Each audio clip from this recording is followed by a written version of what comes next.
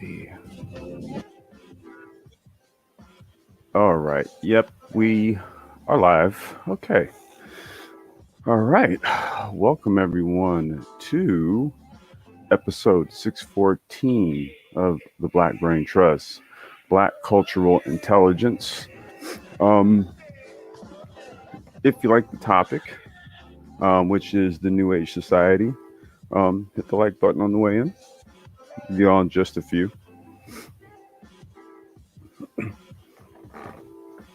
It's a Monday morning and kind of like a lazy day. So, daughter was up early and she went and knocked it back out.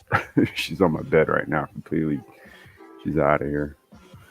So, I figure it's a good time to go ahead and fire up a live stream to follow up on a series of discussions that Mike V and I started, I would say, back in early 2019, the Black Cultural Intelligence Talks.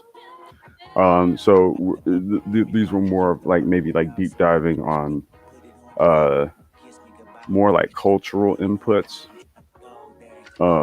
not so much, tech and politics and, not so much that stuff, but more of the practices, in terms of just like our daily lives, right? What we do as daily practices and routines, are they based on intelligence? Are these things that are forward thinking? Are these practices that consider where we are looking to go in the future?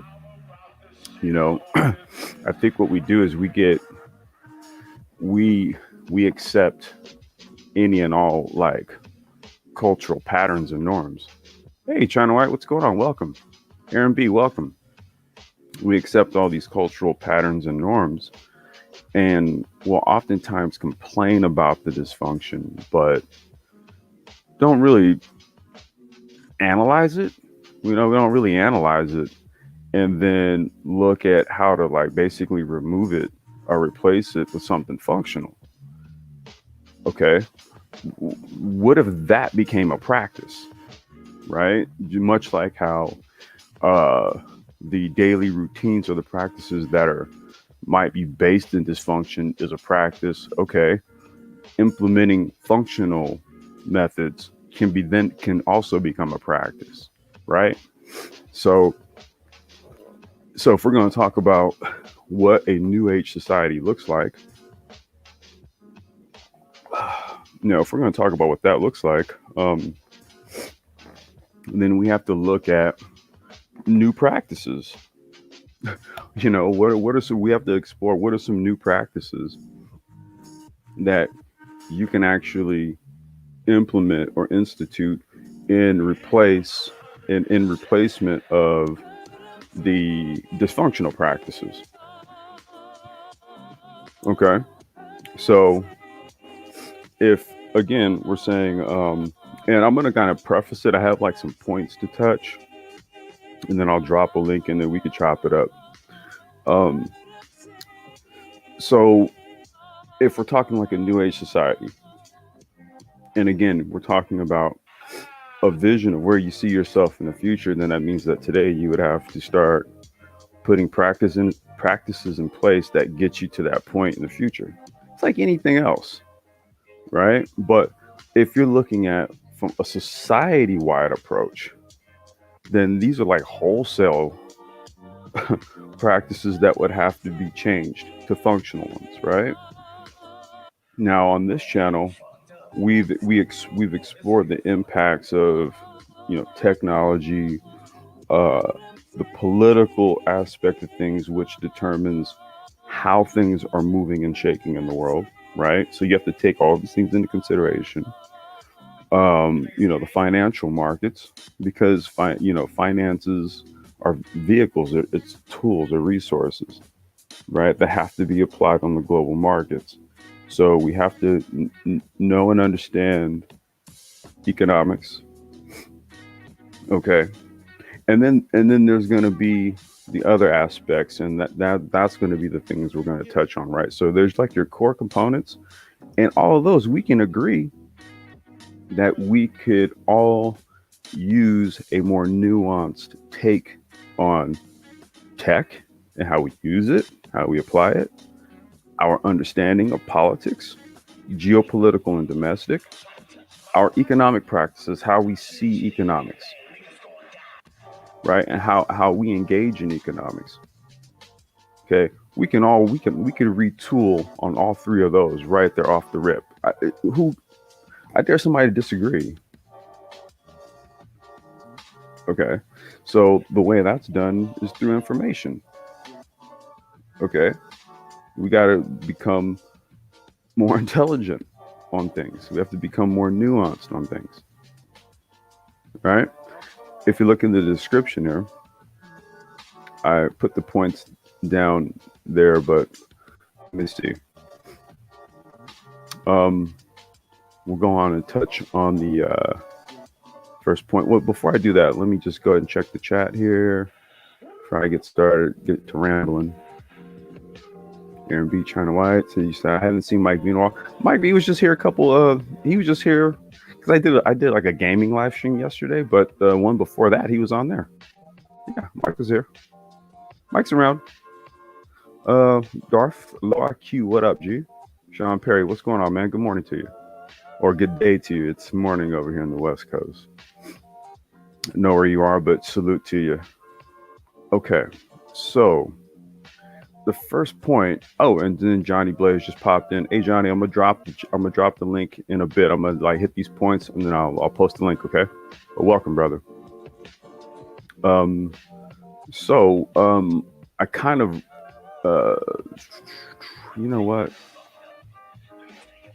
Should I share? Okay, it's in the description down here. Okay, here, but I'll post it. I'll post it also. So the first point here, let me copy. And I'm gonna just post it in the chat here.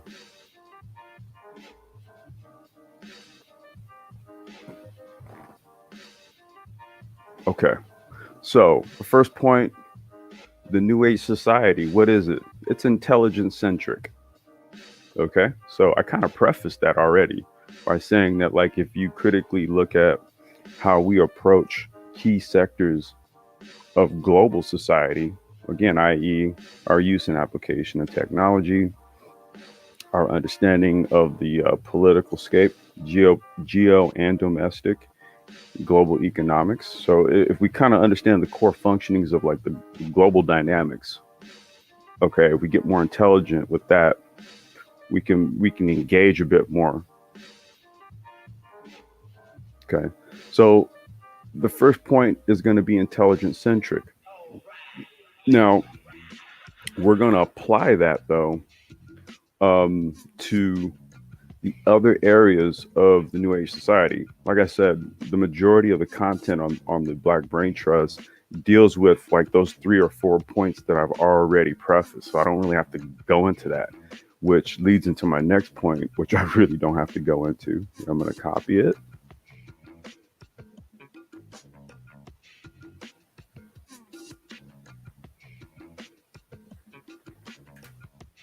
Technocratic. Okay. And again, we are on episode 614. I really don't have to go into what that is. Okay. This channel was basically curated on that premise. So all you have to do is literally just scan through the catalog and read the titles and you'll get a good idea of what that entails, right? So I don't have to go into that. Now, Professor Black Ops, what's going on, G? Peace to you.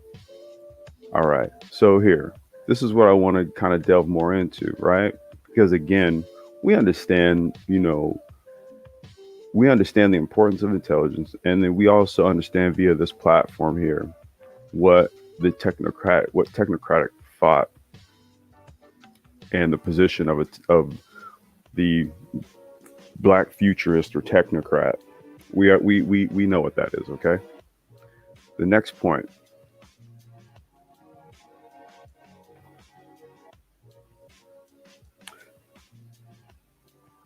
our spiritual practices may need to evolve a bit.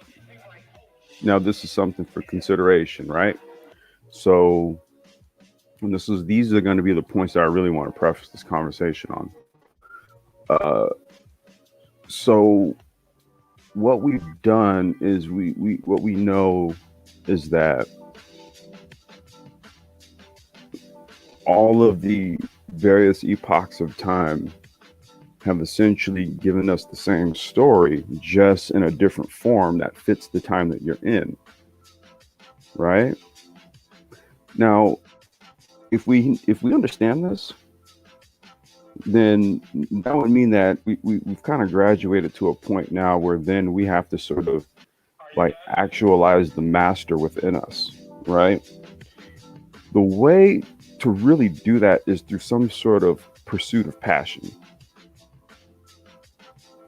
Okay, so this is going to also sort of require sort of like an intelligent introspection of yourself and say, okay, what is it that really truly drives me? Right? Because that will then be that will be the motivator for you to make an impact. That'll be the thing that'll cause you to create something, manifest something, dispense some information or something that can help a lot of people. Okay, so this is sort of how we take a higher approach to developing ourselves. I mean, and if you disagree with me, that's fine.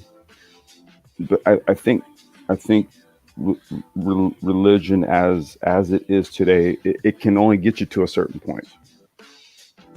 Okay, it can only get you to a certain point. So to go beyond that means you have to then you basically are going to have to now engender it and go about it and then create something that's reflective, that's reflective of your spiritual growth, that you have to have an outward expression of it. So I think that is going to be a key point going forward in creating like a new prosperous new age society, is that your spiritualism is largely going to be obtained by your pursuits, because it'll develop you. That's another form of developing yourself. And it has like I said, this may be all just this is subject to opinion, but it does have more of an outward impact. When you create something and someone sees it and you present it, and you use something like a YouTube, and you do, it's a series of things that follows the progression of something, and people watch you troubleshoot it and think through a problem and all of these things, So I think that's going to be a key thing here, is spiritualism and self-development through craft mastery. You have to pursue a passion. You have to be passionate about something, and it has to be something that is the core expression of you, man.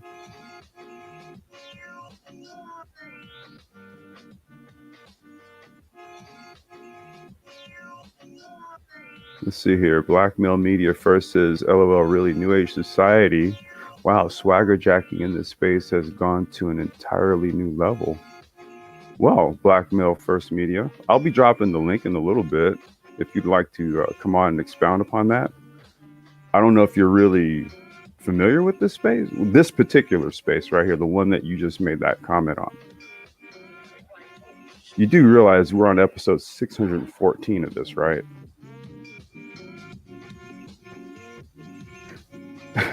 What do you think we've been talking about all 614 episodes? But I'll be dropping the link in a bit, and then you can come on and explain that bizarre statement. Okay.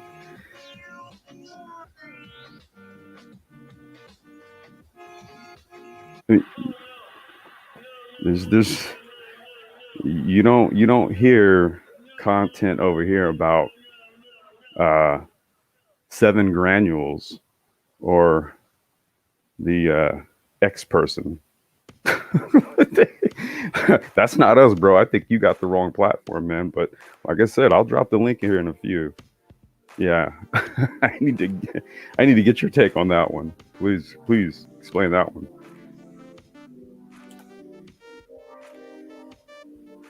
Sapiosexualism. Okay. Again, we were like, to our knowledge, I would say for the most part, that is introduced it as like a primary concept. And again, that's something that a lot of people think is absurd, right? But then again, if you're taking a futurist position, well, what is the only sensible approach to take? An intelligent one. Who do you think sapiosexualism is based on? Intelligence. What did I just say the whole entire angle of this New Age society position is? Intelligence.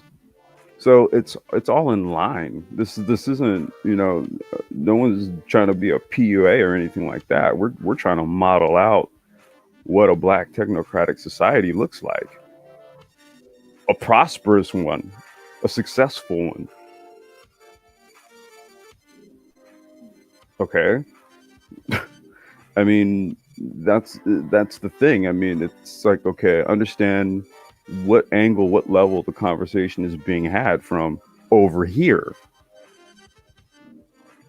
Okay, over here, this is how it's being positioned. This is how it's being viewed upon. This is how it's being looked at.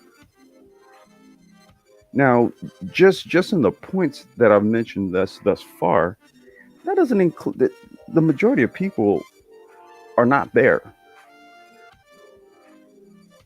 And this has already been well understood. Again, look at the views on our videos. Okay? The only time we get a ton of views is when we fire up a live stream on a provocative topic. That's the only time we get a ton of views. Otherwise, when we're sitting up here trying to explain blockchain and artificial intelligence and, breaking down IT certifications and explaining how to build electric cars, and when we're doing all that stuff and the IoT demonstrations and all that, where the hell is everybody? And then this dude comes in here talking about, oh, where this space is gone. What the fuck are you talking about? Homie, like I said, I'm going to be dropping the link in just a bit. You got the wrong one. No, it's not cool. Like I said, you got the wrong platform, bro. Now you're going to have to come up here and speak on that. Give me a minute. You got the wrong one, bro. Because, yeah, you got the wrong one, fam. Plant-based food consumption and microfarming. All you have to do is refer back to our guerrilla farming and cannabis live stream. If you think we're full of shit, Mr. Blackmail First Media,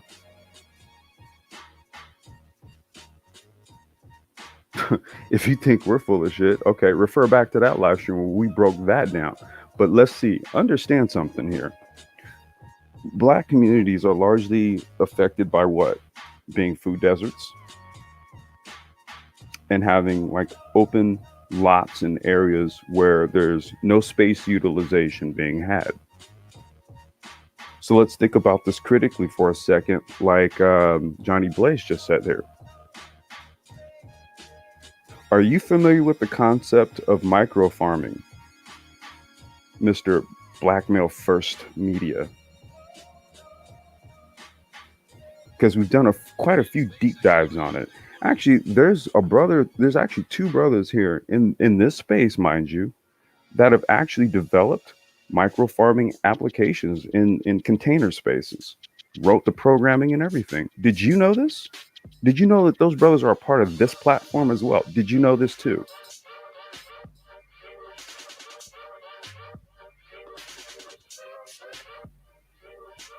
Just curious. I mean, I'm prefacing all this before you come onto this panel here,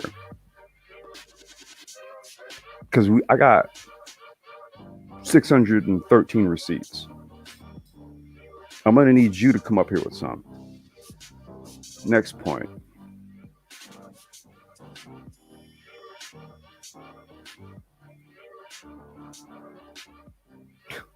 Told you, bro. Don't come disturb this wasp nest over here, bro. Don't do that.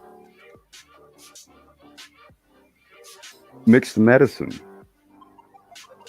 So we have to really start to listen to brothers like Dr. Phoenix. Mr. Blackmail First Media. Do you know who Dr. Phoenix is? I would invite you to go onto our catalog of videos. Matter of fact, go into the YouTube search, type in the Black Brain Trust and then health. Watch what comes up. Go ahead and do that for me.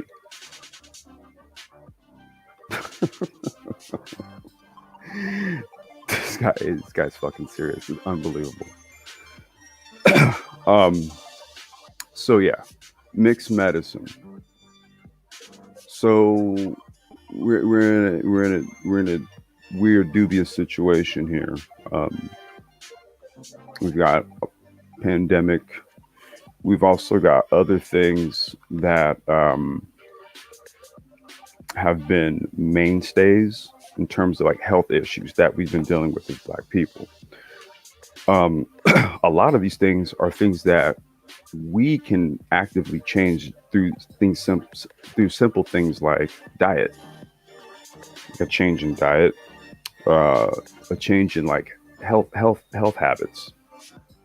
You know, incorporating more exercise, doing physical things. So that could even go back into the self-mastery thing or craft mastery thing. So, you know, what I find is that the activities that I engage in are largely physical.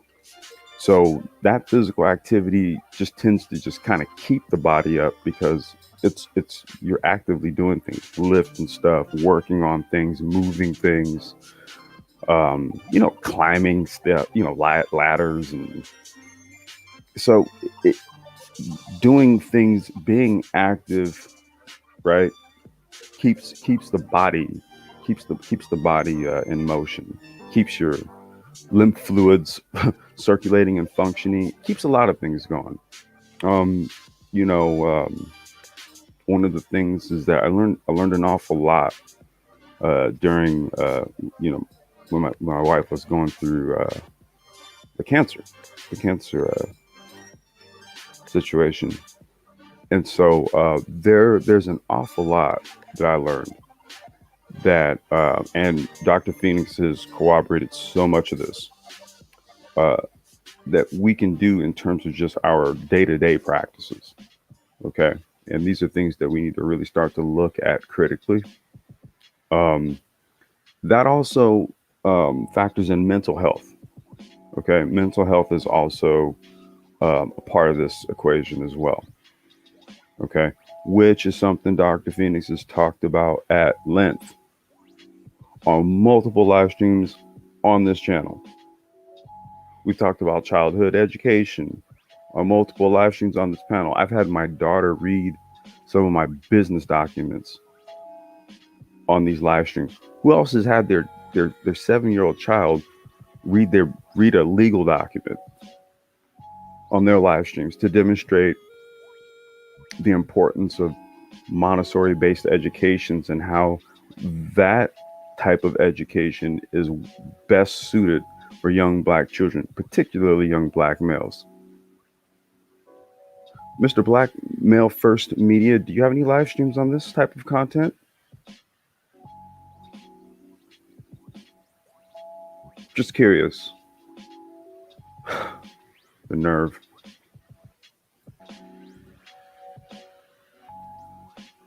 Last but not least,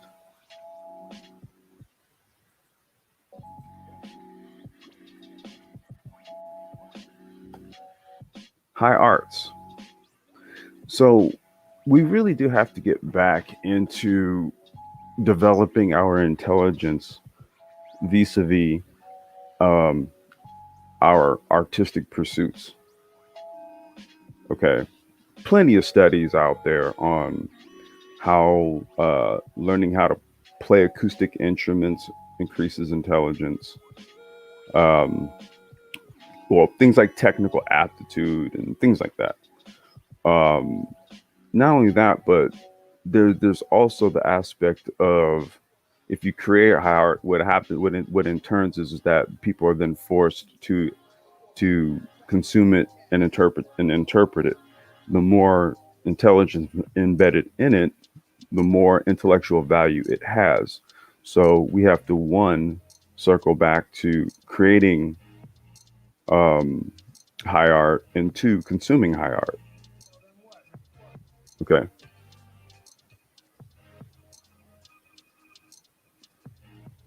You originated the new society concept. Okay. This isn't, this is just called the new age. This is just a title. Okay. This platform is technocratic.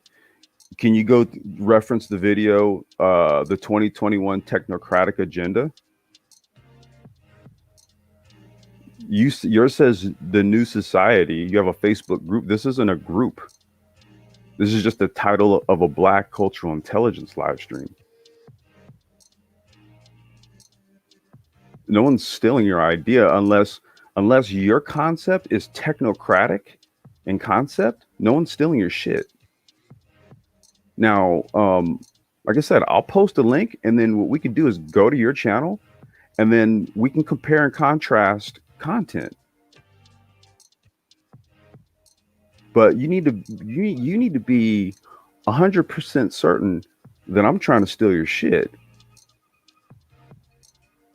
before you make that claim, bro.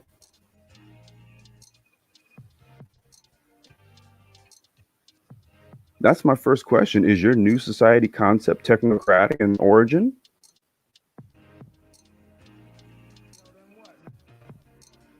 Well, there's no if you say so. It's you said it. Like I said, you pulled up on our channel with that shit. So I'm gonna be dropping the link here. I'm gonna step away for a few minutes, and then yeah, dude, come on up.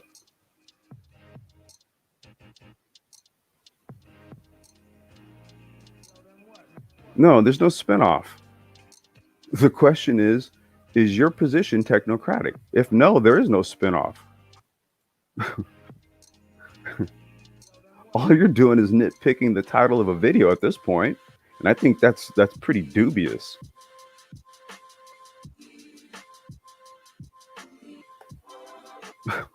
Come on up, man. I'll be right back.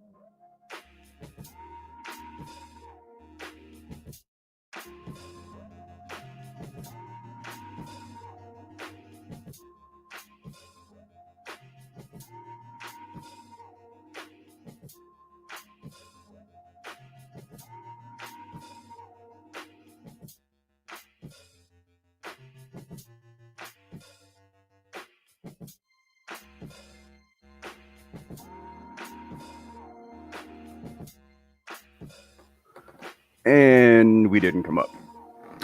He's still trying to claim it's a spinoff. That's funny. You're not the first. I'm just pointing this out for the record. You can come on up and we can talk about it for the record. How about that? Or nah? Here, let's do this.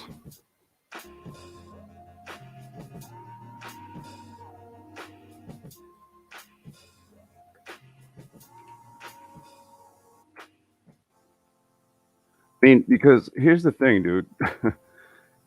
You know you're talking to the person who literally created Manager 3.0, right? You know I'm the one who actually came up with that. Mike V conceptualized it. We defined it for this platform right here. That was born here, and our content reflects it. Prove me wrong. Matter of fact, here, do me a favor.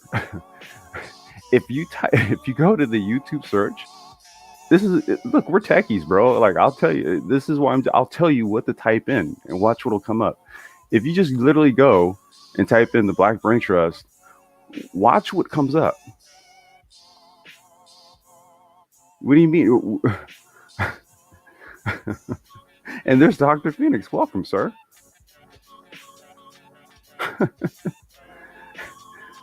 Dr. Phoenix, we have a guy here in the chat who says that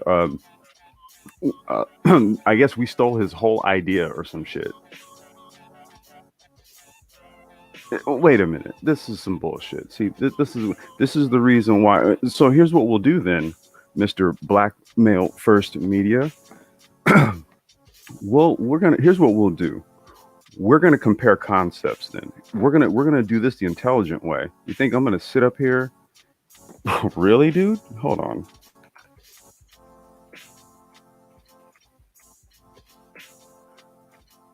All right, so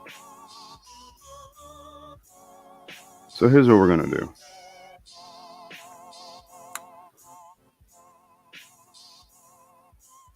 Oops. No, I just need to verify just who it is that's saying this to me. So he has 58 videos. We have 613.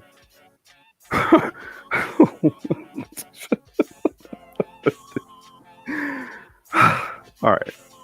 Now I'm gonna go here. Right? Let's take a look at this. Again, we need to examine. You got the wrong motherfucker, dude. You got the wrong one. Now let's take a look at this. Your content is about. Well, look at that. Again, I'm not going to trip the algorithm by saying his name. You see, that's how serious I am about the content over here. I don't want the algorithmic feed by the name even being said. But look at you. Your content is about the guy. Oh, and then there's RLP. Okay.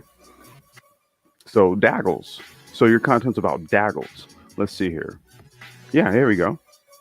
There's the X person. I'm not going to say that person's name either for the same reason. Why?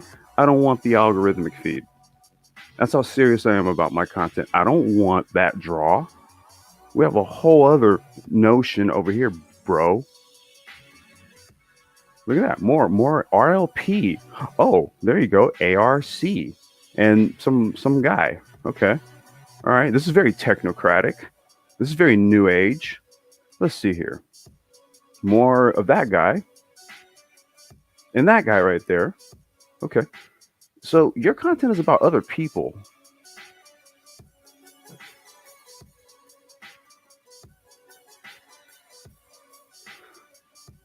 This is amazing. Okay. All right. So we're doing the political thing. Okay. I'll give you that. I mean, it's only about 15 minutes, 25 minutes. Ours typically ran about 2.5, 3 hours, deep dialogue, but I'll give you that you are covering something political. I'll give you that. But here we go. We're back to, okay, that guy right there. Not going to say his name. Gender war. Okay. Yeah, this is very technocratic. I didn't even, what is Manosphere 4.0? What is that? Who established that?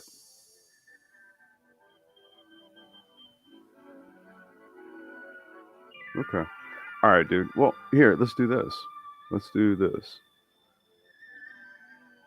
Right now, we'll go to ours. So if you know about our, well, let's go here, because what we did was we prefaced what we've been doing in the sim racing world based on the technical aspects of it. So we've been talking about the AI engine that's utilized in applications like Unreal Engine, which drives a lot of these VR powered games and stuff like that. So given that this is a tech-based platform, you'll notice something here, right? Micro factory discussion. You know what we talked about there? We talked about space utilization and how to create micro factory networks, right? And the cloud-based infrastructure where you could drive these micro factory networks and clusters, similar to companies like a Markforged or something like that, right? So we did a discussion, a deep dive, and we also actually modeled out how to make that type of stuff work, right? This is all utilizing fourth industrial-based technologies. Now, mind you, that was episode 612. We did a tech talk on the Lucid Factory. I actually displayed the micro transport app that my company uses. Right, because see, not only do we talk about it, we do this stuff too. And then we also talked about perhaps creating an open source EV project. Now, this is based on an EV project where I started developing an electric car about 5 years ago. So in that live stream, we actually pulled out the 3D, the CAD files, and we started looking at all the automotive sketches that were done based on that. Yeah, that was some work I did from like 5 years ago. And we talked about how to perhaps roll something out like that in an open source type of environment. Yeah, you should listen to that one. Let's see here. I don't know if you know that, but we were also big on cannabis legalization and getting into the technical aspects of the cannabis supply chain. So that's all your blockchain based applications and how to do running data centers, you know, for automated indoor grow operations and stuff like that. And like I said, there's already brothers here. He's one of them. Young Grizzly's the other one. No, I'm giving you receipts. You know, it was said that Manosphere 3.0 actually destroyed the actual Manosphere.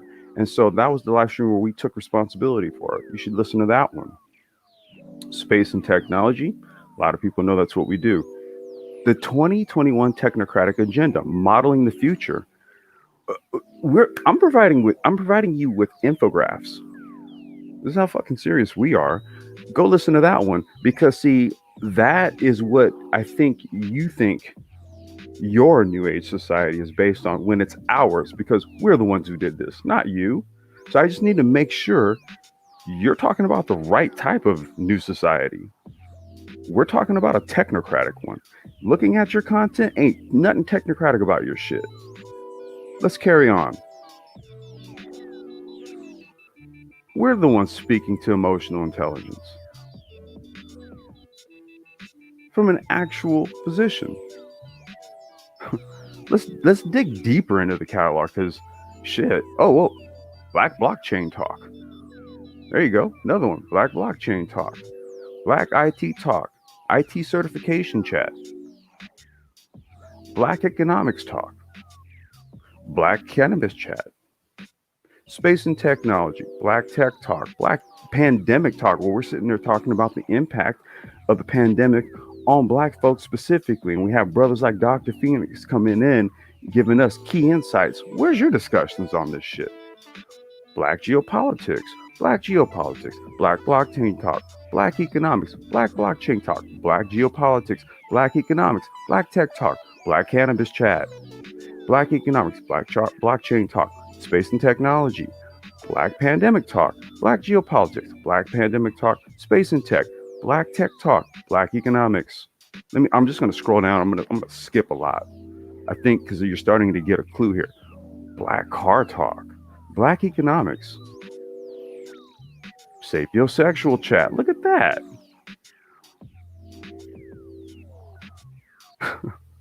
Black Economics. Black Tech Talk. Space and Technology. You see where I'm going with this? Look at this. Space and Technology, digital apprenticeships in Fourth Industrial Revolution. Programmers make better doctors. Black Economics, Black Blockchain Talk, Black Car Talk, Black Blockchain Talk. Let me get some coffee. Hold on.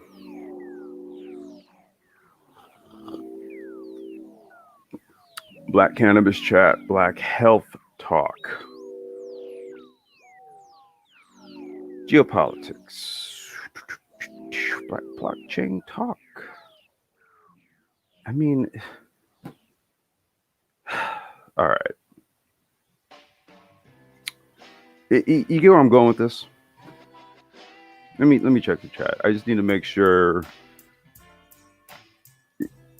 Once again, I just needed to make sure that we are clear as to whether or not you know where you are. Okay, that's the main thing. I'm just trying to make sure that that you understand just what platform you're actually on. When you say these types of things, I just have to make sure that it is accurate. Okay. I just, dude, I'm just sorry, dude. I'm that type of dude, right? I'm just, yeah. We're clear. Okay.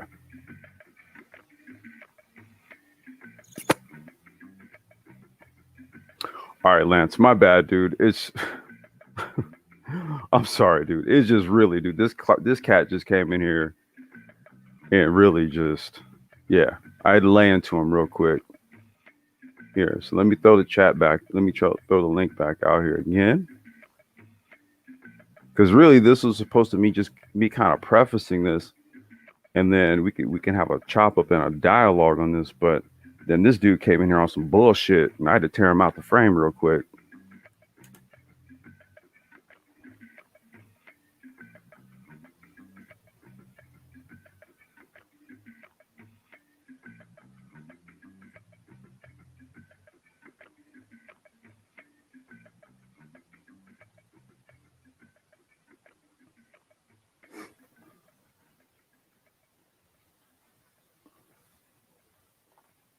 Like, we are not to be fucked with, bro. That is not us, dude. We are not the ones. We are not the ones. We are this 3.0 shit. Deal with it. All right. So anyway,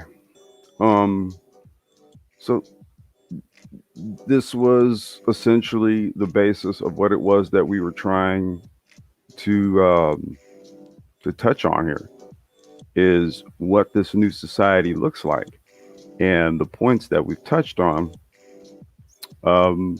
as you can see, really does fall in line with what a technocratic viewpoint as Black folks would entail. We would have to like really touch on these points here: becoming an intelligence-centric group of people. Again, technocratic in our global positioning. Our spiritualism is based on our mastery of craft. We practice a higher form of dating and mating, i.e., Sapiosexualism. We pivot more towards a plant-based, diet, plant-based food consumption, and we practice microfarming as a practice. We start to develop techniques. It's sort of like maybe like an urban agrarian, where it's a fusion of nature, your urban environment, and tech. Right? We have to pioneer these methods. So that's where we start to that becomes a pursuit. If you kind of have like a natural green thumb, and then you look around you say, okay, how do I grow things? I live in a 2-bedroom apartment. And how do I grow stuff in here? Right? Well, there's all types of horticulture methods that integrate like an element of nature into your environment. So perfect example is if you look up videos of the Ferrari manufacturing facility in Italy. There's plants inside the manufacturing plant. There's plants and shit growing in there. It's dope. It just creates it's like an integrated. It's weird. It's dope as hell. But they had like psychologists who basically said, look, you know what? Like they'll be able to produce cars that are more precise because the work environment has a calming environment because of the plants. And that's why, Ferrari cars are so expensive, because, all of the high performance elements to it requires that all the tolerances be way more exact. So you have to you can't have like a stressful work environment and people be doing it. You have to have a calm environment so people can really concentrate. And so they introduce plants into the manufacturing environment. So we have to start to rethink how we think things, man, how we can integrate things like nature. Like there's dudes that have micro farming operations that they have a closet in their apartment and they just set up like a micro green farming and whatever else type of thing, like where they can just grow small things inside of their hydroponically and all that stuff. You guys are making like, they make like $8,000 a month. This is passive income doing this stuff. Doing weekly drop-offs. Well, this was pre-COVID, doing weekly drop-offs to farmers markets, stuff like that. We also have to look at things like platforms like Amazon Fresh, right? Because that Instacart and all these other things of how you can take things that you can produce and then take it to market. Another live stream I'm going to be planning to put together is homestead foods. Yep, call you back. Homestead foods. So basically, homestead food is like the practice of making food from home and selling it, and that is something that we are also not tapping into. Okay, so these all kind of fall in line with these new age practices where you're also, not only you're running a home, but you're running a food service out of the home as well, because that's a growing practice. And even like back in 2012, California enacted the Homestead Food Act, where they made it legal for you to basically sell food out of your house. And then there was a brother who actually developed an app back in like 2014 or 2015, where it was sort of like a Uber Eats, but it was all of the people who were like the restaurant and food providers and stuff. They were all like they did it from home, so it was like you got all these food providers that didn't have quote unquote restaurants, and it was a brother who developed this app, and this was like 2014, 2015. So these are things we need to look at, because this is how we can look at what kind of gaps or deficiencies this post-pandemic environment has created as a result of how it's fundamentally changed the old supply chain, and then how we go about being the people who actually create the solutions that fill those holes in the post-COVID environment, right? That's where this all kind of comes into play.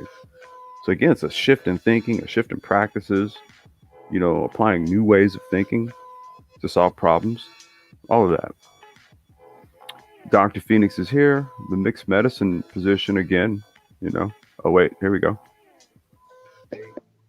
Sorry about that. I was reading from the other page there. Oh, that's okay, man. What's going on, you guys? Welcome. Sorry, man. I had to I had to depart for just a second there. But yeah, we're back on track here. What's going on, Complex? Hey, Dr. Phoenix, what's going on, bro? What's going on, Doc Phoenix? What's going on, sir? But look, man. Look, this is just reminiscent of that conversation from last weekend. Yeah. Look, man, you need to just keep this a buck, man. Go ahead. You got a bunch of clout chasing dudes out here in this space. Mm-hmm. Yeah. I mean, just again, I've been away for a minute, but just some of the conversations I've been purview to over the last few weeks, or at least I've just kind of heard in passing. I mean, you got dudes out here hanging on to the words of other dudes, making channels, responding to one dude, responding to another dude, responding to another. It's just like, man. I was like, wait. I was like, dude, you're one of those guys. Why are you here? Well, the problem is, man, when you truly have nothing to offer other than just filling the air with nothing but drama and detritus. I mean, again, it just comes. You come to a channel, you make silly comments in a chat, you get a response, you go check ridiculous. Out the channel. Yeah. First thing pops up is, well, relationships. What is the go-to conversation most black males have in this space? Relationships. And to top it all, that he talks about conservatism like 24/7 on his channel. I mean, it's ridiculous. It's just ridiculous. I don't really pay no attention to these dudes talking conservative talk or whatever talk. Look, at the end of the day, if the problem is, and this goes back to the conversation from last week, Complex. Most black men aren't used to hearing other black men talk with some conviction. Right. They grew up around men that were weak to begin with, never showed them what it is what it is that men really do. So you get into a space, you actually run into men who actually do what they say they do and can show you what they say they do. And brothers just have these kryptonite-like reactions to it. Right.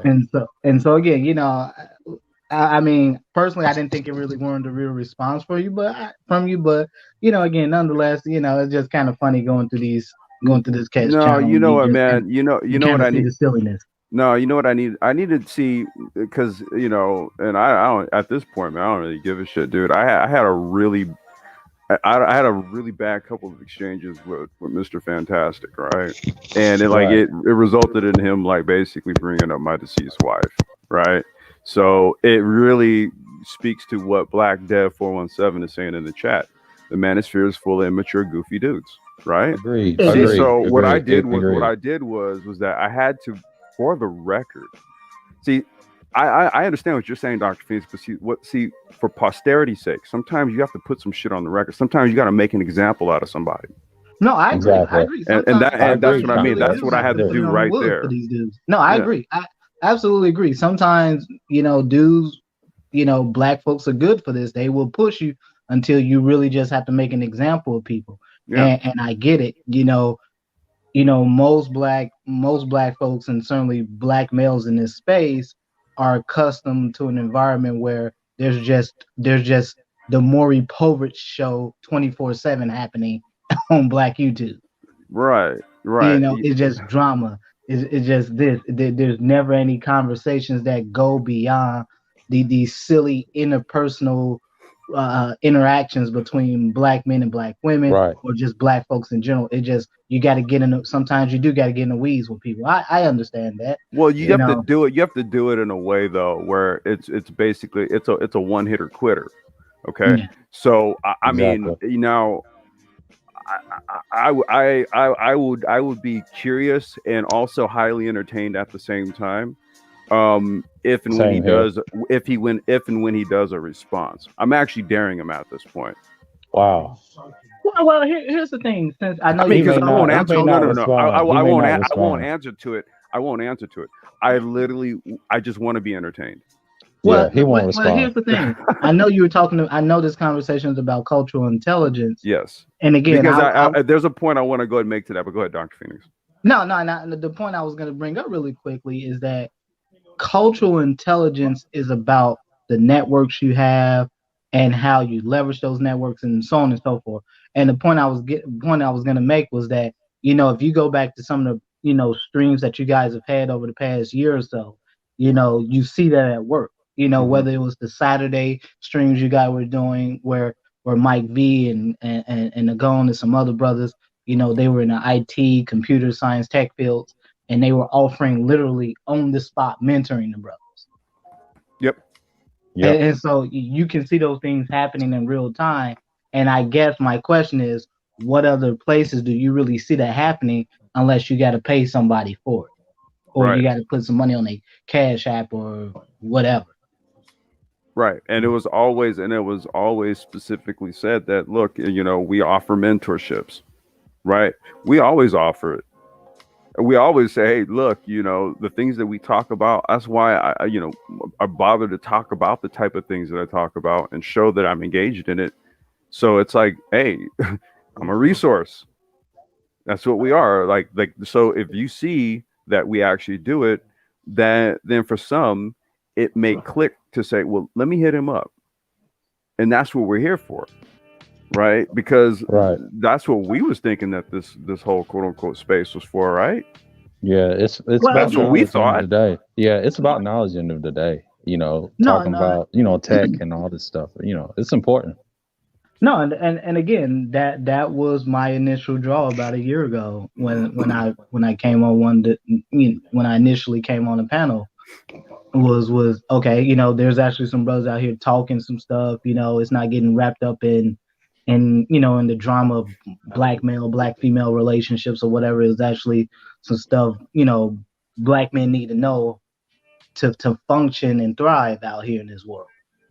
And again, we have these rudimentary, fundamental conversations that happen. And unfortunately, this goes back to the conversation from last weekend, brother. Mm-hmm. Where where you black folks do gravitate to these very low level, rudimentary conversations because it's easy. Yeah, it's like surface arguments all over again. They circle jerk us 1 minute, and the next minute they just keep on talking about the what do I call them, liabilities. Well, this is the reason why the whole angle on this conversation, right, was to actually have points. Right, so it's not actually circular; it's actually structured. There's actually there's a basis on this. That's why I really didn't even. But then again, it also justifies the logic and reasoning behind why I say, okay, well, look, if that's old paradigm right there. Yeah. Okay, that right there is old paradigm. That wasn't intelligent. Well, you know, That was I'm that gonna wasn't be that honest. wasn't I that see what you wasn't mean. smart. And the thing is that if black folks actually maintain that level of intellectual, acumen, and they're not really trying to not really trying to sharpen their logic, reasoning, and critical thinking skills, then they'll largely get left behind by people who want to implement something like what we're trying to actualize here in this discussion based on the points that we laid out, right? So Right. that's why I was like, okay, well, let's do this. Let's understand that this is a completely different position here, and that was where I had to compare and contrast, right? So now it's there for posterity, right? So now we understand what our position is on what a new age society would look like versus what it's looking like in the previous paradigm. Okay, in the previous paradigm, it's still largely based on squabbling and gossiping and cackling and all that bullshit, and it's not it's not based on critical thought and analysis and problem solving, right? Based on the tools that are available and what the future beholds. It's two different modalities here. Well, Yeah. again, and that was also, you know, that goes back to when we were talking a couple weeks ago, and I just, I was telling you that, essentially you guys are not really going to see me like that anymore. Well, I'm really not coming on any panels, and only reason I'm doing it now because I actually have a little bit of time because I have a little bit of time now. But for the most part, I think, it just kind of ran its course here. I'll always support you and everything like that. So, if you need me, you know how to contact me. But nonetheless, it's just like, I'm just you just got dudes that are just so inherently weak. Exactly. And I don't know the best way to really say that. Well, here, man. There's no other way to put it. It's actually 13, normal in that 40. space, man. Well, but you got guys on here that are searching for proxy fathers. They're looking for these proxy, whether it's just a father in a very fatherly like sense, or sort of this ideological father. But you and just their got dudes uncles searching and for their brothers. Yeah. you just, I mean, just the time that I've been in this space, I've heard guys calling some mush mouth, millie mouth dude OGs because they just old dude Right. and they talking some crazy stuff, or Yeah. dudes. I don't get it, and and I do agree with what MOT called it, the cool uncle syndrome. I do agree with that. I agree with that. That is something that's just so pervasive in Black society, and then no one never asks yourself what qualifies them to be this cool uncle or whatever. What are they telling you that's actually making your life any better or just changing your life? Man, all my uncles are Vietnam vets. I didn't have any cool uncles, man. I had Me neither. disciplinarians. Most of them are dead now. Shit, that's what I had, father included. It's just one of these things, man. Again, when I think of a Black man who has done something, who's given me advice, who's done something that helped me change my life or put me on the path that I'm on today, that's what comes to mind for me. It's not some dude sitting up here telling you about, getting women or whatever the case may be, or giving you some quasi life advice. Look, at the end of the day, I think if people are going to do this, you have to be able to show proof that you're actually making people's lives better. Right. And that's where we've always said, and we've always said at the onset when we laid this 3.0 stuff out, we said 3.0 is about showing and proving. Right? It's not talking. Talking is only there to demonstrate what you know, and then there is the applied science of it, right? So then there's the hands-on aspect, there's the actual demonstration. Okay, that's where now the eyes of the observer can see it, right? Gives them a deeper impression of what it is that you're saying. Okay, that has a richer learning experience than just mere words alone. And I wouldn't even mind if the conversations were at times, or were about those interpersonal relationships between Black men and Black women. But I guess where my point of contention is that this dominates 95, 99% of the conversations in this. Dude, Exactly right. This is why I can't. This is why I'm really having a hard time firing up the Sapio live streams. I'm like, you know what, dude? Like, You might as well do them, man. for what? Because they need to know, like, not just all of them, just one good example, just like what you did to that guy right there, show you example, your proof, and they'll destroy them. They'll be like, oh my God, did he just yeah, he just did that. If you ain't gonna get on board with it, you're out of here. That's why I'm looking at it. Right. I mean, I've because you notice I kind of pumped the brakes on him. Yeah. Because I'm just because even on that I'm like, man, yo, man, I don't know, man. Yeah. I mean, you do what's best. I mean, but I'm just saying. It was like I said, man, it wasn't because I'm gonna actually post the way because I put them in a playlist. Okay. And then I did one on. Wait a minute, let me close this right here. I did one. Pardon me. I did one on this channel so far. Mm-hmm. Right. And then so I've been really debating on doing them because now I'm like, wait, is that okay? It's Johnny Blaze. There he is. Hold up. And then let me post. Here's the so here is the playlist to the ones from my channel. So dude, I did 55 of them, man. Yeah, I did check them out later. Yeah, so I did 55 on my channel, and then I did one on this channel. So there's 56. Okay, then not only that, Mike V did like 3 live streams on this. So okay, they started here. Mike V did the first 3. Okay. So there's 3 sapiosexual live streams. This is where we introduce the concept with regards to this 4th industrial paradigm. This was like either late 2018, early 2019. Mm-hmm. Okay, he did 3 live. There was one it was he and I think it was like the first one, and then the other 2 he did. I was working, and so he did the other 2, and then we kind of dropped the topic because, like I said, man, we no one was really like it wasn't no one. It wasn't like getting through to people. We was like, all right, fuck it. We'll just go back to the other shit, right? I mean, and you can try your best. I mean, I don't know, man. We'll try it. I tried it on my channel. Yeah. And it was like kind of the same. Yeah. It's just like the father thing that you did with about I think you and Johnny did. Me and Johnny Blaze, Mm-hmm. Yeah, that's a good example of what you show about the sex thing. It's important if you cherish your, the semen and all that stuff.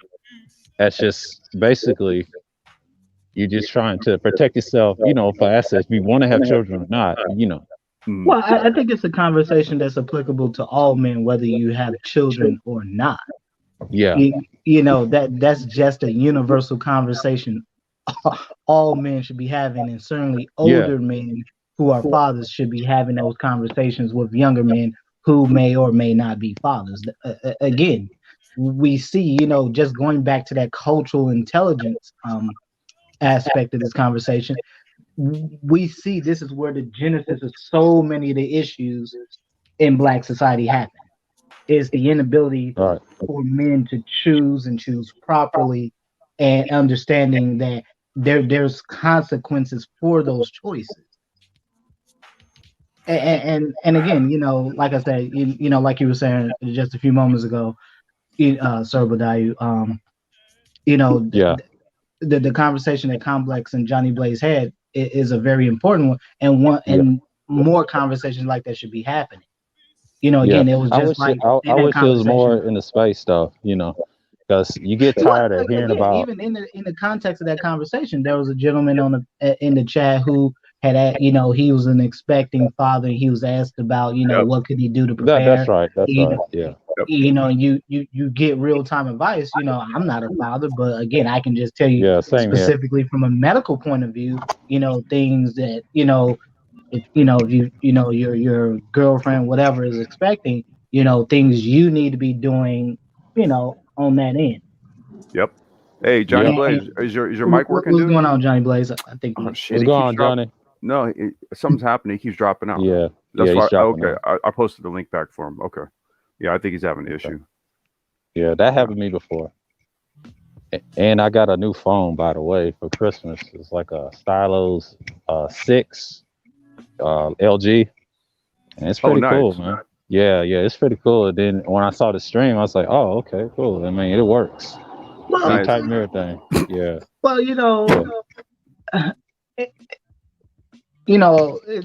right now we're in a period now where we're kind of sort of in this transitional period, if you will.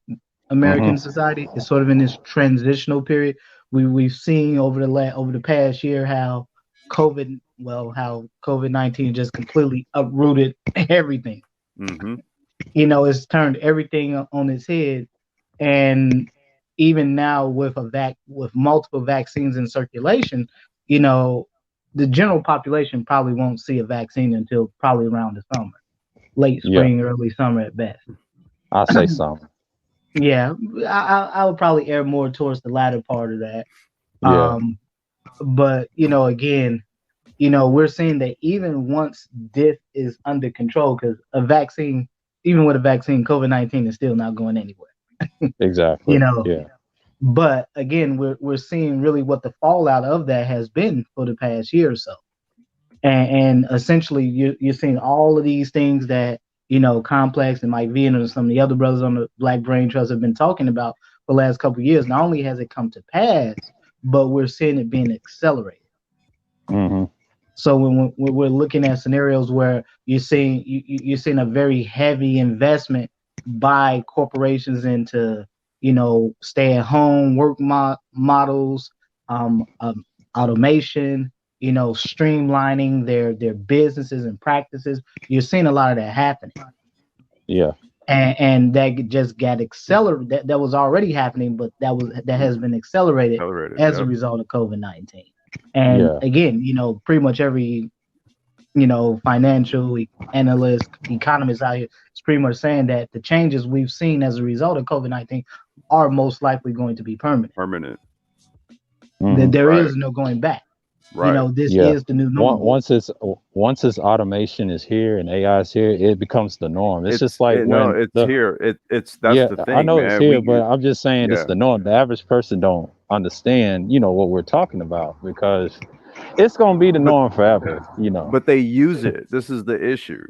Yeah, that's the problem. Yeah. The issue is that they use it. What it is that we're not accustomed to developing it. And so because we don't develop it, we don't know its capabilities. We don't know its application. We don't know where it's headed. We don't know its future use. See, that's the thing. We've always been consumer minded.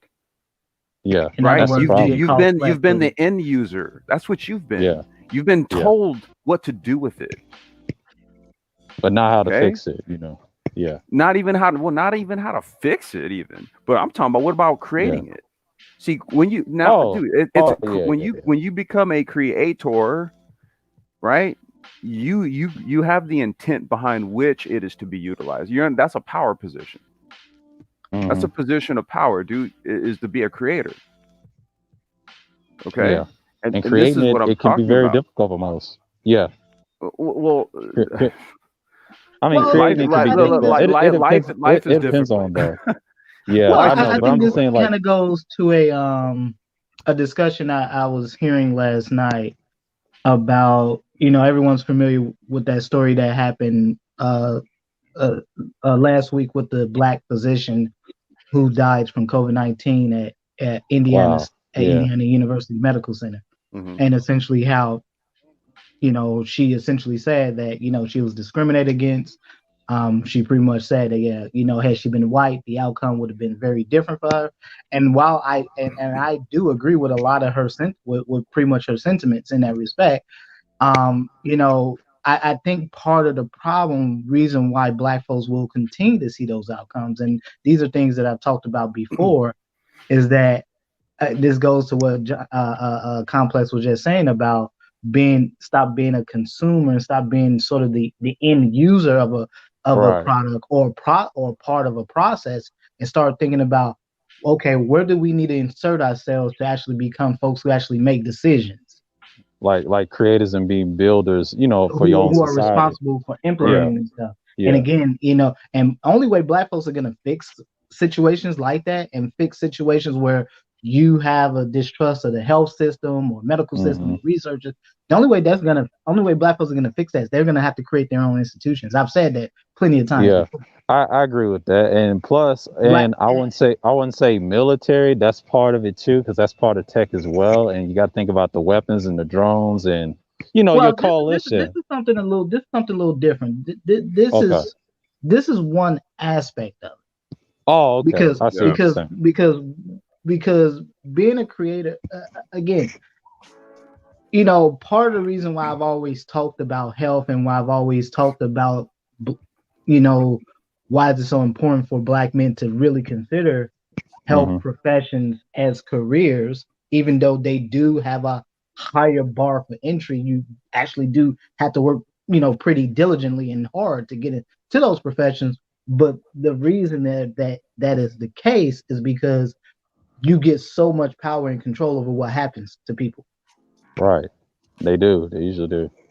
You go into and if you doubt that, if you ever had to go to an ER, for example, who's the first person you see? The first person you see after you see the little admin person, you usually see whoever's the nurse there. And basically, your care is based on whatever they think is going on with you, or however, and really sort of how pertinent they think you are, whether they think you're sort of they can wait here for a little bit before we see them, or well, yeah, maybe they need to be seen, rather quickly. Again, that level of care gets determined by somebody who spent a period of time in school to get the education to ultimately get licensed in that particular profession, to go on to then decide who gets to see you and when they get to see you. And even as you move up the chain, you consistently see that. And so ultimately, for Black folks, what Black folks still have not missed the part of this game. Black folks can complain till they're blue in the face, but until there's an actual investment, a cultural investment at producing Black physicians and nurses and scientists and researchers, until there's an actual cultural investment from Black society, you will always have those outcomes. Yeah, that's what I'm saying. I agree with what you're saying about the medical part. That's one aspect, and that's what I like about the brain trust. I mean, y'all dig in deep what these industries, kind of need, and especially what we need as a collective. I mean, if you're really in the medical field, it matters. I mean, my mother always told me she used to work at the hospital for like 20 years as a secretary. Before she became a secretary, she was in the kitchen. This hospital's back where I come from in Tennessee. And the hardest thing she told me was, to be a responsible boss. And then later on, she went to school and everything. And then when she got her little degrees as a secretary, the medical part, the emergency part, she's seen a lot of dead bodies, like people coming in left and right. But that was it was a different time period. So it was like the 90s, seen a child died, from childbirth. And she said, it's tough. And, one thing she taught me, just don't quit and give up, especially a job like that, if you done seen a lot. And as a collective, that's what we need to learn, what pain is and what struggle is first, and then we get to the top. Well, I mean, we talk about this other stuff. Yeah, well, I mean, I think at this stage of the game, we keep saying that because we peeped it on ourselves so much that we've largely become impervious to it, and to a large extent. That's why even in the medical professions, there's a notion or that we can be susceptible to more pain than other people, and I think that's a dangerous idea for us to engender. Yeah. And I think part of, and I'm glad you brought that up, because that was a conversation that I've heard recently. And and my take on that typically is that if you go, let's say you go to medical school. If you go to medical school, this is not something you necessarily pick up in the textbooks. They don't really talk about that in textbooks. It's really where that happens at is when you have medical students who transition from just the students who are learning those basic sciences that make up the foundations of medicine to when you actually transition to those clinical clerkships. So when you're actually in practice, you're being mentored by physicians and preceptors and such like that. When you have these physician preceptors and they're mentoring you and you're actually seeing patients, and then you're having to think about what is going on with this patient and what will be your steps and how would you approach the treatment of this patient. And that continues on into residency, ultimately to you become an attending physician or whatever. And so that's where you see that creeps in at. When you have a patient, for example, you have two, let's say you have two patients show up in the ER. One is we just say a white male, 40 some years of age, known drug addict, addicted to heroin, opioids. All right. Then you have another male shows up, not a known drug addict, blue collar guy, maybe got hurt on a job, and both have pain. But the white male, he has pain, but he's given, let's say, we would give him Oxycontin. But then the black male says, well, I have this really sharp pain in my lower back. I don't know. I think there's something else. Okay, well, we'll give you some Tylenol.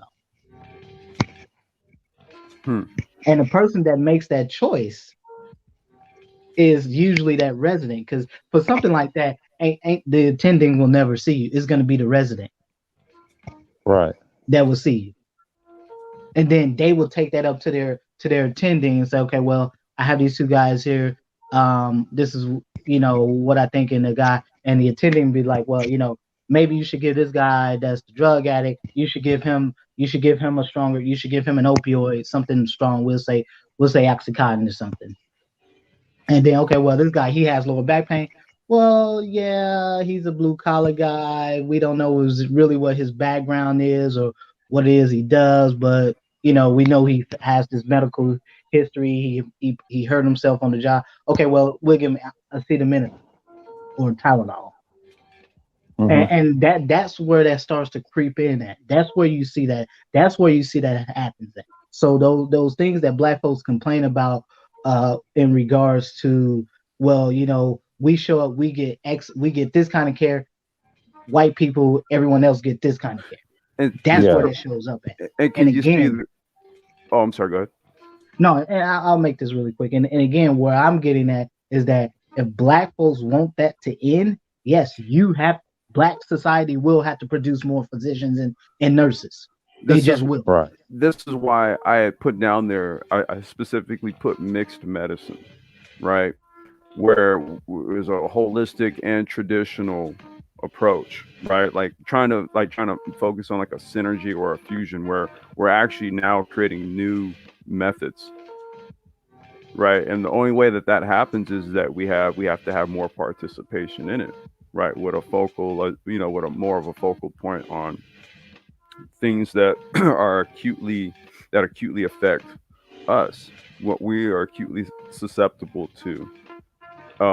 And not to delve off into this, but just to make sort of like an addendum to it, it's the reason why we've done the cannabis talks, because there's a few of the last, not the one we just did, but I think the 2 or 3 we did before then, we covered some of the research that suggests that there's some beneficial use, or there's some benefits to use of hemp and cannabis, with regards to bolstering the body to fight off things like COVID. So these were studies that we referenced in those live streams there. So again, we're talking about thinking differently about a multitude of things, and that's why the cannabis live streams specifically are geared toward getting us to think differently about it from an industrial standpoint, right?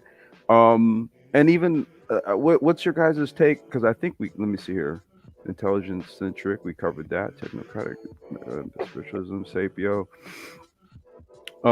Higher arts. High arts. I mean, To my art specifically. well, yeah. I mean, our because art is a direct reflection of intellect. Oh, okay. Art. You know what I mean? High art. Yeah, I know what you mean. I know what Right. you mean. Getting back in engagement, as a culture imperative in high Yeah. art, and not like Oh, this, not the lowbrow shit, right? yeah. The, High art. I would say like abstract high art. Like if you want, right, like right, like those a new things. form of Yeah, those arts won't get respected. Like, well, this day and time they do, but back in the days they wasn't. But I wish there was more. Like more people just, create something about yourself. Especially if you get to a level of deep understanding. And I think there's a few artists on YouTube that people can subscribe to. But I know this one guy that does a show. He used to be on $1 Million Worth of Game. His name is Dead, but he's an artist. And he's a DJ, and he said, all I do for my money is art. That's all he does outside of the podcast. And and he said, I just do art, man. Well, I mean, but I mean, just from a cultural position, right? Yeah. I think art in general is a sign of intelligence. It is a direct reflection of intelligence. Yeah, good. And again, and typically the more abstract an art is, the greater the intelligence factor, if you will, that's right. being demonstrated. And so I'm okay with that. I think as it stands in Black society, most art tends to be very, how can I put this, African centric. And that, on some level, I suppose that's okay, but I think it really needs to move beyond that. To be really frank, it needs to be something that truly reflects a 21st century people. Right. And that's really the angle I'm trying to take on that aspect of it. Right. We're really just trying to look at what are all of the various aspects, right, where we can look at a wholesale replacement of the dysfunctional method with a functional one, right? And when we talk about what it is that we consume via these mediums, social media. Wait, did somebody else? Okay, wait, no, I think I got everybody in. Okay. So like through social media, things, Instagram, Facebook, and all that. Like, so for example, like, what I used to do, man, on Facebook, all I did was post music and art. That was all I posted, dude. I just posted music and art, dude. I didn't post like my opinions on shit. You know what I mean? Or engage in like crazy Facebook debate stuff, dude. I was sub to like a bunch of like postmodernist art Facebook groups, and there was just so much just dope art that would roll through, and I'd just be like, man, I gotta show this. You know what I mean? And so so when you look at something that forces you to stare at it, right? Like when you look at something and then it forces you to then stop and really think about what you're looking at, boom, this is what we're talking about, right? There's something embedded in it, and it's got you looking at it like, okay, what am I looking at exactly? And so what that is, okay, from the artist's viewpoint, that was intentional, right? So that's the intelligence of the artist being transmitted through his creation to the observer. And what we have to do is get back in tune with having that form of intellectual communication vis-a-vis our art mediums, visual art, prose and poetry, music specifically. Go ahead, Dr. Phoenix. No, and I'm I was just thinking about this, and I was having this conversation the other day, and it was about, because I think part of art is also reflected in entertainment, and specifically movies and cinema, and typically, what do we see that passes for, cinema in Black society? And one of the comments, when I was talking to a friend, and one of the comments I made is that I don't watch really things that are quote black films, if you will. Mm-hmm. I don't typically watch them because they typically fall under the same vein of the same old stuff. Right. Dysfunctional relationships, we already know the hodgepodge of whatever you want to call it. And I said, well, there's never any imagination typically with black cinema. Right. There's never anything that really strokes if you're a child and you want to watch something that takes you, something that would be like, I don't know, maybe like Star Wars, for example. When you watch that and you have these very engaging stories, but more, and then also on top of that, you really have the orchestra to go with it. Mm-hmm. And everything about it just feels epic. It was well thought out. It was well planned. Everything has its place and its purpose, and it was all there, and it comes together, and it creates these endearing, timeless cinematic pieces. And you don't really see that in black society, because I think a lot of the vast majority of black cinema out here, to be truthfully honest, is pretty garbage. It doesn't really inspire anything. Hey, let me do this. I want to welcome Engineering Cannabis Johnny Blaze, and welcome him back to the panel, and Black Torch. I'm gonna step away for about 10 minutes. Doing? All right. How y'all doing, brothers? I'm gonna step away for 10 minutes. Just go ahead and carry on. I'll be back. I have two things that I want to say. One about the medical thing. I know that y'all moved on, but I'll get back to that in a minute. Dr. Phoenix, my question to you in Engineering Cannabis: would an AI platform that a person can come into a hospital? This is more like clinical engineering. Come into a hospital, and then you could actually it takes the human element out of prejudging, and basically makes an analytical decision based on your needs, then a subjective way of looking at it. Like a triage type of deal? Yeah, like the military, you come in and they put they write the magic marker on you. If you, where you gonna go? What that tape, which you're gonna go in first, or you can survive a little later on. So I'm just trying I think those things are all viable and possible. However, there are scenarios where you might be dealing with very rare conditions, or just kind of sort of what and what oftentimes is called a zebra, something just like completely out of the normal, and sometimes maybe an AI might not be able to account for that.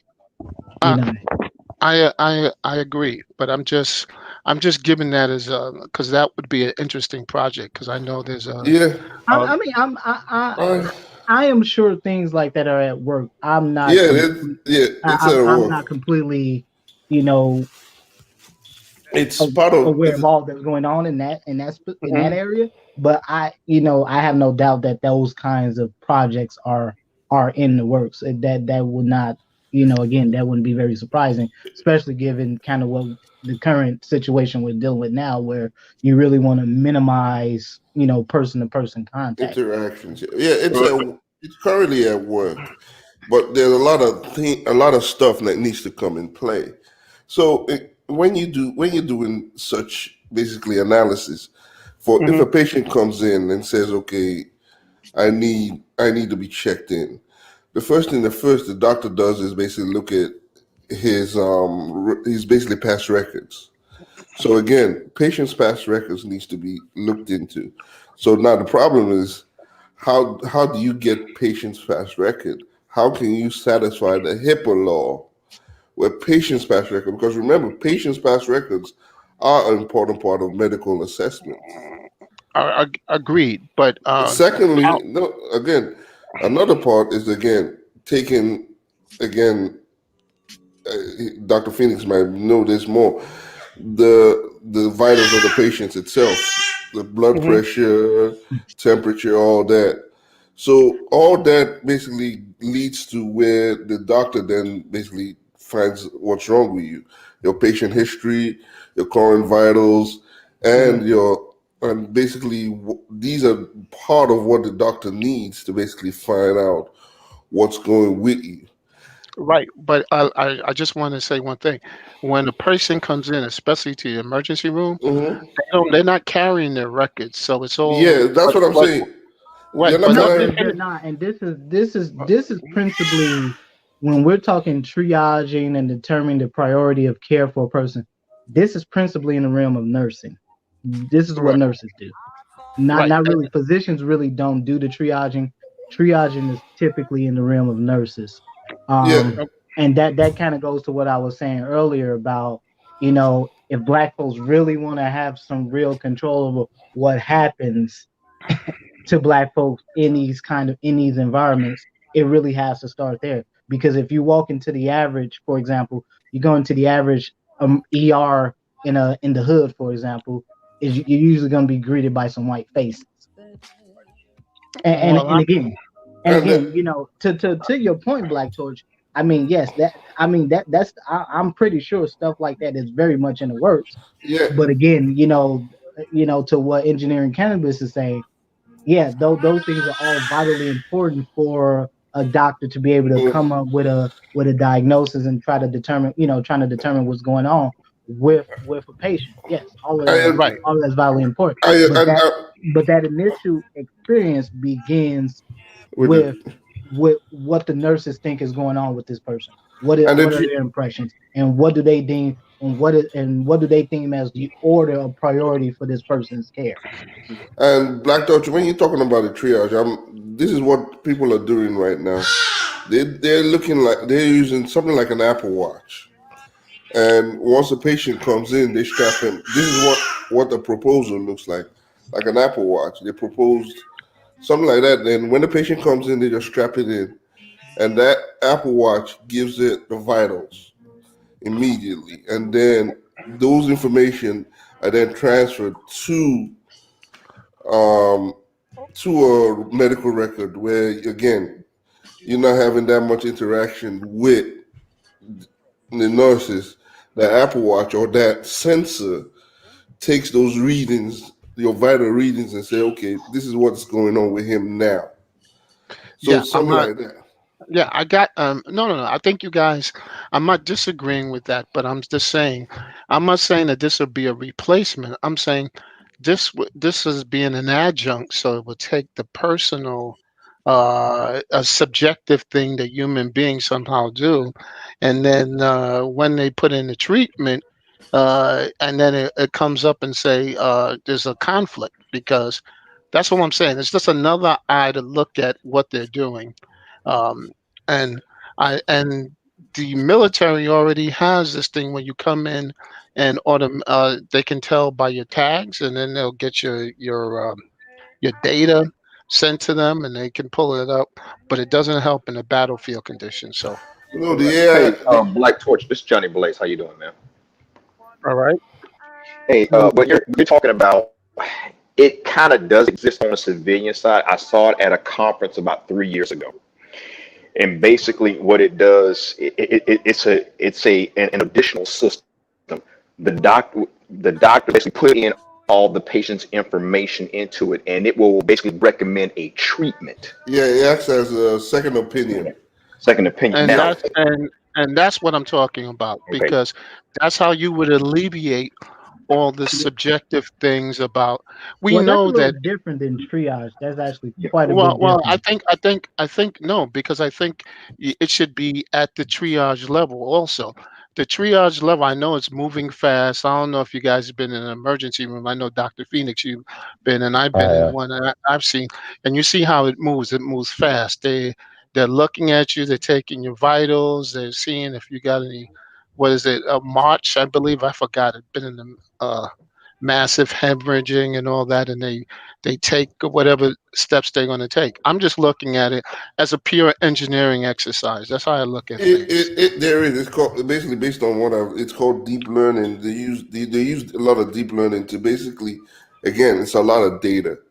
You're taking you quickly processing again historical data, present Hmm. present um um, how the patient is feeling right now, basically Mm-hmm. blood pressure, heart rate, all that, with his history, and then put it into an AI, basically a neural network or deep learning that says, okay, based on his history and based on his present condition, this is what's going on. I've worked on it. I'm working on it on X-ray, I would say this much, and so it to does what work.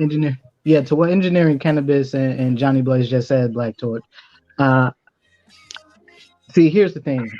In the ER setting, you're right, things do move fast.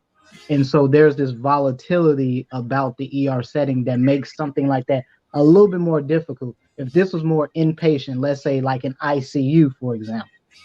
Mm-hmm. And COVID-19 would be a good example. So you have COVID-19, you have a whole ICU filled with COVID-19 patients. So anyone who's ever been in ICU knows that patients are monitored 24/7 Yep. in an ICU. So patients are not just monitored on site in the ICU, but they also monitor off site. So ICU physicians and nurses, they also have support off site with other physicians and nurses Mm-hmm. who, in the event, something begins, patient goes south, something, adverse begins to happen, they press a button and there's a there's a there's a link that gets sent, and so someone can come in over a monitor within seconds and start to, let them know, okay, well, you guys might want to start thinking about this or doing this XYZ. Right. So there is data that gets compiled, and it's much easier when you're in that kind of setting to have data, to have all these points of data to build that neural network. Because again, if you're in a typical ICU, most patients are having data transmitted in intervals of somewhere around, I say every 5 to 10 minutes, can even be less, depending on how severe they are and why Mm-hmm. they're there. And so you're having consistent streams of data being transmitted at regular intervals 24/7. And so you Right. have a lot more data to work with. Yes, you do have a lot of data to work with in an ER setting, for example. But again, it's everyone doesn't come to the ER with the same thing. Right. And that's all. I didn't want to It's interrupt. more consistent data, for example, in that inpatient ICU setting, for example. Right. Okay. The second thing about the black, I'm older than some people, so I remember the black exploitation movies, and they were getting there. But what happened was what happened to them is their success made Hollywood came in and buy them all out, and that's what was going on. So we did have a thriving art scene, but what But go ahead. my point of what I was getting at, Black Torch, was something I'm, and that's fine. Black exploitation films are fine. That's fine. But I'm thinking something more on a grander scale. But that takes enormous amounts of money. You look at the Well, it's average not even Star just enormous Wars. amounts of money, but Star Wars just began with an imagination. In fact, when George Lucas first set out and wrote the plot for the original New Hope, for the first Mhm. film in the trilogy in 1977, his idea actually came from a trip to Morocco. That's what Tatooine. That's where he got the inspiration from. Mhm. Was from Morocco. And then he drew upon his trips to Japan and the samurai culture and all of that, the Bushido Mhm. culture. That's where a lot of the ideas about the Jedi and all that stuff came Yeah. from. And so what my point was that he took something and he thought about it, and he turned it into something that was ultimately one of the most successful franchise, and still is to the most successful franchise to date. One of the most I, successful movie franchises to I, date. And so I'm not going that to took a argue with you. level of ingenuity in thinking that I'm saying, with all the black writers and artists we have out here, there's nothing on that scale. And again, yes, you will need hundreds of millions, billions of dollars even to take something like that to the big screen. Yes, you would. But Mhm. I mean, all these things started as an idea, and that's what Oh, I'm well, not seeing. right, and that's all. Uh, Well, hey, and hold on I, a second. Can we focus just on back to the movie thing? Can we focus just on the writing just for a minute. Yeah. And I think this is what Dr. Phoenix, and this is where I do agree with you. I think we just have a lot of bad scripts, number one, because they're always focused on these similar struggle, type events. But or it's always going to be events based in like the 1950s or something. Exactly. Robert Townsend, he did a lot of great movies in the 80s. I mean, the Hollywood Shuffle, Meteor Man, you think of all the stuff that he did, and that was just one man. Yeah. He accomplished. I mean, I look back, I'm 47. I remember the old Bill Cosby, Sidney Poitier movies, Let's Do It Again. Those were fantastic movies. So you mean to tell me that no one modern day can do something like this today with those They same can. They just don't have the innovation.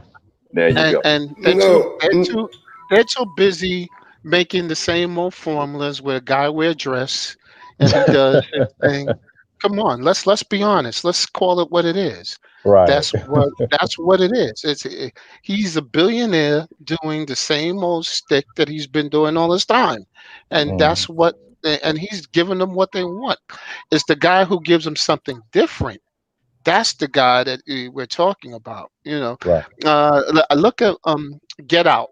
Get Out was such a successful movie because it was so different than what people are used to.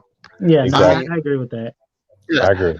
and this is what we're up against. We're up against a machine that you won't give you any money because it's the same way in the tech industry.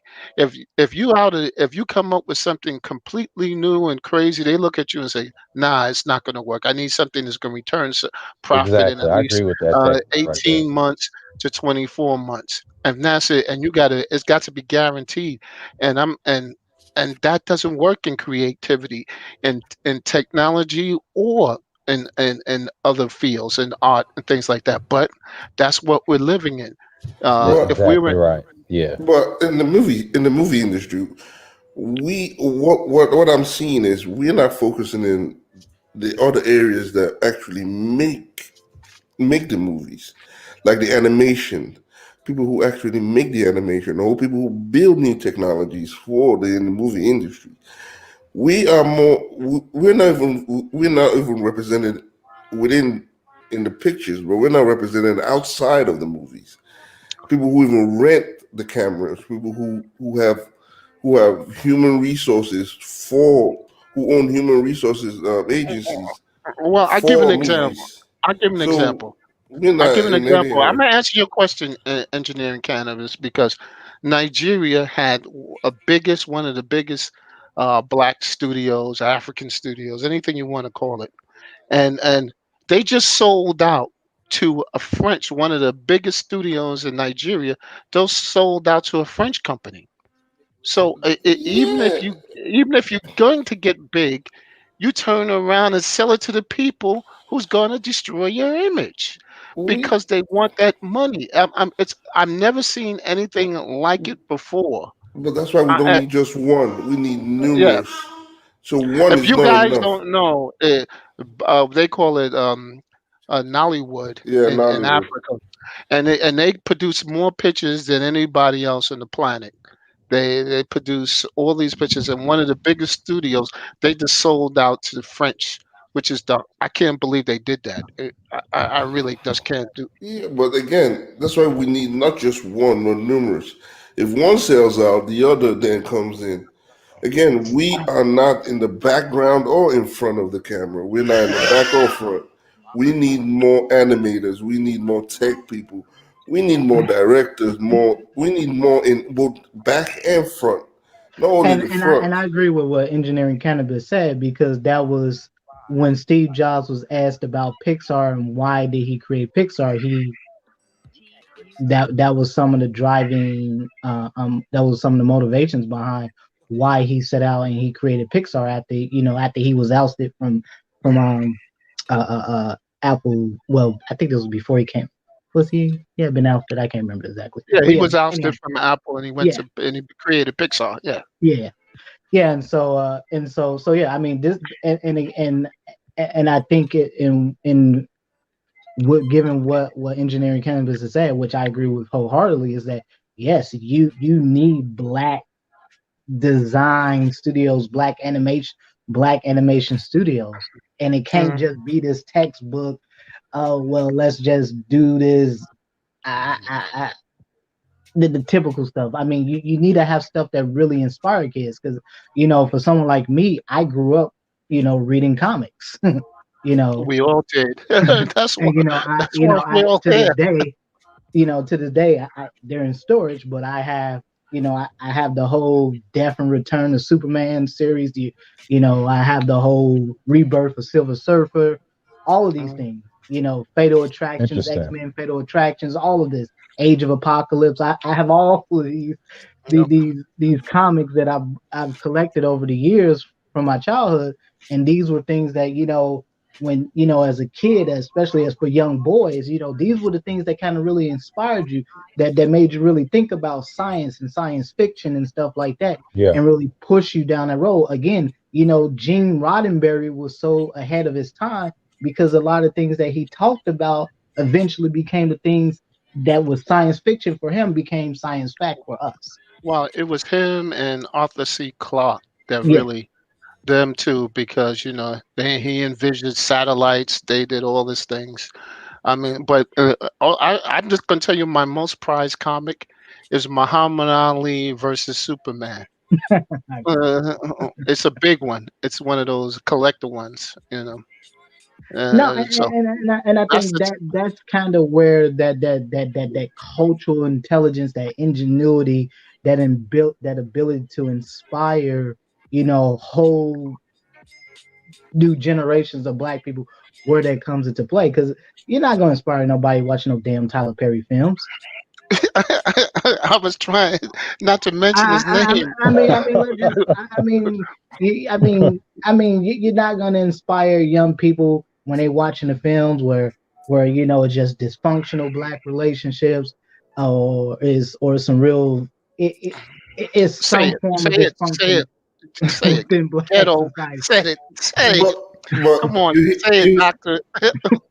You hit the nail on the head. But again, I think these things are just so fundamentally important to capturing that imagination. And we saw where the hunger out there is for. Again, a couple years ago, what did we see with the Black Panther film?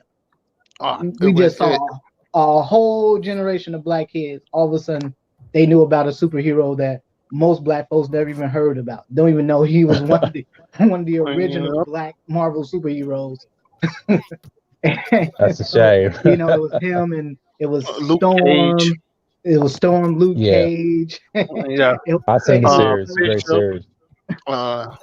Bishop from the future. Yeah. So So I mean, you've had just how the intellectual properties that weren't created, but let's say by Black hands, we'll use that they managed to sort of capture the imagination and the attention of 5 and 10-year-olds just a couple years ago.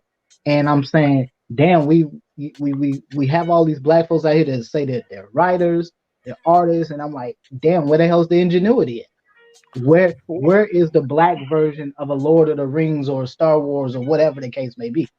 Where is that? Well, there was a series on the internet, on YouTube, but it had to do with back then in the pharaohs and stuff like that. I'll look it up and I'll post it in the back. I've read that one. It's good. I'll post that. I'll look for it and I'll send it to you guys on the email, because there is one. But Dr. Phoenix, you hit basically in the manosphere and in Black Hollywood, dysfunction sells. If you can sell dysfunction, if you can put a narrate dysfunction, it will sell. And that's what big business. That's what it is. It's dysfunction being sold at the highest bidder, and everybody's consuming it. And at one point, you get tired of it. Well, no. It's this. We get tired of it because we see what's going on. But a lot of people live on that. They actually live and dream that, and that's the scary thing. Mm-hmm. It's going to be the face of the dysfunction. I just wanted to welcome Mike V. What's going on, G? Up, and got X. What's going on, Xavier? Peace, brother peace. Complex. All the How you brothers on the doing, chat. brother What's Zay? good? Peace. What's good with it, Doc Phoenix? What's going on, brothers? Yeah. Yeah, Mike, did you have anything on it, bro? I'm just now catching up, so I'm just listening for right now. But Okay. to kind of piggyback off of what Dr. Phoenix was saying, I think that Black Panther did two things. It actually highlighted Black people or Black men in a positive light on a global scale because it was the biggest Marvel release in years. Yep. And it featured a all Black cast or a majority Black cast in a light that was actually more positive, right? And it put Africa in African Americans in a light that actually made people think differently about the normative art creation that's actually put out there. You know, the futures and the hip hop and stuff like that. So I think it did two things. Even though it did come from a non-Black source, I think that Ryan Coogler actually captured something that was actually in demand without anybody actually knowing it. Well, Mike, I would say that what he did was he kind of tapped into his imagination as a Black child, right? And I think that's the reason why we were just talking about this, right? Being able to communicate via your art, via your craft. And I think that's the reason why it resonated more, because the director was a brother who was a kid once. And you know how we used to think, I know like all the type of crazy stuff I used to think about. And what ended up happening is that the things that I do today are largely an extension of the things that I've always thought were possible within, my abilities to manifest it. Perfect example. So like, perfect example of this would be, in fact, the whole, Black Panther angle, in the sense that if you look at how Wakanda was situated, there's a lot of like maglev technology and all that kind of stuff, which are technologies that actually exist today. Okay, like what you saw in Wakanda, okay, all that type of technology actually exists today. What that was a stylized representation of what a society from the ground up built upon this technology would look like. And that's what we have to really start to dissect from our art. That's really where we need to go and understand, like, we need to be able to translate something like that. And in our heads go, wait a minute, you know what? Maglev technology works. Huh. And you know what? There are these, carbon Kevlar composite type materials that they're using to like make like exoskeleton skins and stuff like that, much like, graphene suits and shit like that, much like, the Panther suit. So it can spark the imagination, which then starts maybe a scientific experimentation phase where you're like, you know what, let me think about this shit for a second. Let me, you know what I mean? Like we need to get into that space where that's where we at, like off the rip. Yeah, I think what Ryan Coogler is trying to do is create Black futurism throughout the movie. And a lot that went over a lot of people's heads because they looked at it from the entertainment aspect. But if you look at African news now, they're creating mini Wakandas now. They're investing into it. Ghana were the first ones to be to build their own sort of Wakanda sort based on the movie. And now you're starting to see there's some feedback from people who are not talking about it. Right. Yeah, X, do you have anything on it? Yeah, there's some feedback from Martin on the panel. I think, Ado, is that you, man? Yeah, I'm here, man. How you doing? Good. Okay. Mike, do you still hear any feedback, Mike? Yeah. Yeah, I hear it too. Hey, Ado, can you just mute your mic? I will. 1 second. Okay, hold on. Just mute it for just a second. What about now? No, it went away. Okay. So, all right. Well, X, go ahead and get it off, and then Ado, you come on in, man. I think your mic is producing an echo. Yeah, I just want to kind of piggyback. I just want to kind of piggyback off of my brother Mike V. When you think about people like you, Brother Complex, and my brother Mike V, you guys are technical guys, scientific guys, technical guys. You see the futurism, you see the technology. Hold on for a second, because there's a lot of feedback coming from somebody. Yeah, somebody's echoing. You know what? Let me see if it's is the music too loud? Maybe that's what it is, bro. Is that what it is? It's somebody's mic. No, somebody's mic is on. I'm gonna mute my mic. Let me see if it's mine. Hold on.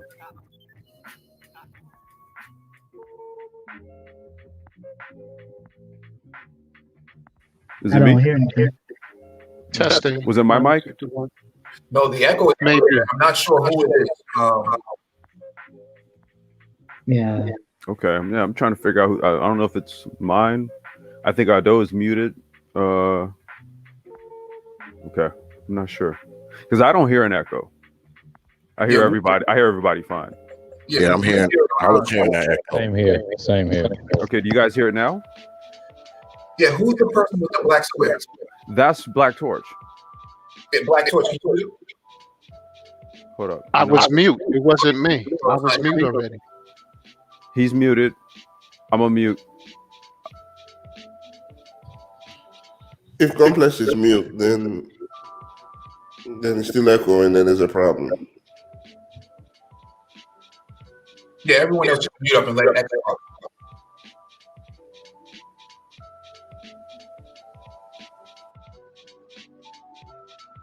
Do you still have your screen share in the queue?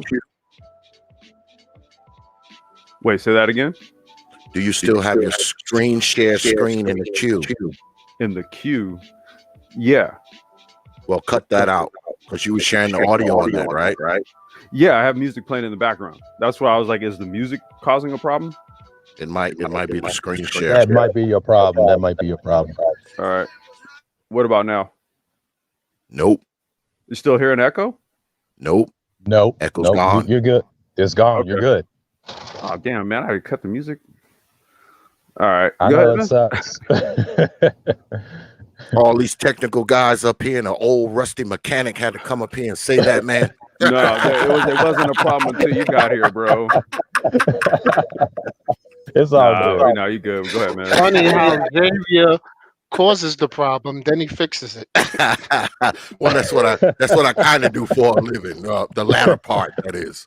I just wanted to piggyback off of what Brother Mike V was saying, and also what Brother Complex was saying. I mean, like I said before, you guys are technical guys, scientific guys. Y'all can see the advancement in the technology or the lack thereof. But let's be honest here, man. Most people that went and saw Black Panther and shot it over the top, they weren't interested in the technology or the futurism, man. It was just very entertaining. It was very entertaining to Black folks. Therefore, they went and saw it. You think they sat around and had conversations like Complex and Mike V had about the futuristic touch of it and, how those advancements already existed? No, it was entertaining. They were able to tap into the entertainment spirit of Black folks, and it made them a boatload of money, man. That's what it all comes. Exactly. But entertained. But currently, if you look at what's happening now with Apple going into automation and all that, it's coming into reality. The entertainment portion of, again, car automation is going to basically ruin most people with jobs in trucking and certain industries. So yes, it's entertaining, but the reality is people see it and say, okay, how can I make this into reality? How can I make a bulletproof vest? How can I make this vehicle rides on its own, collect information and make decisions? How can I make an airplane, a plane do the same thing? These are what people see in movies and say, this exists. How can I make it better? And they attach exactly right. They attach it to Hollywood, right? Instead of understanding that there's a lot of feedback coming. Ah, shit. Wait, my bad. Hold on. Oh, he went back to the music. No, I accidentally hit the wrong mute button. Go ahead. Yeah. So what I'm saying here is most Black neighborhoods are disproportionately disconnected from industrialization, and that includes tech. And so all they know is what's around them. And if it takes a movie to actually drive that that ideal, then so let the movie be it, whether people think it's entertaining or not. I think that, you know, based on what I saw over there and the people I talked to on the ground, Africa is taking a lot of information and a lot of artwork and ideal from Black Panther, and they're actually building on top of it. That's why you see a lot of development happening around that ideal, that they can actually do something like this with the money that they do have, the little bit of money that they do have. Whereas in America, we haven't really captured that that artwork and put it into reality on the ground through policy. Well, Mike, we covered this, dude. We talked about this, bro. It's like, okay, when you're starting from the ground up, right? What you may as well start with the new shit, right? Versus with us, I think with Eidos, we've done so much to create something that ended up becoming a global impact vis-a-vis hip hop, which we covered on this was like maybe the first or second Black Cultural Intelligence. Yeah. So this conversation right here this is an extension of a series that Mike started, the Black Cultural Intelligence. Yeah. We hadn't done one in quite a while, but like the first or second one we did was on the premise of like the cultural impact of hip hop. Okay, so we created something that then inspired a group of people that didn't have the level of first industrial modernity that we have. Okay, they didn't have it, but they took the art, the sophistication in the art, looked at the tech and said, you know what, we fused the two, man. We on some Wakanda shit now. And I can give you an example of this. Okay, go ahead. There was I believe somebody sent it in the mail about this guy who built robotic arms for people out of garbage of spare that was parts Mike in that sent Africa. that through. Right, and it's happening. I mean, look at that kid in Ghana who built a transformer, not a transformer, but it's a step down transformer, basically in a wind turbine because he needed electricity in his village. It's happening, But and he's got a scholarship to MIT. But that's what I'm just giving some anecdotal. I know you're gonna go ahead. No. But that's what other groups do. They infuse what's interesting to tech and try to use that to teach. If I want to teach my kid who's interested in sports, in football, I infuse, hey, you don't need to run on the field. You can be on the sideline using data to know who wins and predict who wins. And we can use that as a game, as, hey, this is who's going to win or not. You can use that as a predictive analysis. You can use data to know who the best boxer is. So these are what people infuse in order to teach our children or how tech is now infused even in hip hop and everything. Now it's going to basically be what's the standard in hip hop in any industry, especially in sports or anything. These are what other groups are doing to basically incentivize their children to go into tech. I'm not disagreeing with that, but I'm just trying to say our priorities are totally opposite than that. These Black mothers are out there because that's who's nurturing the children out there, teaching them to run faster, run harder. We know, man. We know. We don't want to go down that road. I mean, I want to basically keep that shit away from this platform, dude. Let the Black male first media people deal with that, dude. I don't want to. Yeah, no thanks. All right, I'll shut up. No, and I think that you know, and that goes to what I was saying earlier about being able to spark that ingenuity and that imagination among children. And I agree with what the brother X was saying, is that yes, most Black folks went to go see it because there was entertainment value in the Black Panther film. They didn't know nothing about the character, and I do got some issues with Ryan Coogler and the way he wrote like the Black Panther, and sort of how really T'Challa wasn't really the mastermind behind the tech and all of that. It was that I got my issues with that, but nonetheless, it is still very much something that just at face value, when you looked at Wakanda, when you see the technology that was being employed there, you see imagination at work. You see people thought about this, and it was very deliberate and stuff like that. And I'm saying that needs to translate to Black children, and that's where you get your engineers from. That's where you get your medical doctors from. That's where you get your scientists from. It's the ability for not only for them to kind of sort of see folks who look like that, but essentially being able to inspire that imagination and the ingenuity within them. Agreed. That's true. If I can speak that for a minute. It's more to it than just seeing somebody just seeing it be done. It's a matter of you have to, as a parent, as a nurturer, you have to go in and show them how to be creative. You know what I'm saying? When I was a kid, I'm an artist myself. When I was a kid, my parents came in, they showed me how to be creative. They bought me Legos and trains and this, that, and the third, and said, hey, okay, go ahead, put that together, figure it out. You know what I'm saying? Hurry up and figure it out. If you get bored, figure it out. I should tell me I get bored all the time. I get bored too easily. Say, well, put this together, put that together, figure it out. Be creative. You have more than enough to use it to make what you want. So figure it out. And to this day, I do it more and more. It's awesome. And it worked out really well for me at all areas of my life. You know what I'm saying? Well, this is why we kind of push the Montessori method of education in terms of early childhood development, because it's integrated learning. It's really just sort of like more of an active learning, hands-on learning, because that's the best way. Particularly Black children, young Black males learn is by being active. Right. You have to be engaged. Your imagination has to be active. You have to be physically active. You have to read a lot. All this. What was that? Hello? I don't know. Pardon? No, I didn't know what that was.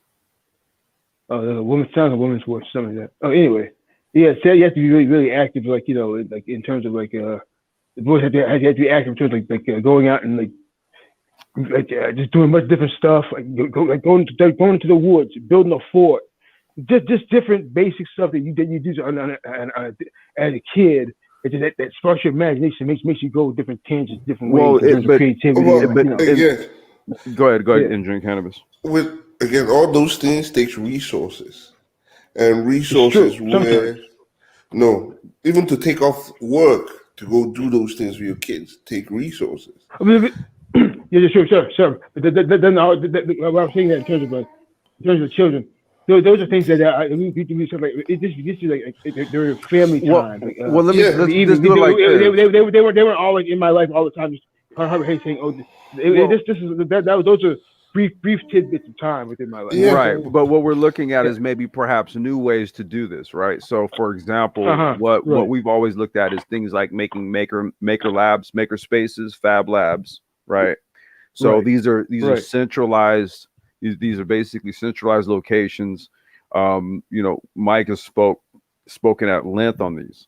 How we can best leverage these, not only as just like creative spaces, but as integral parts of institutional infrastructure, like in a community, right? So that it's going to be a part of, say, like a greater tech hub that you build out.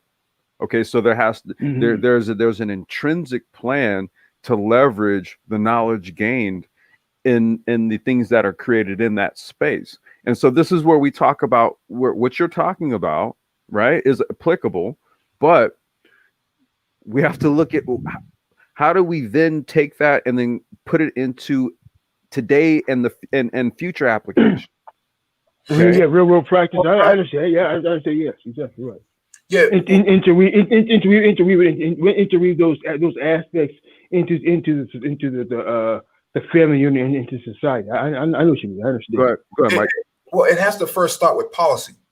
You have to get government backing, political backing to actually invest into something like that. Recently, here they developed something called. There's some feedback. Wait, is somebody mute up? Yeah, I will. 1 second. Yeah. Recently, they built Wentworth Institute actually built this very innovation lab for themselves It cost them $55 million, and it took, I think, 2 years just to build it. 75,000 square feet. One of the most innovative platforms that has been developed in the last couple of years.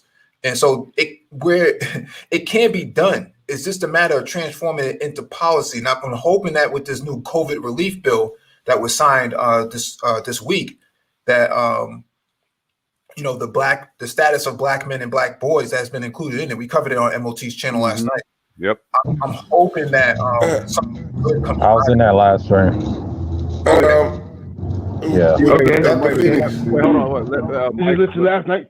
Wait, hold on. Yeah, this was last night. Mike, finish what you were saying, bro. No, I was just saying that the status of Black men and Black boys has been included in the COVID relief bill, and so we'll see what happens, in the next fiscal year, how this turns out and how this translates into actionable items on the ground for the community as a whole, because the focus is on Black men and Black boys. So all this talk about who's going to do what and whether it's the left or it's the right, it's getting done now. It's getting done. Don't matter.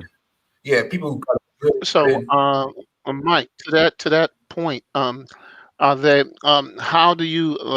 Are you sending proposal in, or how is it? They're doing an evaluation on all Black men and Black boys across the United States and their condition, and how to create policy that has positive impact on Black males as a whole. And so this is something that's actively happening now? It's in the bill. It's in the bill. It's in that COVID bill that was signed by Trump yesterday. So go ahead, Engineering Cannabis. So this question is from Mike V and Dr. Phoenix. With the COVID bill coming out and all that, and again, there's also a mutated strain of the COVID that just appeared in London. They had to shut that down. Mm-hmm. Do you see next year being any kind of different from 2020 to 2021, even with the vaccine and mutation and this bill? What I'm seeing is it's not going to be easy again for African Americans, and especially even with the bill and all that. I think it's going to be, again, COVID is still going to be around. It's still going to, again, we had a mutated strain in London. It's still going to be around, even with the bill again. It's not going to be easy. Before this bill was signed, there was an estimated 40 million African Americans due to be to be evicted from their houses. This bill the resources for this bill will end, and we will go back to that 40 million again. No. I think there's only 40 something million. Yeah, I was going to say that. You mean in like America? 4 million? Yeah. Because 40 million 4 would be million. almost the entirety of the Black population. 4 million. Let me rephrase. Yeah, you had us worried. Yeah, let's. 4 million. Let me rephrase that. 4 million. So, do you really think it's gonna with the bill, the resources ending, and again, this same 4 million will be looked at as being evicted again, and again, the jobs basically being abolished by the COVID.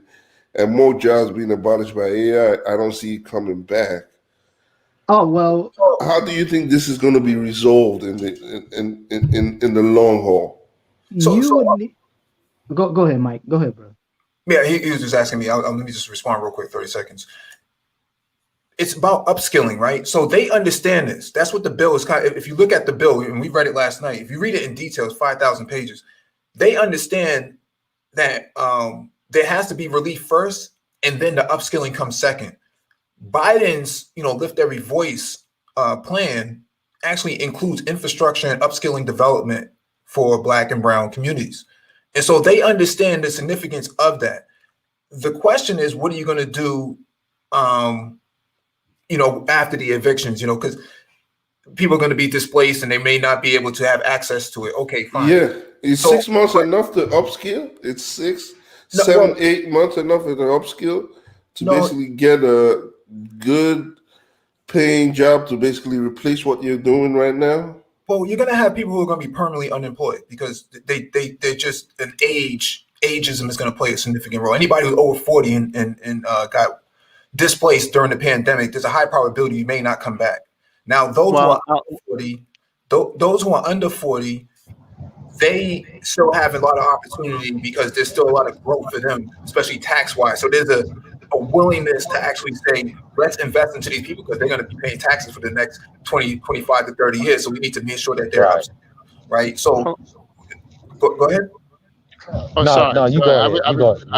You go ahead. The only thing I want to say to Cannabis and Mike, it depends on what type of job you're talking about. If they're doing infrastructure programs, they will take almost any willing body, because to do infrastructure, you don't need to upscale. I agree with the younger people, but if we do like a WAP, that's what Roosevelt did, doing to get WAP? people back to work.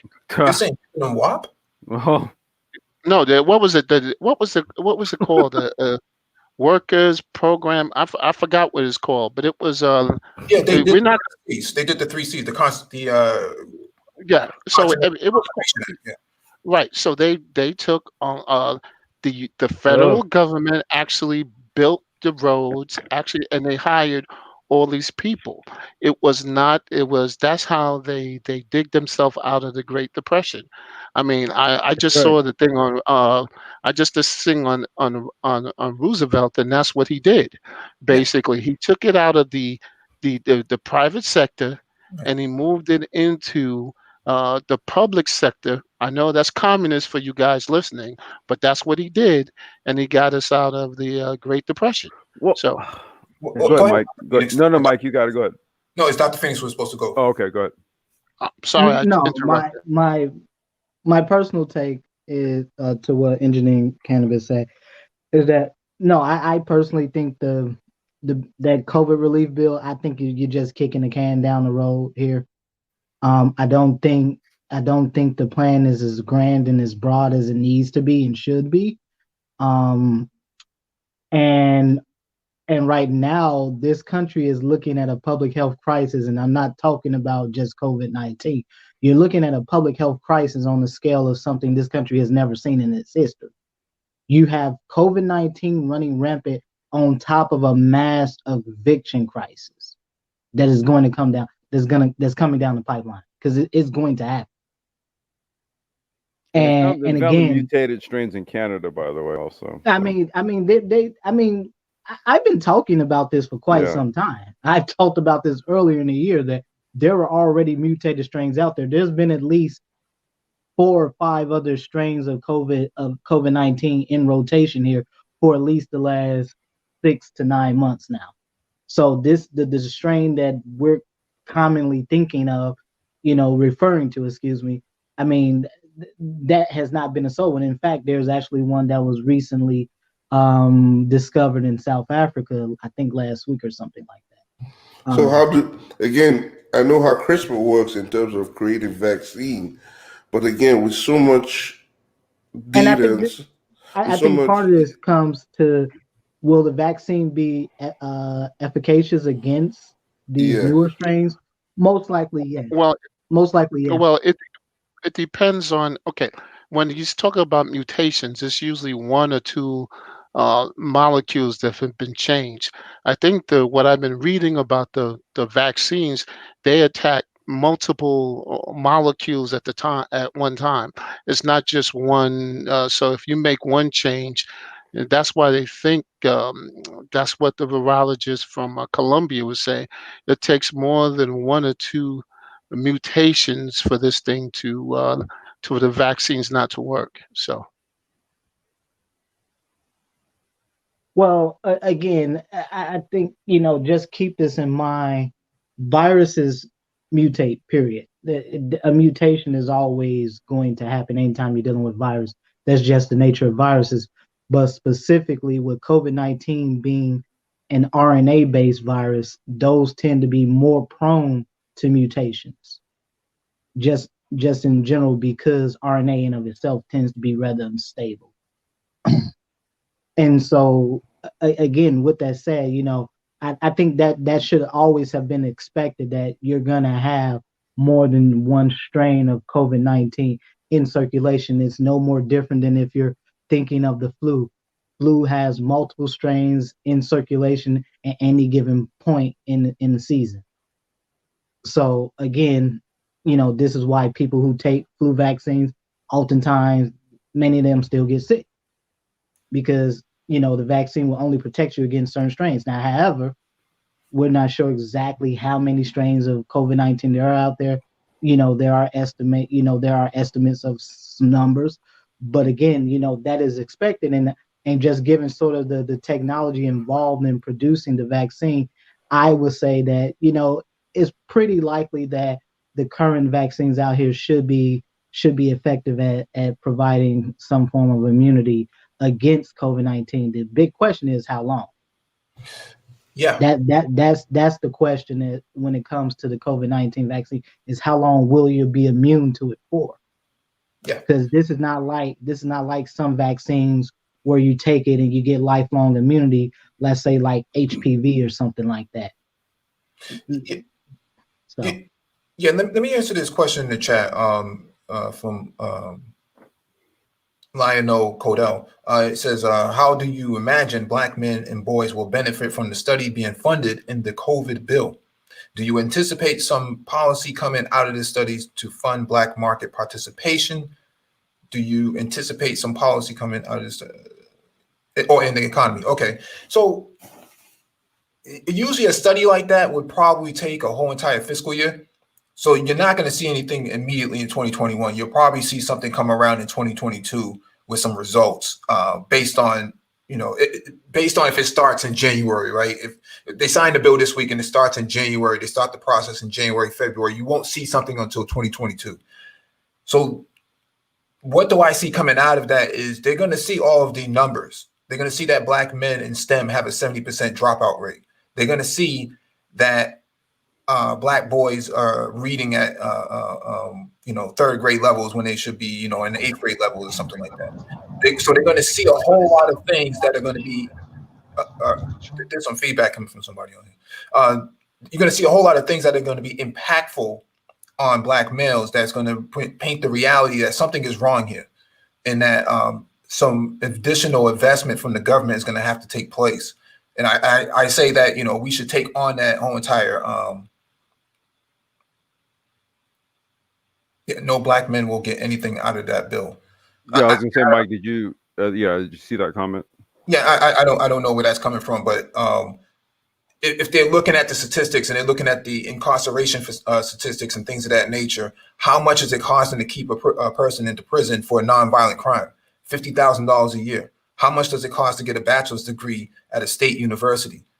Less than $50,000 a year. I mean, we have to really look at this and weigh it all out. They can't possibly say that we can continue going on post COVID-19 and say that this is economically feasible to keep locking people up. It's not economically feasible, Mike, because then here's what happens, dude. If you put the $50,000 set whatever investment into imprisoning someone, what happens is they come out and then they intrinsically cannot vis-a-vis policy then be a benefit to society. They have to be a bane to it, right? Now what you have to have is you have to have governmental systems and programs in place, right, that has to essentially take care of a person that ironically put them in that fucking situation to begin with, versus the model that you're talking about. Because guess what that person does? They spin off and actually create companies that not only derive or make a revenue, but then contribute tax-based revenues and all that type of stuff, right? So there's an intrinsic benefit to actually investing, from a societal standpoint. So yeah, an able-bodied male, like why wouldn't they look at that? So the purpose of the bill isn't to give Black men something. It's a study. It's a status. The status of Black men and Black boys. Right. That was the whole purpose of it. It wasn't to give them something. So my question is, why is it that in most channels, the economic and impact and the COVID-19 impact are not discussed more? Because it's really affecting the Black community.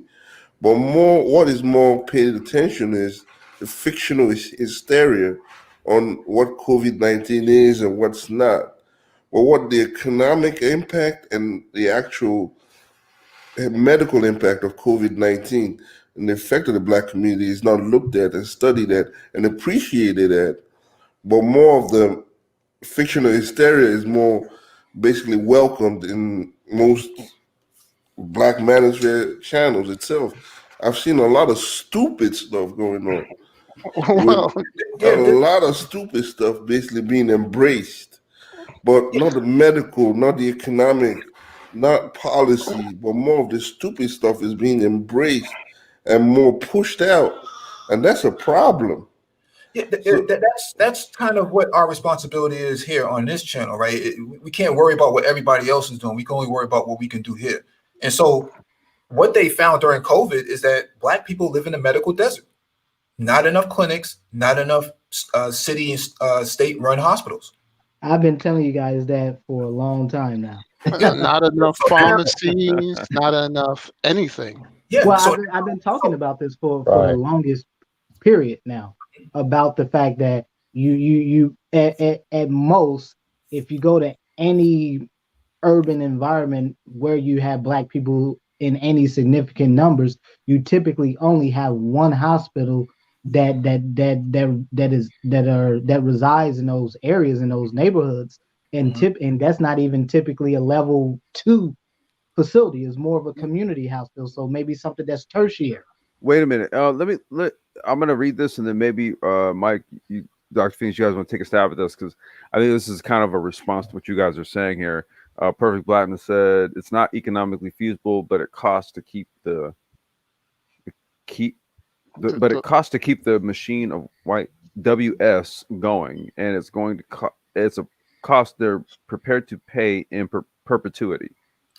No, they're not. I can tell you, no, they're not. They're not necessarily invested into that. But to the point about the medical deserts, in Boston, they're looking at now is they spun up Boston City Hospital, which was been defunct for decades. So now they're looking at this and they're saying, hey, maybe we need to do this, right? And so they're making these investments on their own. They're looking at this and making these investments on their own. So the idea that no one's going to get anything out of this, actually a whole lot of things are coming out of COVID that they didn't know about. They didn't know there was infrastructure gaps like this. They didn't know that medical desert was even a term. And so universal basic income and those sort of things that was laughed at before a couple of years ago is now a reality for a lot of mayors and politicians looking at this and saying, we may really need to look into this. And oddly enough, right, Mike? I mean, we only referenced a case study that was done in a city here in this state of California, who coincidentally, the mayor was a brother, a young brother, Mike Tubbs. There you go, right? So it's not as if we didn't actually cover the actual case study that was done, right? And there was a brother who was able to give us on the ground feedback. And to furthermore, what's been going on in the city? Well, I live in New York. So what's been going on? We used to have a problem with the hospitals. Now we have hundreds of these urgent care facilities, and basically like City MD, and I don't know what they're called in the rest of the country, but we have tons of them now. In my neighborhood, I see about 4 of them in my neighborhood. I never saw that before. And let me explain this really quickly, because I think Black folks don't understand really what the care that Black people are most in need of in terms of in medical care. Black people most in need of is primary care. Primary care is not profitable. Okay, this is why you see ERs get filled with a bunch of folks who do not have primary care providers and they can't pay. Elective procedures are where the money's at. Yes, obstetrics, labor delivery, surgical wards, cardiology. Those are your profitable areas of medicine. Primary care is not profitable. Okay, I don't know how many different ways. This is why when you look at graduates from medical school, this is why you see the vast majority go into specialties and not primary care. Primary care does not pay. Okay, and it's very hard to convince Black folks of this intrinsic fact that Black people just love to blame WS for. Again, if you're sitting here, any Black provider will sit here and tell you, yes, WS does account for a lot of the stuff that happens to Black people. But if I'm sitting down with you as a provider and I'm sitting here going over, I'm looking through your history, I'm going through your medical records, and I see 10 years of you having elevated blood pressure, for example, I already know that you have some form of kidney damage going on. I'm already suspecting that if I don't just outright know that to be true. And so Black folks don't see that whenever, because part of the problem with Black folks is getting Black folks to even go to the damn doctor in the first damn place, especially Black men. Mm-hmm. Yeah. And Black folks want to show up when the symptoms become so unbearable you can't take it anymore. It begins to impede on your everyday function, and that's the fundamental problem. And yes, if you got 3/4 of the neighborhood just showing up because they have their diabetic, or they have high blood pressure, or they have atrial fibrillation, and they don't have a primary care provider, yes, that is a problem.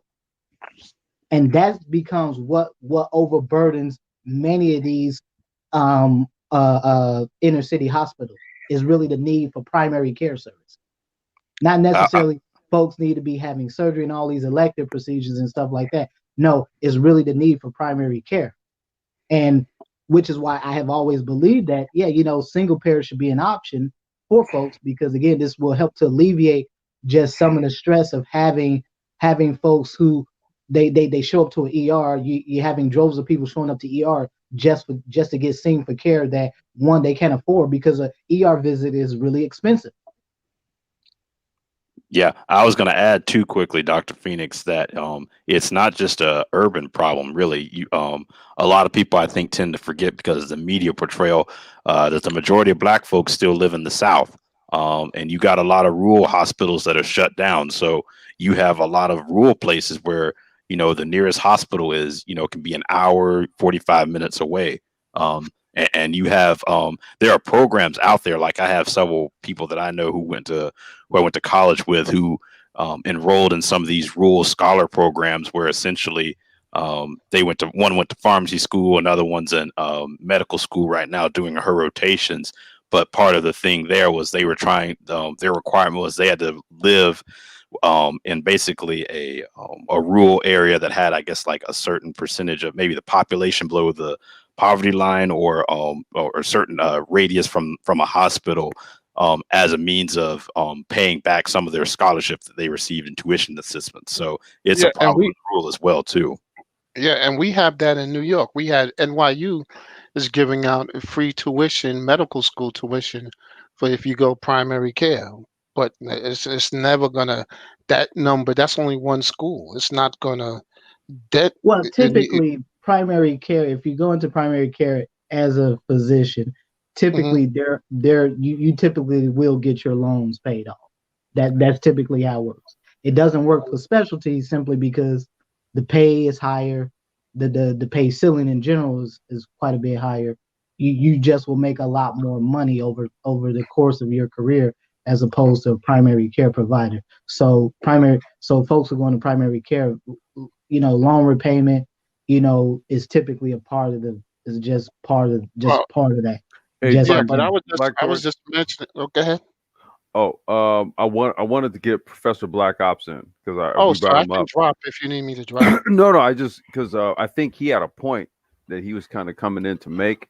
Yeah, I think it was in reference to something that was being said, so I wanted to make sure we brought him in before like he forgot or lost his point or anything like that. I appreciate that. Can everybody hear me? Yeah, you good? What's going on, brother? How you doing, man? Not much. Shout out to Mike V and Cannabis Suite of Technology Brothers.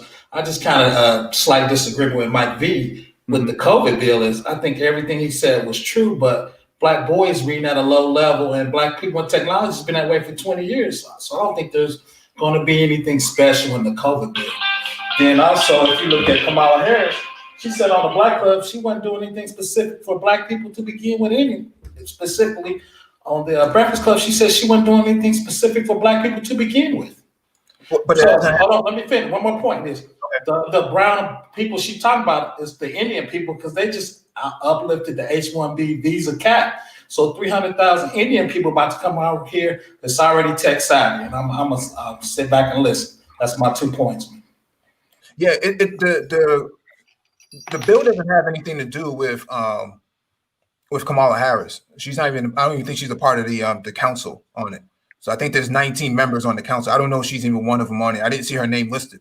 So that's not, secular to the context of the conversation itself. The statuses of Black men and Black boys is more about an evaluation of where they are currently and where they have been. I think the census bill is going to probably highlight a lot of those issues and a lot of those gaps. And I think that this whole entire council is going to find a lot of information that they probably didn't know about before. That's going to allow them to drive federal dollars and state dollars into the investment of social development for Black men and Black boys. So I think that's the whole purpose of it. That's not something that's going to come out immediately. That's going to take at least a year, if not two. And I have one point. Wait. I have one point to say. Biden and Kamala Harris is not even in an office. How can they make a lifter of the H-1B visas? I mean, there's a lot of misinformation going around. It's the Trump administration is the one who's lifting, if anything. So I don't know, where do you get this? They're not even in office yet, and you're saying you're attributing them to actually lifting up this thing. There's and it's a lot not, of fear mongering going on. And it's a lot. It's not true. It is simply not true. I don't know you. I'm just letting you know that's not true. No. What I'm responding to is, like you said, they won, and like Mike B said, I read their lift, every voice or whatever, and that's what they had in there, and that's what they're going to bring about when they get in office shortly. So I agree with what you said. I don't disagree with that. Can I share my screen real quick? You got to give me rights to share my screen. I was going to quickly add to... Wait, Mike. You said you need to share your screen. All right, give me a second. I was going to quickly add to Mike's point. I do think some of this is new, but I do also think that some of this stuff has been known about, and they've been able to sweep it under the rug. I know someone sent an email to a group of us saying that the Chinese economy was projected to be larger than the U.S. economy by roughly 2028. So I think what's happening now is you're getting to the point where you can't afford to have that many people in your society who are just gonna be doing nothing. It's gonna pull it down. So I think there is gonna be some more incentive to make sure that things go on the right track, just because of global competition and international pressure and the need to stay ahead. With regards to the I was gonna say to the Biden Harris comment, to me. Oh no, I was giving Mike, because I know he was trying to screen share something. Mike, see if you can go ahead and share it, dude. Go ahead, Renaissance Man. I'm sorry. No, you're fine. No, I was just going to quickly say, with regard to the Biden-Harris thing, with them, I mean, Black folks have to be aware of, hey, you have to hold people accountable when they're political office. The Black people saved Biden's campaign twice, both in the general and the primary. So them saying what they're not going to do is really not an option if we hold their feet to the fire. So in terms of this H-1B1 are going to compete with the jobs, currently there's so many tech opening jobs open. There's not enough people to fill these job positions. I know I've seen a lot of data science, and I haven't seen a lot of people not being able to fill this position. And it's expected to increase by 23% each year. So there is going to be a shortage of people to fill these positions. And again, they're not taking jobs from people. No, and I agree with what Engineering Cannabis just said. Right now, healthcare is the fastest growing job sector in the country. You when you're looking at the growth rate for professions such as physician assistants, nurse practitioners, nurses in general, physicians, you're looking at I think nurse practitioners had a growth rate of over 40%. PAs, 30-some%. Yeah, I was going to quickly add, my aunt was saying the problem is they don't, you can't get any RNs to go back and become nurse practitioners because they make too much money and it doesn't really make sense for them. So you just have this growing gap, and it's the oldest profession in America. Well, because nurses lose money in the upfront going back to get your NP. Yeah, you lose money. Now, overall, would you be able to make more money as an NP? Most likely, yes, for sure. Especially depending on what kind of NP you are and where you're at and what you're doing. Because again, I've met a number of NPs and PAs for that matter that easily are clearing the bank at 200K plus, easy. So I mean, again, yeah, you can make a lot of money in nursing as just a standard RN, but I bet one of the reasons people tend to move from RN to an NP is because bedside nursing is actually quite strenuous. It's pretty damn taxing on the body. Yeah, a lot of moving people who are incapacitated. It's pretty damn taxing. Which why they need men specifically. Yeah, male nurses. Well, that's why in the military you got a lot of guys with male nurses. Well, but the military also gives a lot of incentives for you to go to nursing school too. So that that's a conversation for another day. But nonetheless, the thing about H-1B visas, I'm just gonna keep this a buck. Black people wouldn't have nothing to worry about. Black people have been doing what they needed to do over the last few decades. That's just the fact of the matter. You shouldn't have to pull teeth to convince folks that, yeah, in the short term, yeah, you're gonna take a hit financially, but there's a lot of folks who are benefiting once they move into these careers. Everyone will benefit. Wait, hold on. No, wait, hold on 1 second, because Mike was trying to share. I'm sorry, I didn't mean to cut you. Yeah, hold on 1 second, because there was a point he was trying to make with this. Yeah, can you see my screen? Yeah, we got it. I got it. Go ahead. Kind of small. Could you? Wait. That's all right. Go ahead. Yeah. So this is Congresswoman Frederica Wilson's proposal. Okay. Wilson passes the Commission on the Social Status of Black Men and Black Boys Act. So this is July 27th, 2020. Today, the U.S. House of Representatives overwhelmingly passed the Commission on the Social Status of Black Men and Boys Act, H.R. 1636, introduced by Congresswoman Frederica S. Wilson, to establish a 19-member commission examining the social disparities that disproportionately affect Black males in America. Led by Senator Marco Rubio, the Senate unanimously passed a companion bill, S-2163, on June 25th.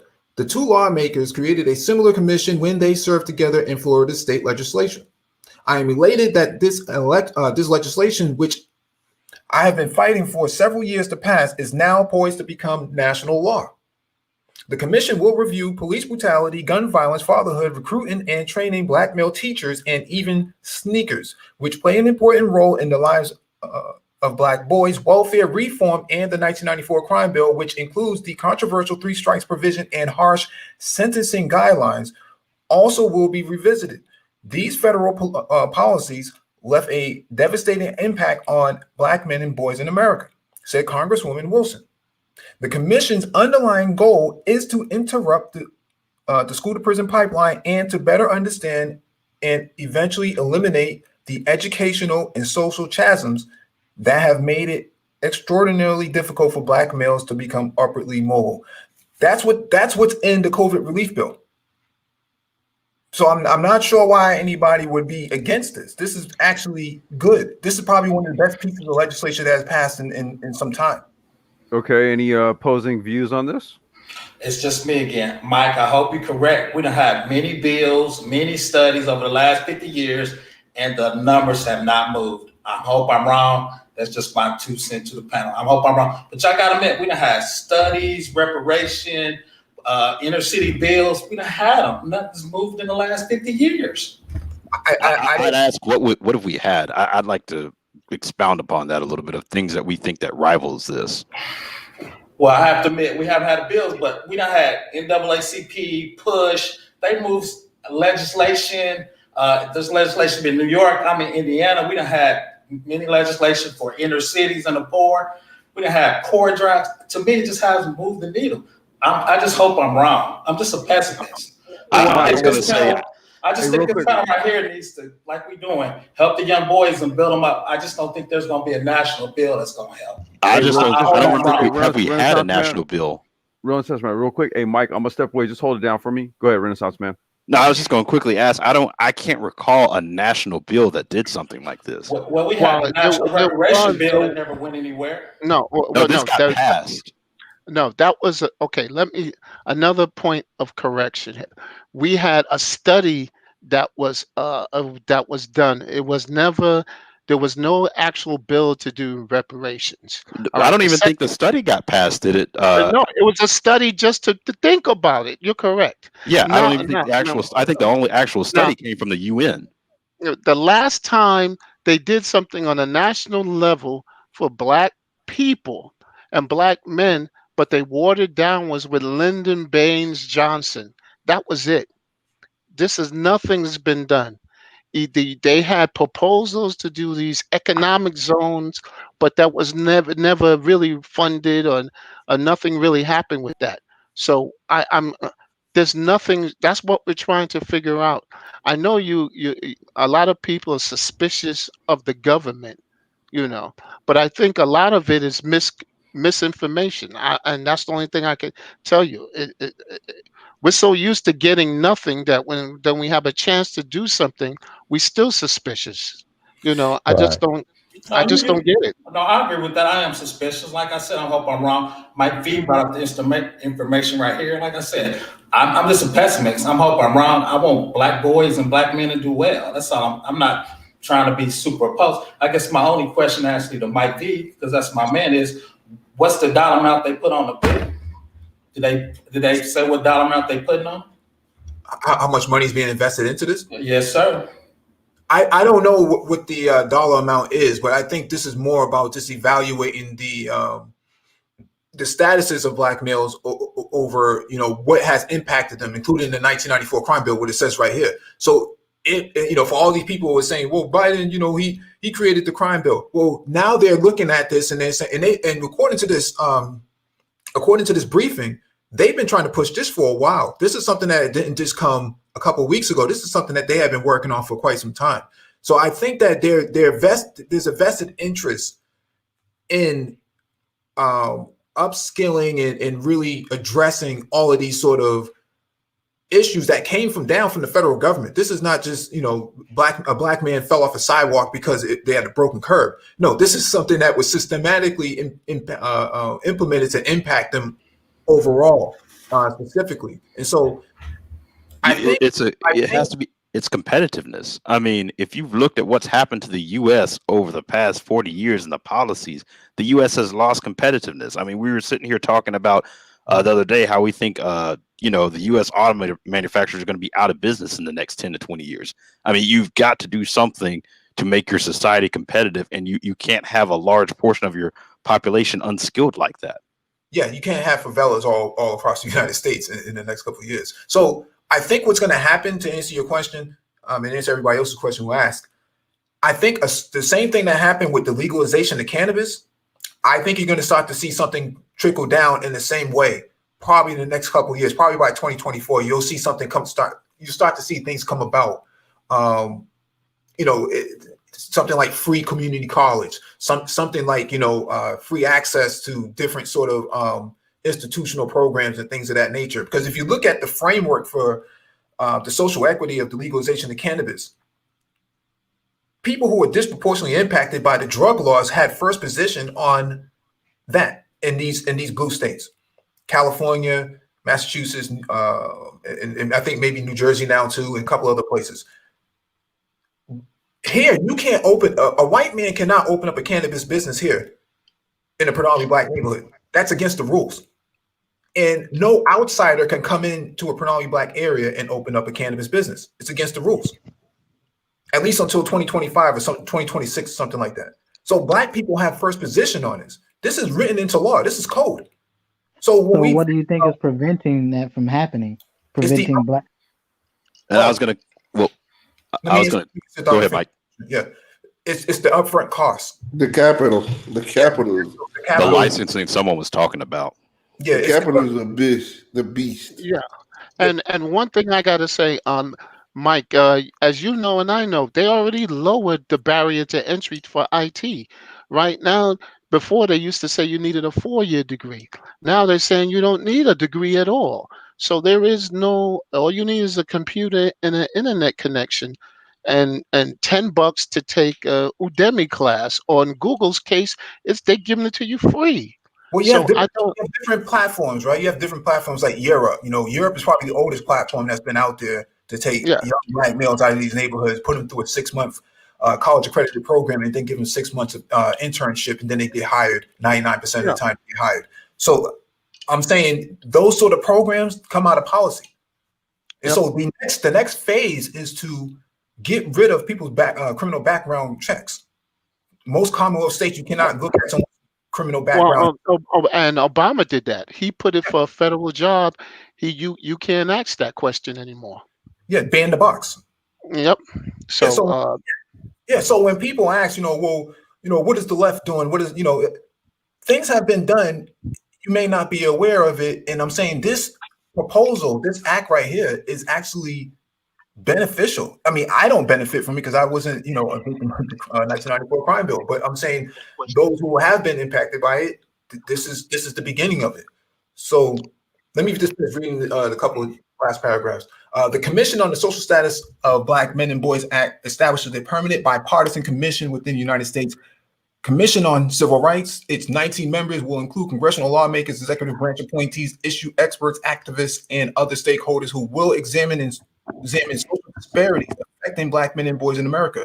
Based on its findings, the commission will issue policy recommendations to Congress, the White House, and federal agencies. The bipartisan bicameral caucus on the social status of Black men and boys, which Congresswoman Wilson founded and co-chairs, will craft legislation to implement those recommendations. Very important. This is very important. If you really think about all the stuff that we covered all year, from a policy perspective, a lot of Black women on the front line. Well, don't tell those other guys that. They'll be coming after us. I mean, they're more organized. I mean, that's just the truth right now. Well, look at it. I just tell you one thing. Look at what's going on in Georgia, and I will rest my case. Yeah, perhaps the most dangerous issue facing Black boys in our country is racism itself.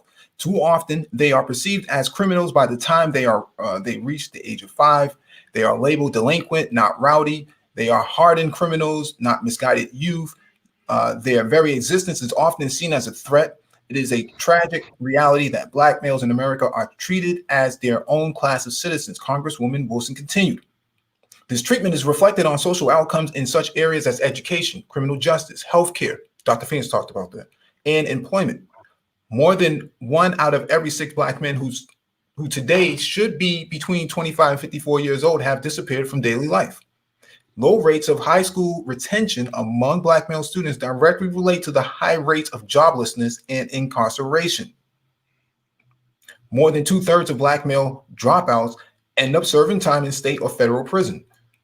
And while Black males overall make up roughly 13% of the U.S. population, they represent nearly 40% of all men serving time in state and federal prisons. The final passage of the Commission on the Social Status of Black Men and Boys Act is a little bittersweet for me because my dear friend and colleague, Congressman John Lewis, did not live to witness this landmark day. He was one of the fiercest advocates and devoted countless hours during my tenure in Congress to inspiring hundreds of boys who are members of the 5,000 role models and excellence project, a mentoring and dropout prevention program I founded 30 years ago. I am honored to share this legacy with him, Congresswoman Wilson added. So, this has a whole lot of support. No one's against it. In Congress, no one's against it. Wait, I thought this is the one you said this didn't pass with the COVID bill, Mike? Yeah, this is in the COVID bill.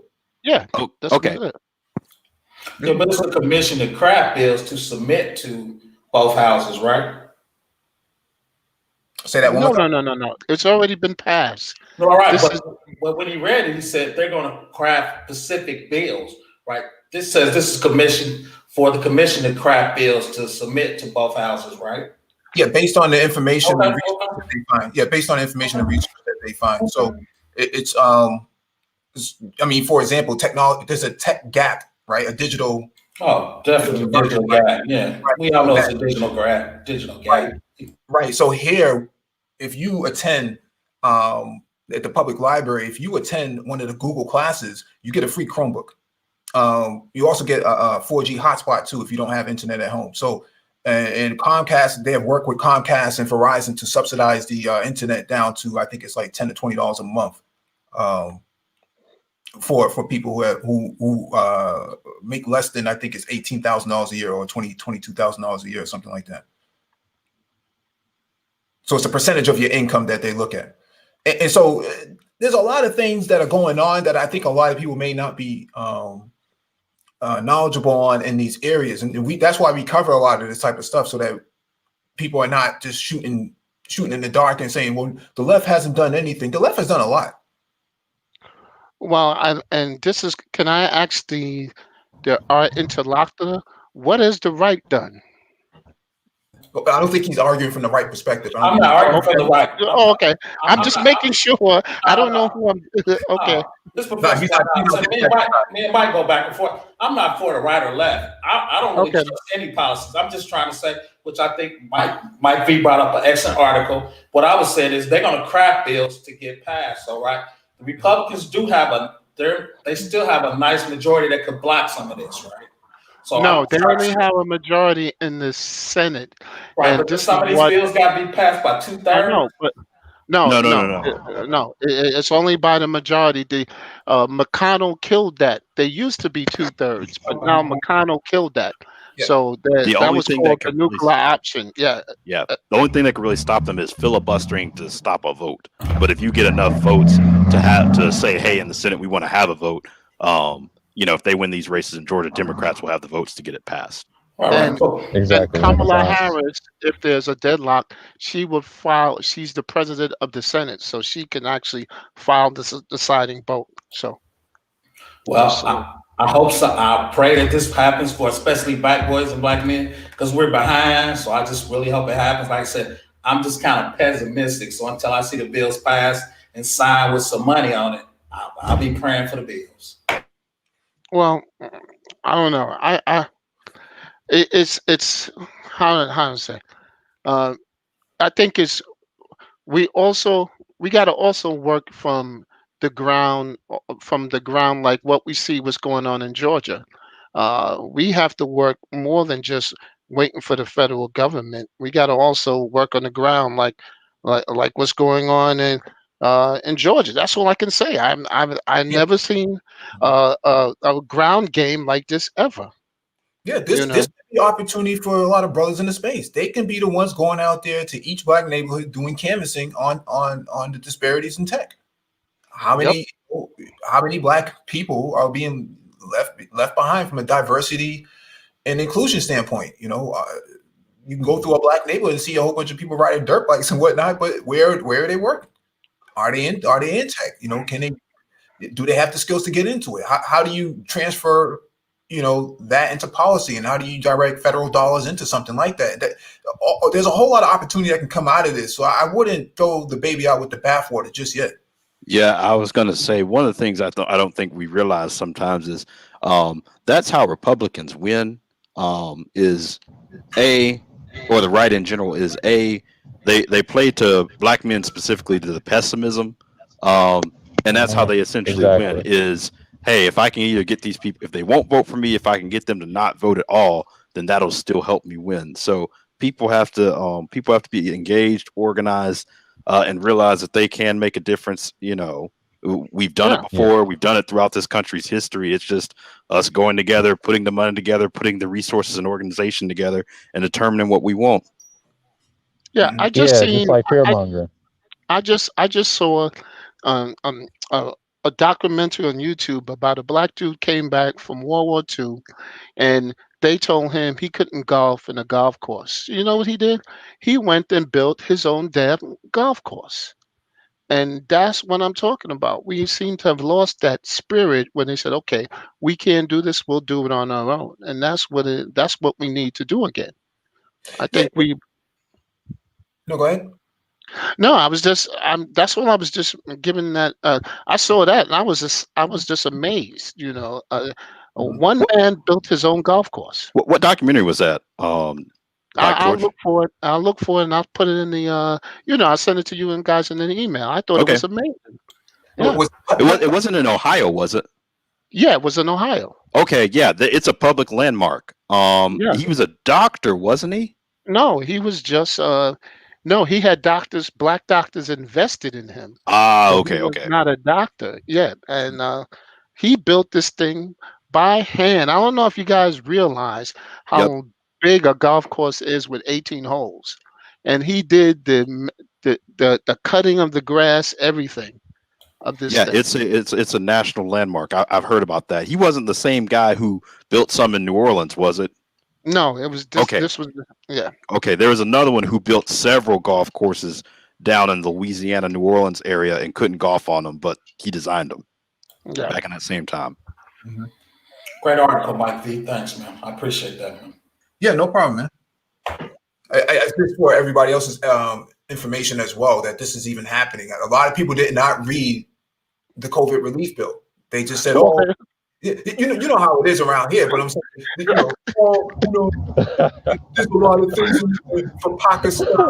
There's a lot of things in there for foreigners, man. And why is our tax dollars going over there, man? Come on, Mike V. I'm trying to be a high value man. No, I'm just playing, I'm joking, Mike. I'm joking. Well, and I got to apologize. I'm sorry that I sounded like that, but I'm just kind of tired of the misinformation. It's just really.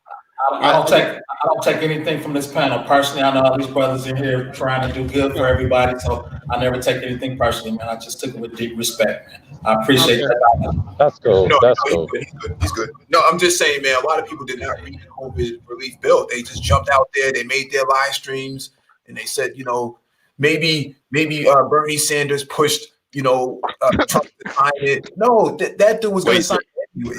They actually even realized the COVID bill was passed. I thought they were too focused on the election fraud and the machines and the reports that they didn't even read, but they say is documents fraud. Well, like I told you before, they don't read. They don't want to read, and when they bring up documents, you say, "Did you read this document?" "Oh no, I didn't read the document." So how can you present a document that you didn't even read? See, it's a fun. It's not even laughable. It's sad. Reading is fundamental. It's sad. Yeah. They're going to look at the numbers, even from Dr. Phoenix's standpoint. They're going to see that the black men are more likely than not to not be inside the healthcare field from a registered nurse standpoint, and even from a doctoral standpoint. And so they're going to look at this and say, maybe affirmative action needs to be placed here. It needs to be directed here.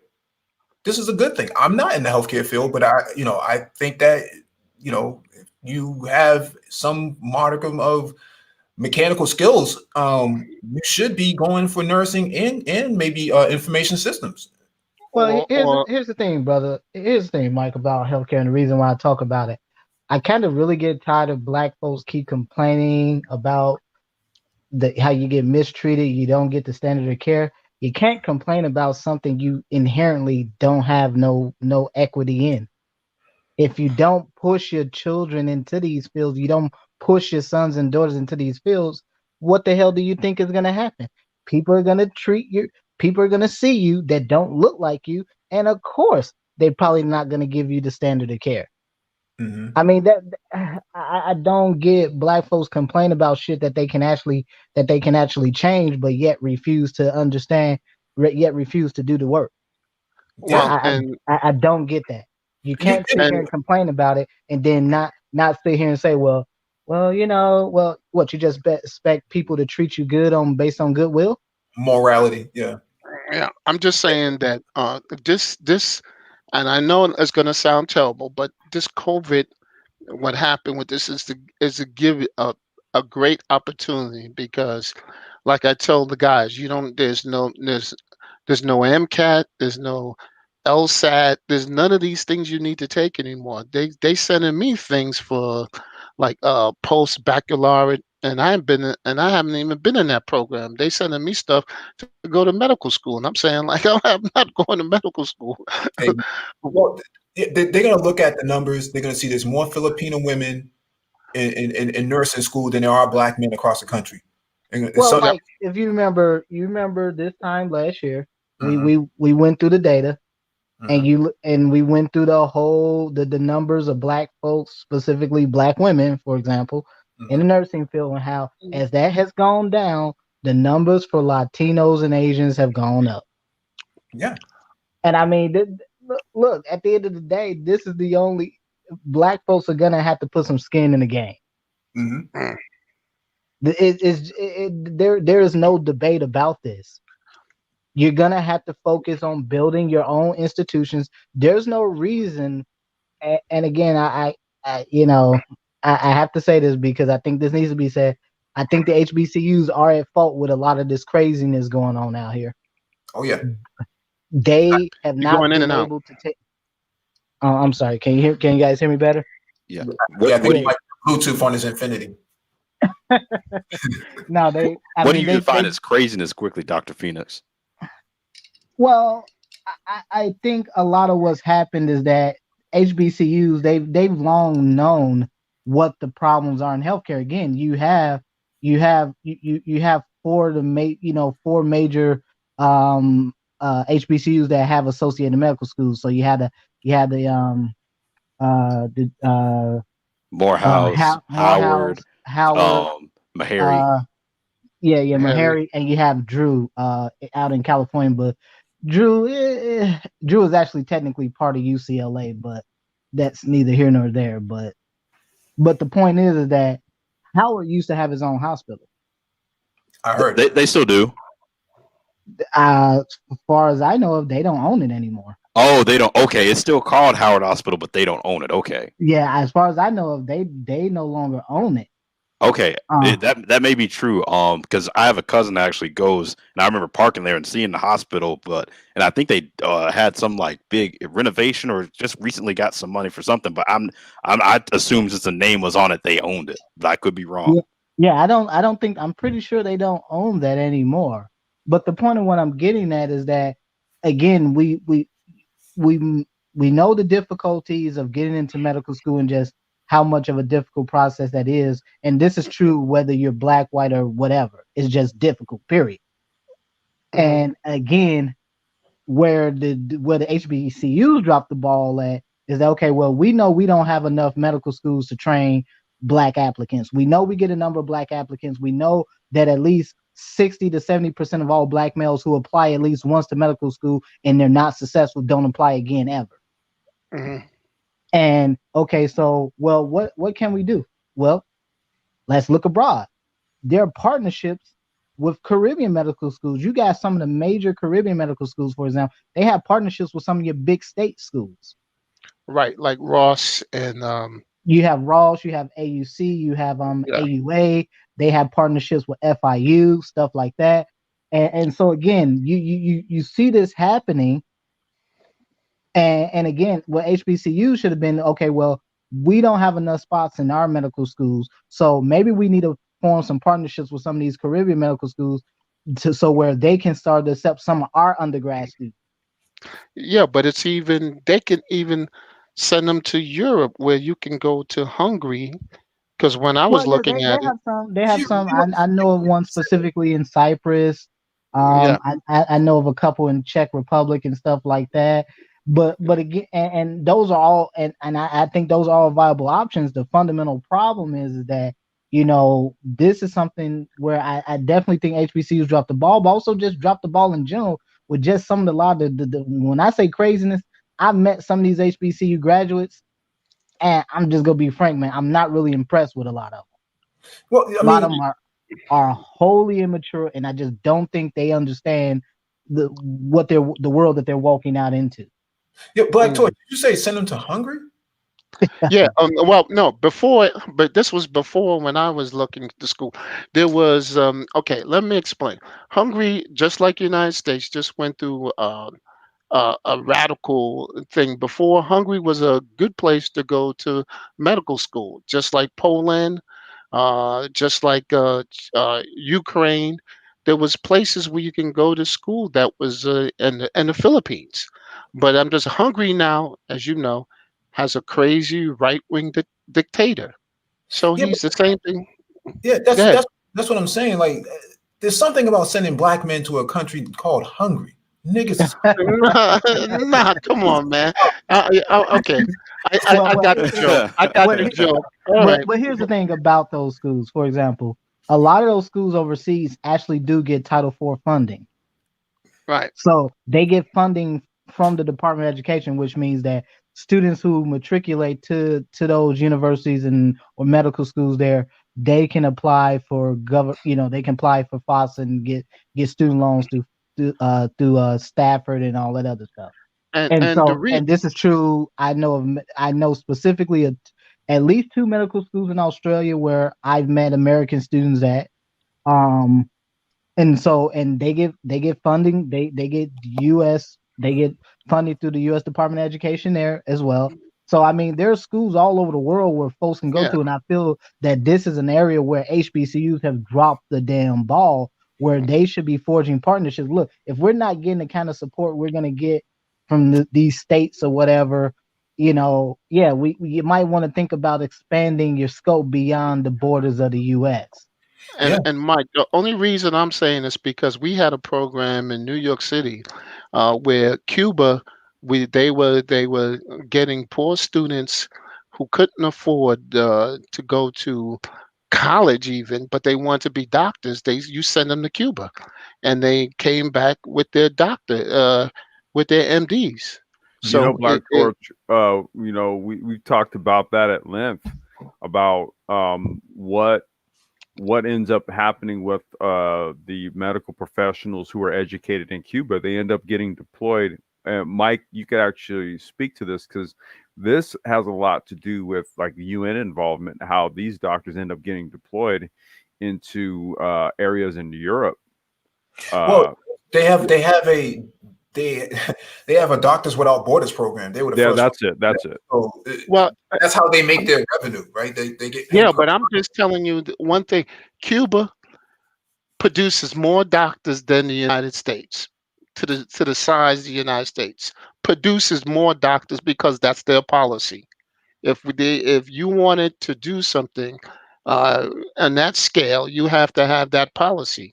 I don't understand why to lift the embargo, we don't make a deal with Cuba that you educate 10,000 black men to be doctors. I think that would be the AMA. They're acting essentially as hey, we want to protect salaries and other things.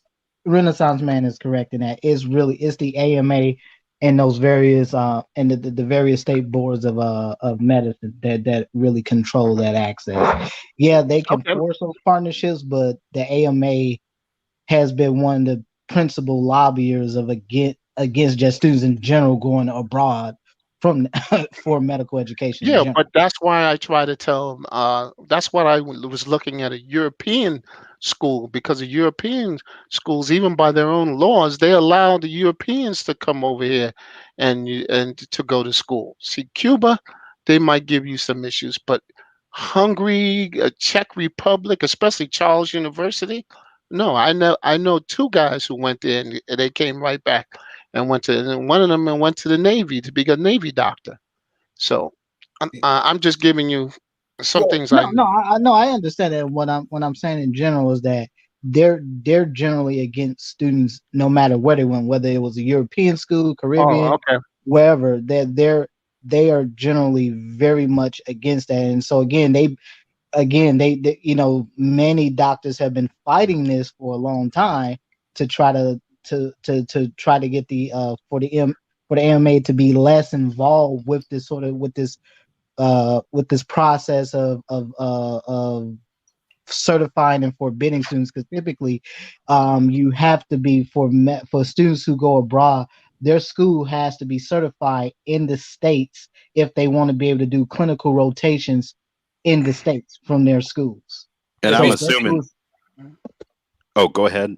No, I was just gonna say that, you know, if they're not certified to do those rotations in those states, then they cannot even if they were to they make it out of medical school, they graduate, they will not be able to apply for residency in states. And right now, the states that offer the largest numbers of medical residencies is New York, California, and Florida. And I was going to And say, so, I'm assuming they essentially not accreditate, but choose, like kind of what you're saying, recognize the medical programs that they would quote unquote recognize as even a degree in the U.S. I don't understand what you I'm mean by sorry, that. I'm sorry, I didn't quite understand that question. No, I'm assuming it's kind of like, I know, like for like the bar association, like they essentially kind of set like how many applicants in general they want accepted. The law schools that they recognize as kind of like accredited law schools. I'm assuming the AMA is kind of the same way. Well, No, they get you with the residencies. You got to get that matching thing. That's where they kill you at. There are a limited number. Their residencies are limited. That can only be changed by Congress. Yeah. Congress, CMS sets that because CMS actually pays for the residencies for physicians. So Yeah, so that can only be changed to an act of Congress, and this is something that, to the AMA's credit, they've been trying to get done, and some other groups have been pushing Congress to provide more funding to open up more residencies, specifically because there's such a need for physicians in this country. And again, you know, as COVID-19 has shown, you know, we have massive gaps in care and certainly quality of healthcare in this country.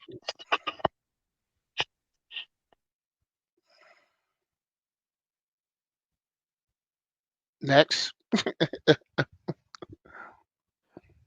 Yeah, no, I was quickly going to say too, Torch. Going back to what you said something earlier about, I believe you were referencing the WPA, workers. I believe it's Workers Progress Association. Yeah, that was huge as far as getting the economy going with the Great Depression. Now, granted, you have a lot of right-wing economists who are against that philosophy economically for their own reasons, but that's definitely something that is needed now as far as when you start looking at the infrastructure in this country and what it's going to need, 5G, getting that up to speed, as well as just basic maintenance of like bridges and stuff like that. There's so much that needs to be done in this country, like spending wise and that's why updating.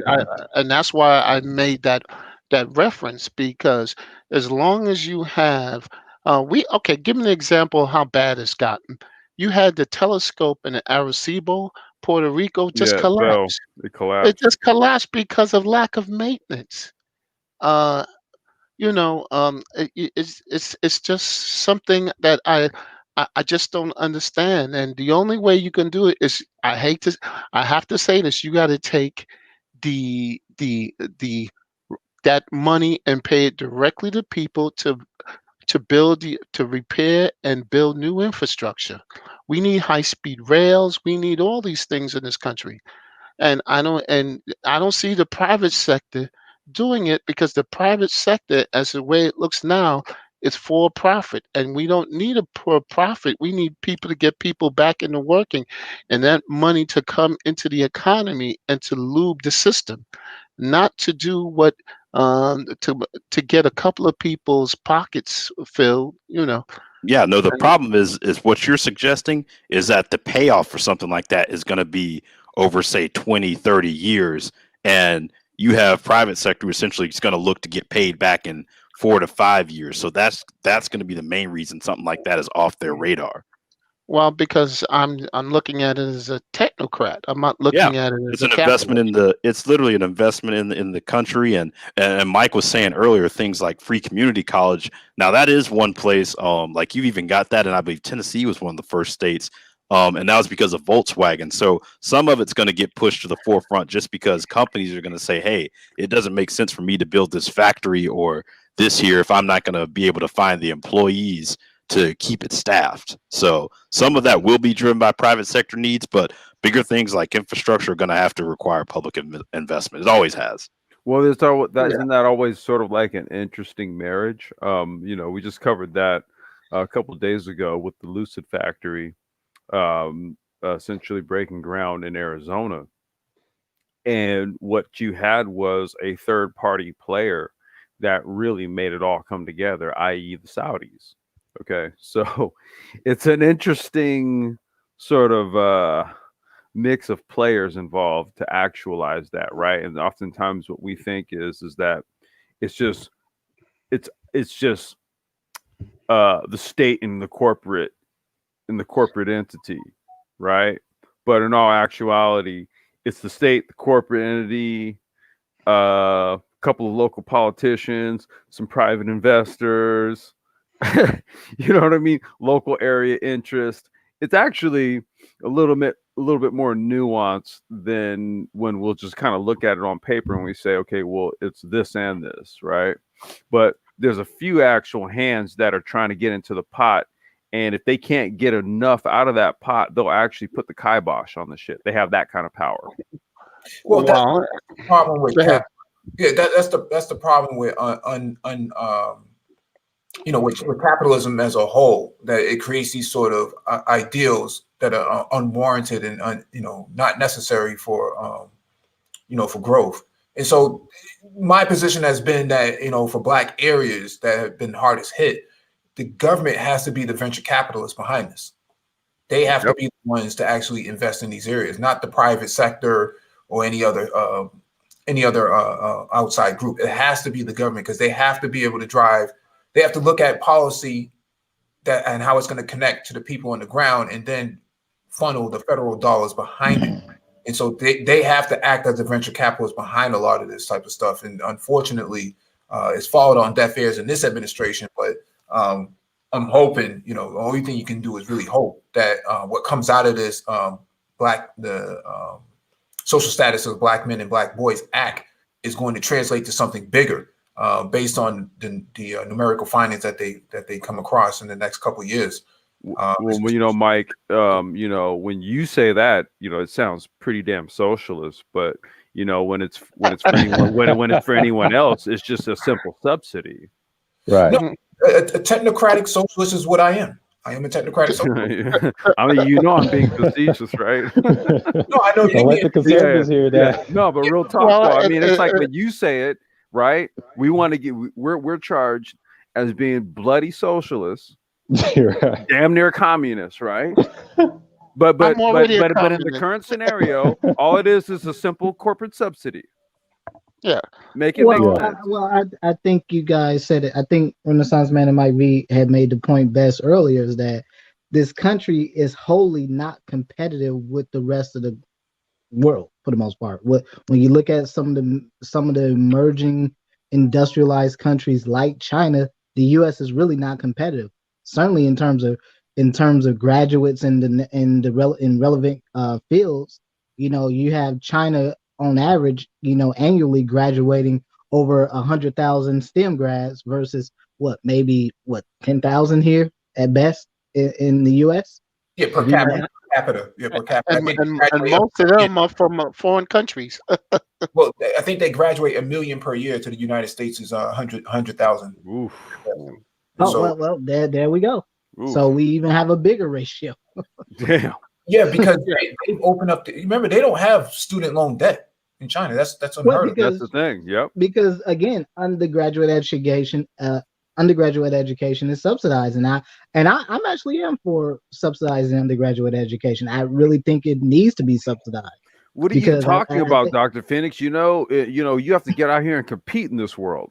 So if you have countries out here with larger populations than you, who subsidize their population's education, so they have more educated people to compete against your people on the global market, who have to deal with a privatized educational institution. Well, what you have to do is you have to get out here and do what?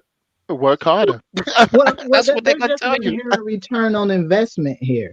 Yeah. If you subsidizing public subsidizing undergraduate education, there's an inherent return on investment. You get more people who are able to go into these systems, able to get 4-year degrees, go into the workforce. They don't have this albatross of student loans around their neck, so they're able to spend more into the economy. Again, this becomes a multiplicative effect here. Yeah, no, that's how it always used to be. I mean, Max Boot, who's a conservative, he's even talked about, when you look at something like the UC system and how many times it's paid for itself with the graduates it's put through, and you start talking to some of these boomers who went to school, in the 60s and 70s, and how cheap education was. That's because it was heavily subsidized. What has essentially happened is you had cuts, and then also you had an uptick in demand of education, higher education, in that time period, and going forward, it sort of actually tripled off a little bit, and colleges are worried about how they're going to survive. But that's really what happened. You had cuts and you had higher demand, and they essentially put all of the cost onto the students and parents. So this is not a concept that's really new in America. Right. And I'll give an example. City University, which is big, and it's the City University of New York, tuition was free. You know who went to City University? Colin Powell, the guy from Grove for Intel.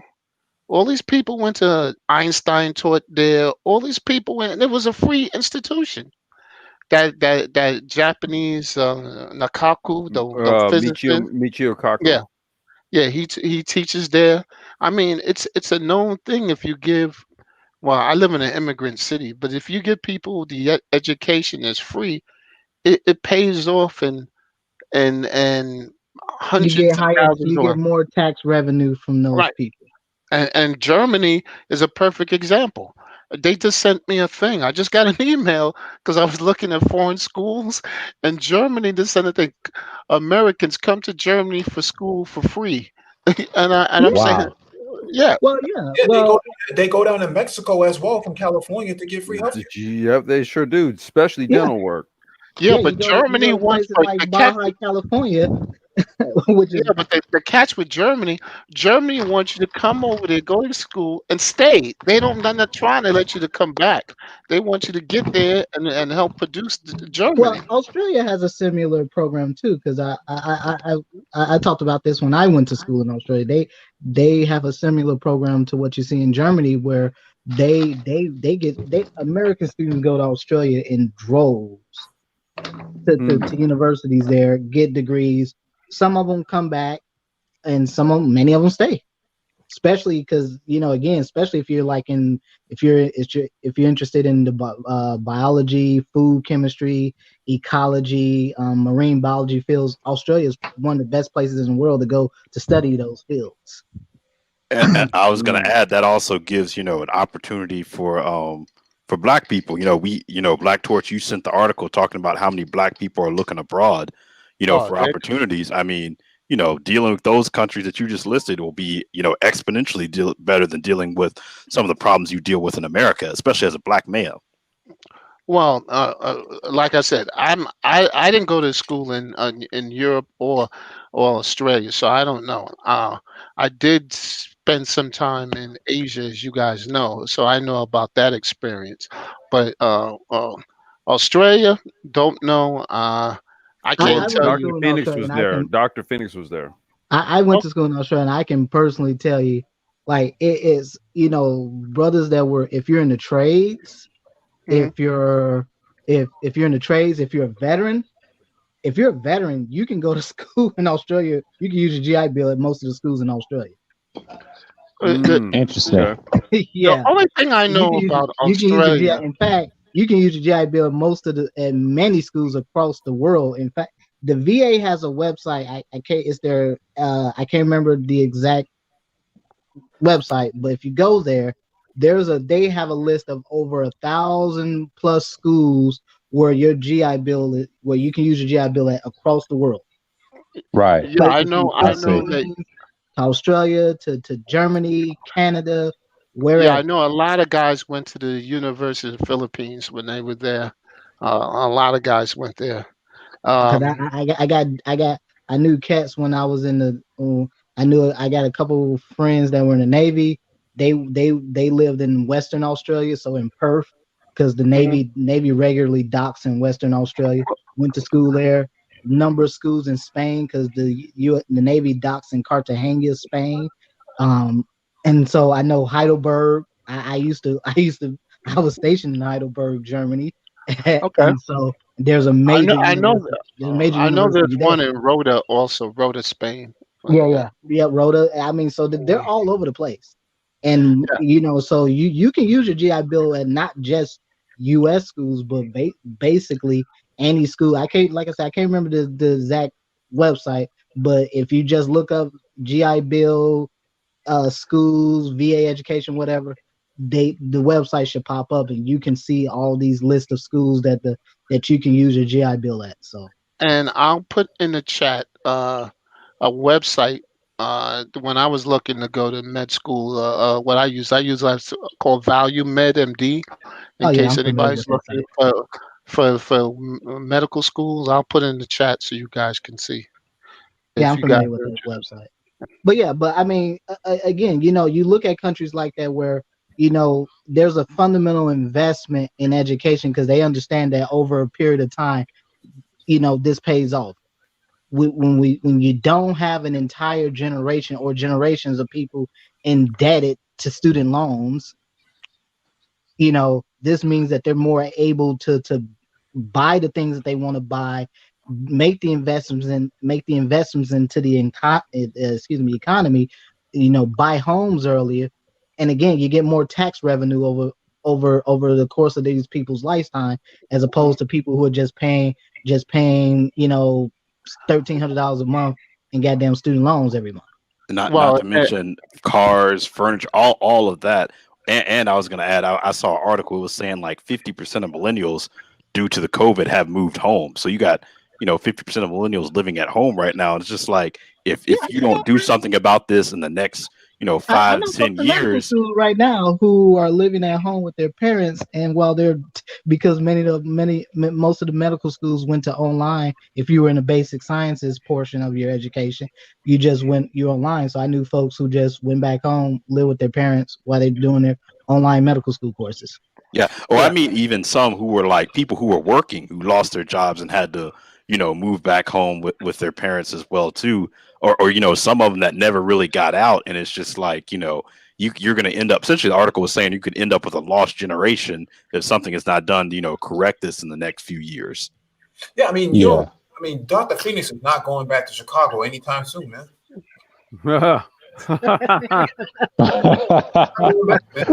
Irony, the irony. What about Chicago? What about Chicago? Yeah, like I said, I mean, what you guys have said earlier was absolutely correct. I mean, again, you have a country that's just not competitive globally. It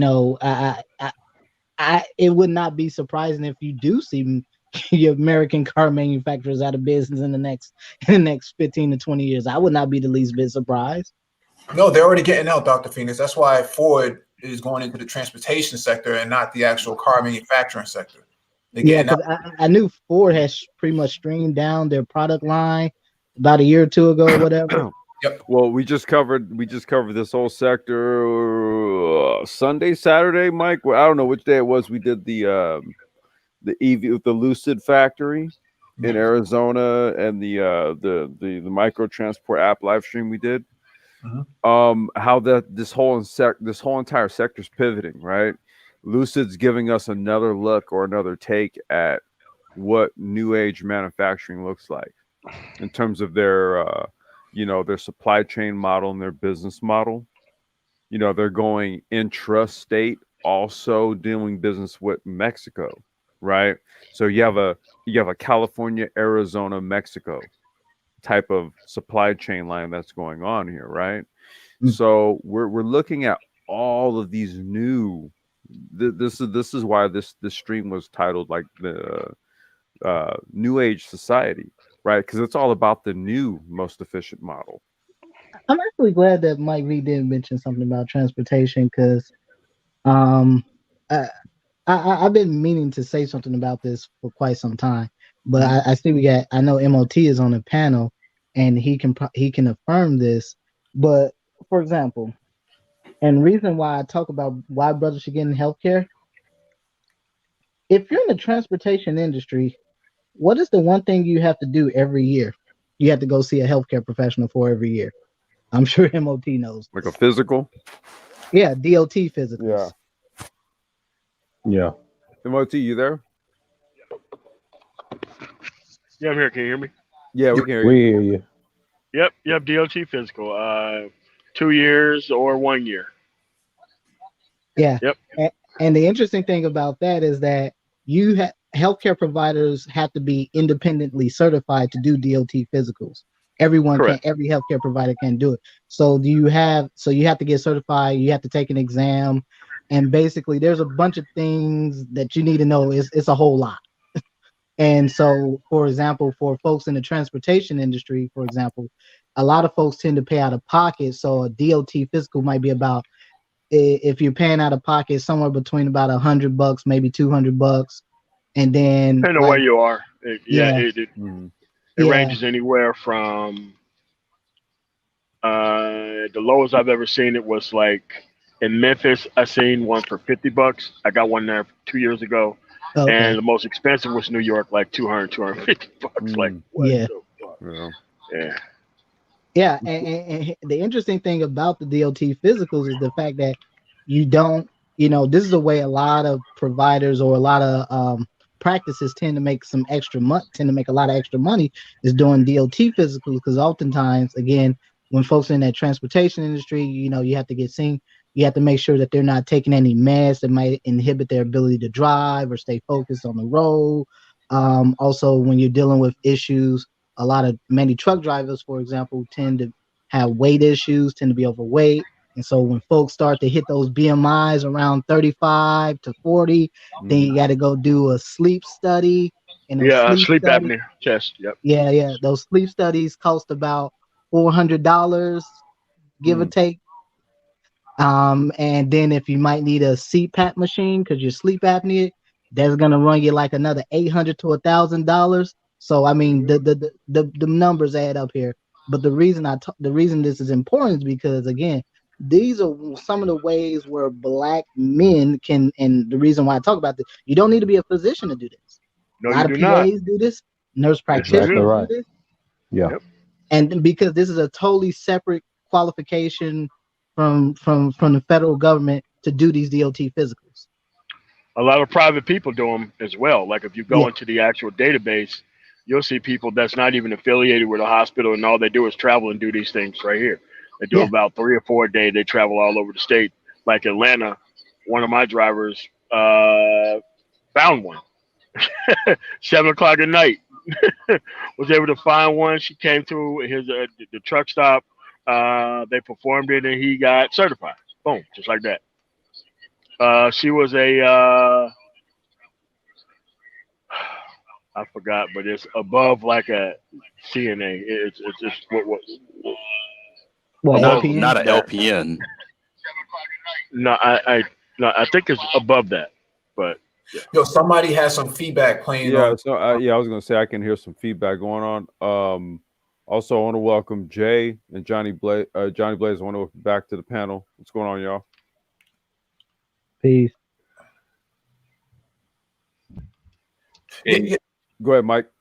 Yeah, just staying on this topic of this the social status of Black men and Black boys. To Dr. Phoenix's point, I think there's going to be some opportunity to actually create some framework around brothers who stuck in these sort of public school systems that suck. A GED on its way to something more applicable to a skill, an industry, whether it's tech or something else, or even a CDL. I think there's going to be some opportunity to say, hey, this guy just needs to take his GED. And there's a lot of CDL drivers that's needed. We need to find a way to pair these two and make the state pay for this.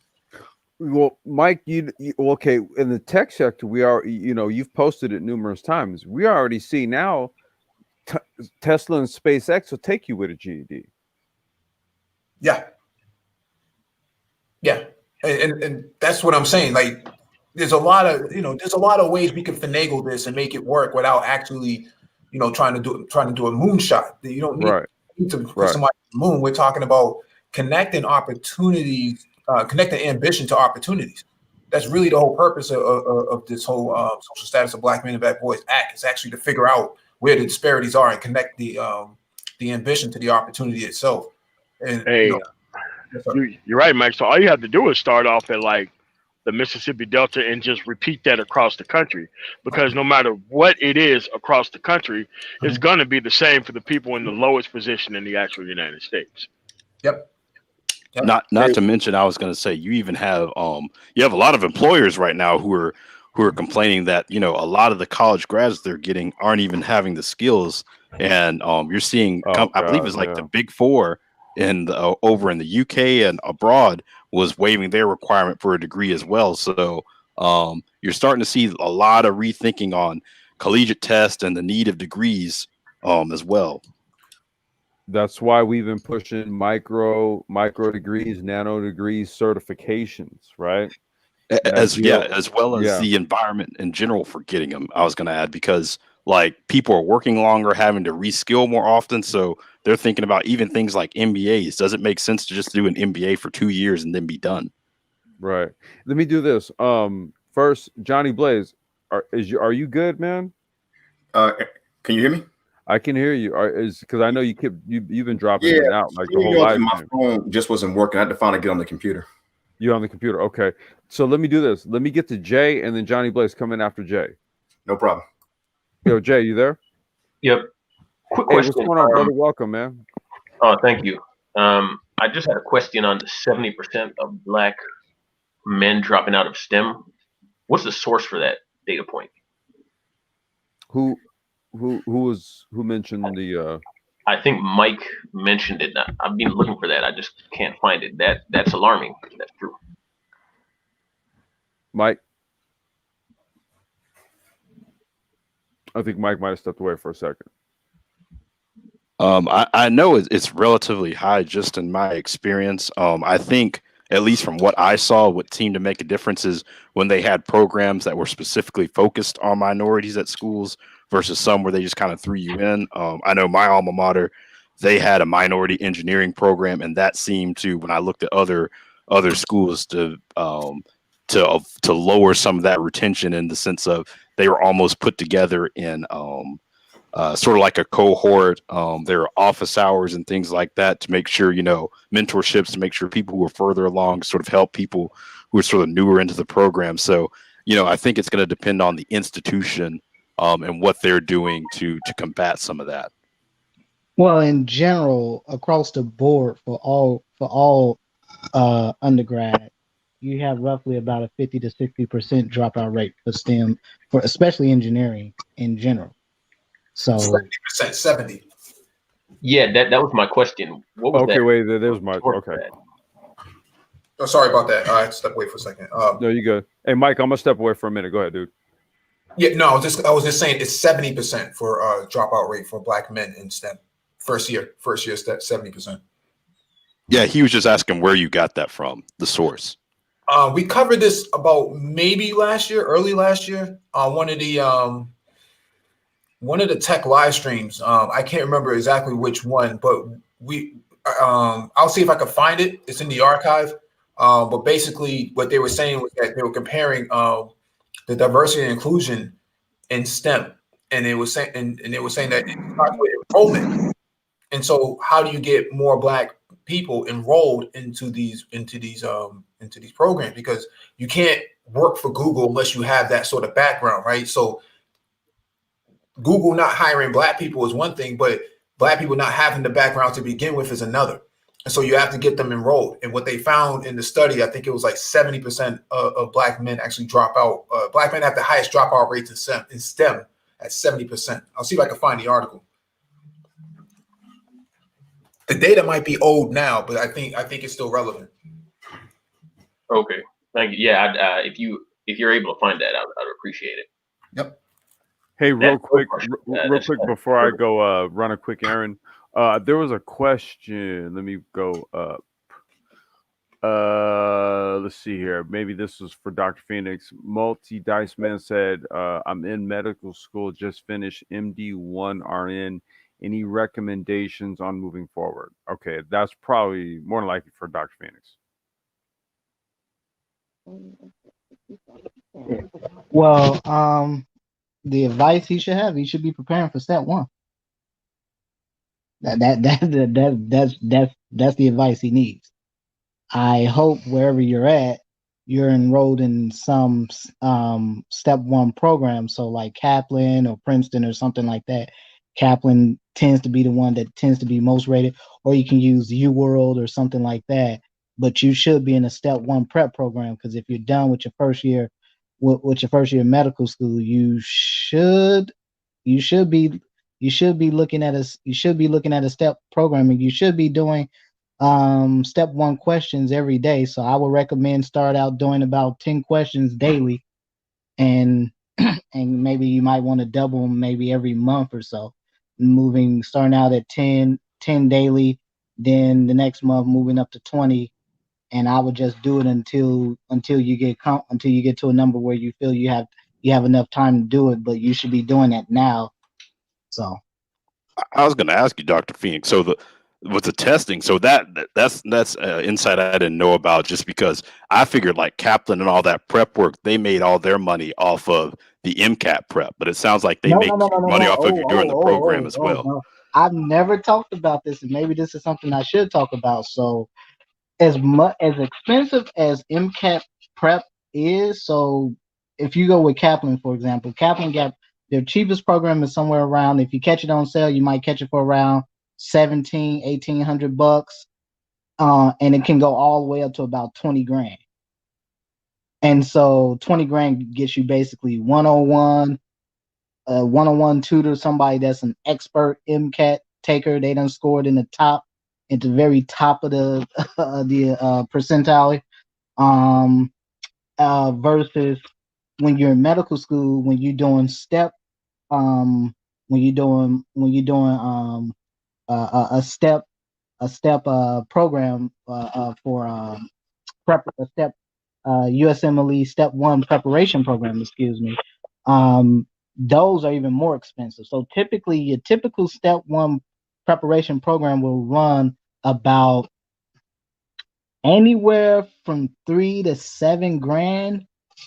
It just really depends on who you go with. I think Kaplan typically charges around 5 to 6 or something like that. But however, your school you're at, typically they get a discount for students if they have a partnership with whoever's offering the step one preparation. They tend to offer a partnership with a discount for students who get their program. And so instead of it, for example, being like maybe $5,500, it may be like $3,000, but it is very expensive. And for many schools, it's actually rolled into your tuition. So it's part of that medical school tuition at many institutions. Hey, Dr. Phoenix, he says, I'm prepping for step one, but by the time I take it, they would have had changed it to pass or fail. Yes, I know. Yeah, okay, you see it? Okay. Yeah, I mean, yeah. You probably wouldn't be taking it until sometime next year. So, I mean, at the end of the day, it just all depends on it. I mean, that actually helps you quite a bit. I don't know where you're at. If you're in a stateside school, you're all right. I think it's more beneficial for folks who are going to schools overseas where your step one scores are even more important, as opposed to those who went to stateside schools. Not to say that they aren't important, but they just carry a heavier weight when you go to medical schools outside of the U.S. And so switching it to a pass or fail system just removes the 3-digit scoring, the 3-digit number for the score you would get, and moved it towards just a P for pass, or F for fail. And that in turn makes it easier for you to potentially matriculate into a residency. However, those residency applications become more dependent on your ability to highlight extracurriculars and in your school, your grades while you're in medical school, as well as have you done any research, anything like that? That's something I will recommend too. If you're in medical school, get into research. That's a heavy boon, because most of your medical school, most of your residency applicants have not done research. So if you can get into research, that would be a big bonus for you when you go to apply for residency. Yeah, if I can just take a second real quick to answer Jay's question about the dropout rates. This is one of the articles I think we have covered was in the docket here. And so racial disparities in STEM graduate rates. Recent study from the University of Texas at Austin found Black and Latino students are more likely to leave STEM majors than their white peers. And I think the chart is here, and it shows that here it says STEM majors right here. So black students, and I think one of the articles pointing out to is more about men, are more likely to leave STEM majors within their first year than their other counterparts, which would include white males and Latinos. And so I'm only using this as a reference. I don't have the other articles in front of me because I don't.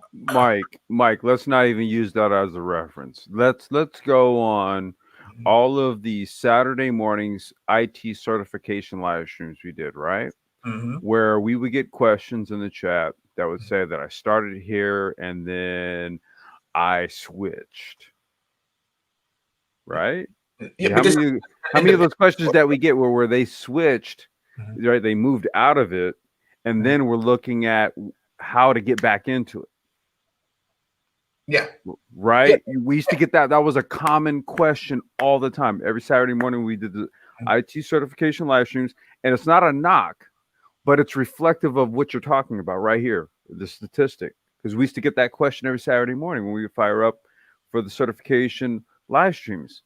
Dudes that started in something, moved, went into like marketing or sales or something like that, right? Mm-hmm. And then now they start to see, wait, here's Jay Sean, let me let him on. And then they start to see the importance of what we're talking about in this fourth industrial age. And then what was, you recall it. Your mic dropped out there, Complex. Oh, okay. No, I'm saying you recall the conversations on those Saturday morning IT certification live streams where it was sort of like, okay, we had to kind of repivot people who started in IT and then moved to somewhere else, which is reflected in with these graphs here. Yeah. Yeah. No, I just wanted Mike to follow up on that because that was a common question to him on those live streams. Yeah, it says in STEM majors, Black and Latino youth who were from the same family backgrounds as white youth were still more likely to exit a STEM major and leave college without a degree. When you look at other fields, looking at Black and Latino youth who have the same family background as white youth, then they did not leave college at a higher rate, said Catherine Crum, lead author of the study and an associate professor in the University of Texas at Austin's Department of Curriculum and Instruction. For degrees in business and social science, Black and Latino and white students all have comparable rates of switching majors or leaving school. When it comes to humanities degrees, the data shows that Black students are less likely to switch than white students. But both Black and Latino students are more likely to leave school without a humanities degree. Boom. And can I just want to interject because that's when I was in engineering school, when I was in computer science, if the school was not with you, did not support you. I give an example. The University of Maryland at Baltimore graduates more doctors and more PhD graduates in medical field than any other school in the country. And the reason why they've been doing that is because they made it active. They have a thing in flight school when they tell you, look at the guy next to you, he might not be there. That's what they tell you the dropout rate is. And this is the same thing. With Baltimore, they had the guys, I saw it, the guy said, no, look at the guy next to you. He's going to be there when you finish. So this is what I'm trying to. No, Black Torch, I heard that same thing in one of my intro to engineering courses. Yeah. The professor literally said, "Look at the person next to you; they won't be here." I'm telling you, it's that It's that cutthroat, mentality. and it's cutthroat. That's the problem with it's not a fostering environment, especially when you get to engineering and computer science. It's been cutthroat. I remember in graduate school, dudes used to do things just to sabotage your program. It's not, then you got I'm not going to say the bias. I'm just saying you got other things going on. Hold on. I got to go, guys. All right. Okay. All right, Black Torch. Take it easy, bro. Go ahead, Mike. Peace, Torch. Yeah. No, and I would agree with what Mike V and Black Torch was just saying, because I can tell you right now, is as equally as cutthroat, if not even more cutthroat, in the medical field. Yep. And people and again, you look at something like medical school is so damn competitive. I mean, you literally got students who are interested in edging you out just 0.1% of a GPA. Yeah, wasn't only 20,000 people get into medical school every year in the U.S.? Somewhere around around 25,000. The number's gone up slightly a bit, but it's and not how many applicants and all of that? I think not this past cycle, but the previous cycle, you had roughly about 55,000 or so applicants, and about somewhere around 25,000. So you got about a 40%.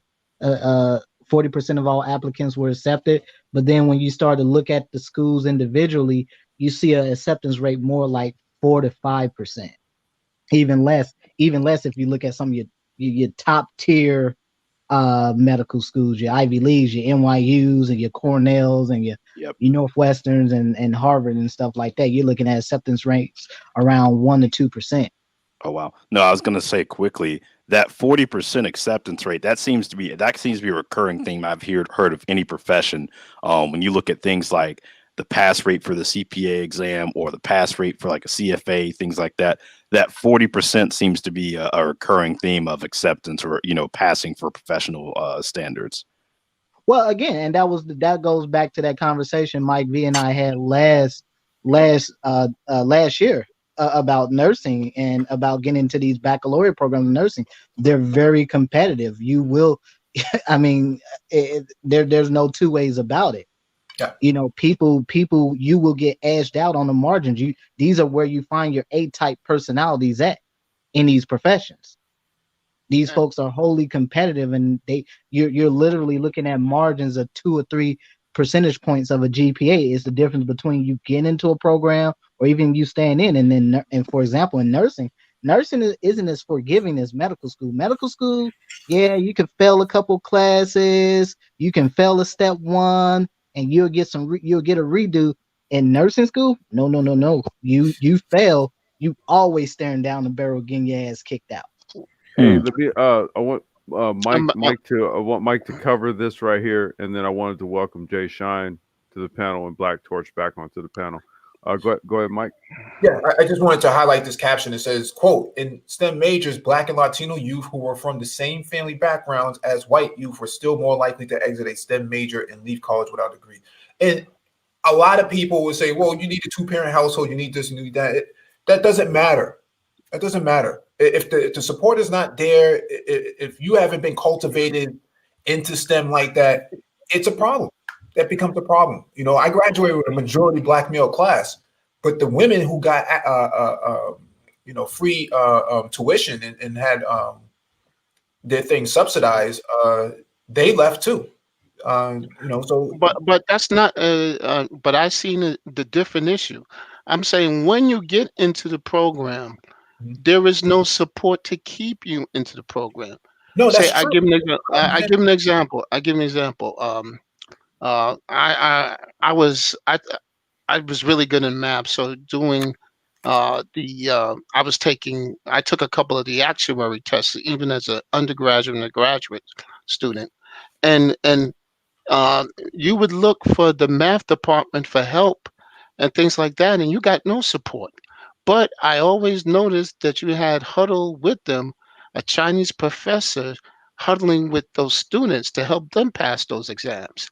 You know, we got no support. And that's the problem. Is you got to have a system.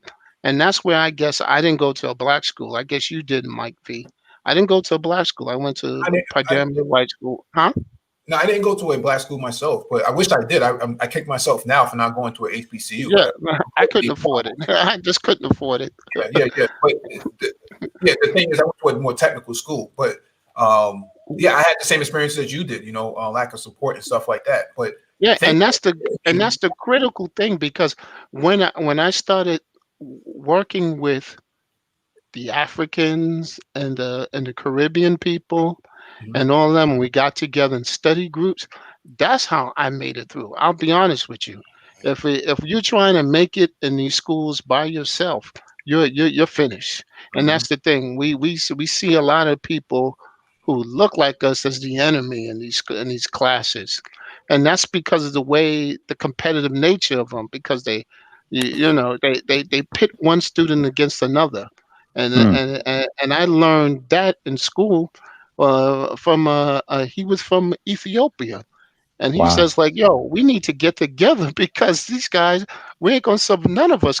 What was that expression? Either we can hang separately, but I think we should hang exactly. And I learned that, and from then on, that's how I was able to get a bachelor's. That's how I'm able to get a master's. That's how I'm looking to get another master's and hopefully a PhD. All right, and that's it. Wait. Let me just welcome Jay Shine onto the panel because he's here, and I just want to welcome him on. Jay Shine, you there? Yeah, I'm here, brother. This is a great conversation. What's up, Mike? What's up? What's good with you, bro? It's been a minute, man. How you doing, brother? I'm doing good, man. Greetings. I think I'm gonna reveal a little lot about myself by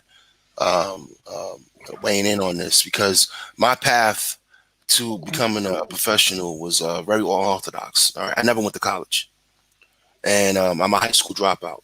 So I'm a college dropout.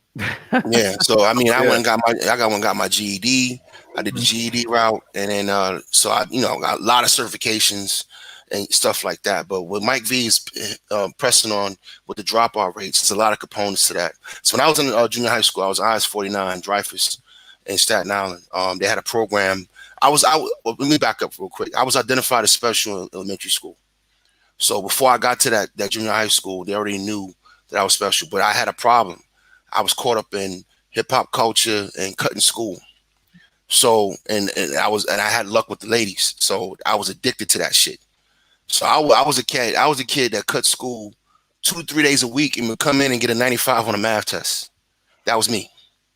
You know what I mean? Or I'll come in and get an 88 on a science test. So Dean Lazo, he tried to put me in this program called the PRISM program.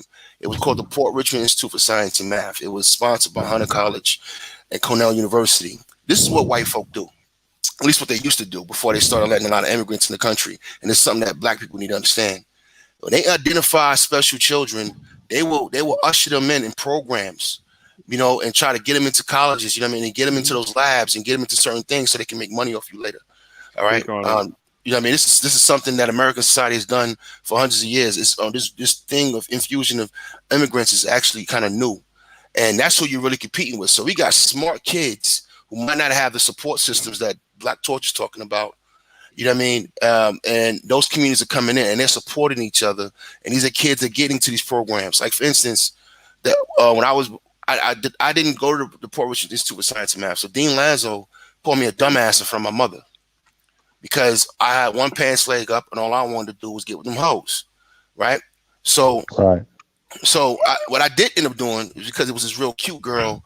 She went to this program that was on Saturdays. So on Saturdays, I'm at Staten Island College. This is in junior high school. I'm in Staten Island College learning how to do computers. It's a STEM program. So we're doing the boot disk, learning how to type DOS and, write code and all that kind of stuff, the old school. So I'm talking about the green screen with the green letters and stuff. You know what I mean? So, I got acclimated to being with computers. So when I later on, I'm gonna jump forward. When I got to the Army, and I went to the computer science school, I was already familiar with computers. And the problem is that a lot of kids are dropping out of these schools for two reasons. They're dropping out of STEM programs. One, they're overwhelmed. What's happening is that they're getting tested to be in STEM.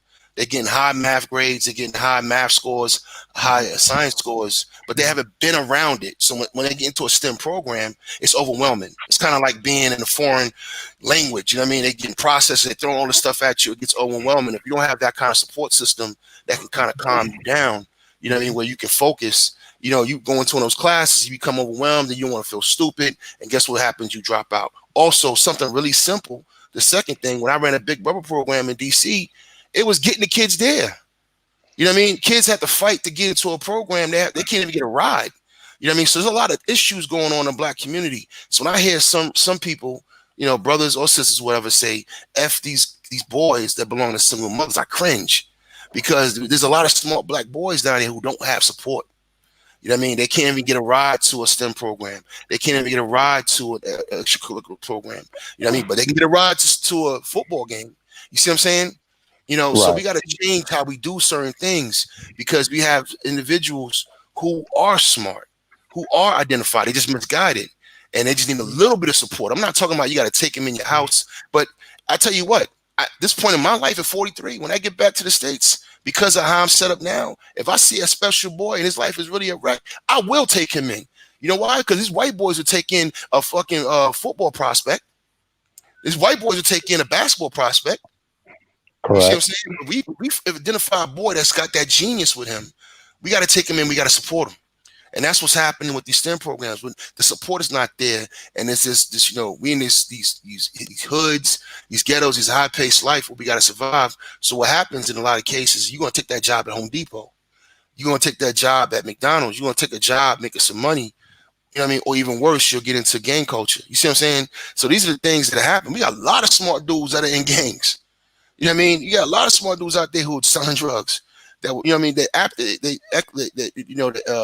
The education, the aptitude when it came to curriculums was very high, but they just didn't have the support around them, or there was environments that misguided them. So what I would suggest is that at some point, especially when I get back to the States, hopefully we can spear this out of this apparatus, that we start creating programs.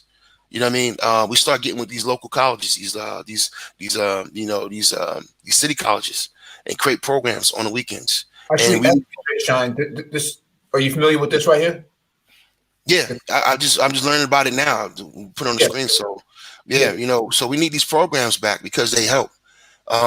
What's happening in these other countries is not fair to us. A lot of these countries, a lot of immigrants are coming over. They're getting free education where they are, and they coming over. You know what I mean? And we got to pay. You know what I mean, for medical school. We got to pay full freight for that. These other people who come from all these other countries, they're not paying, for the type of money we pay to go to medical school.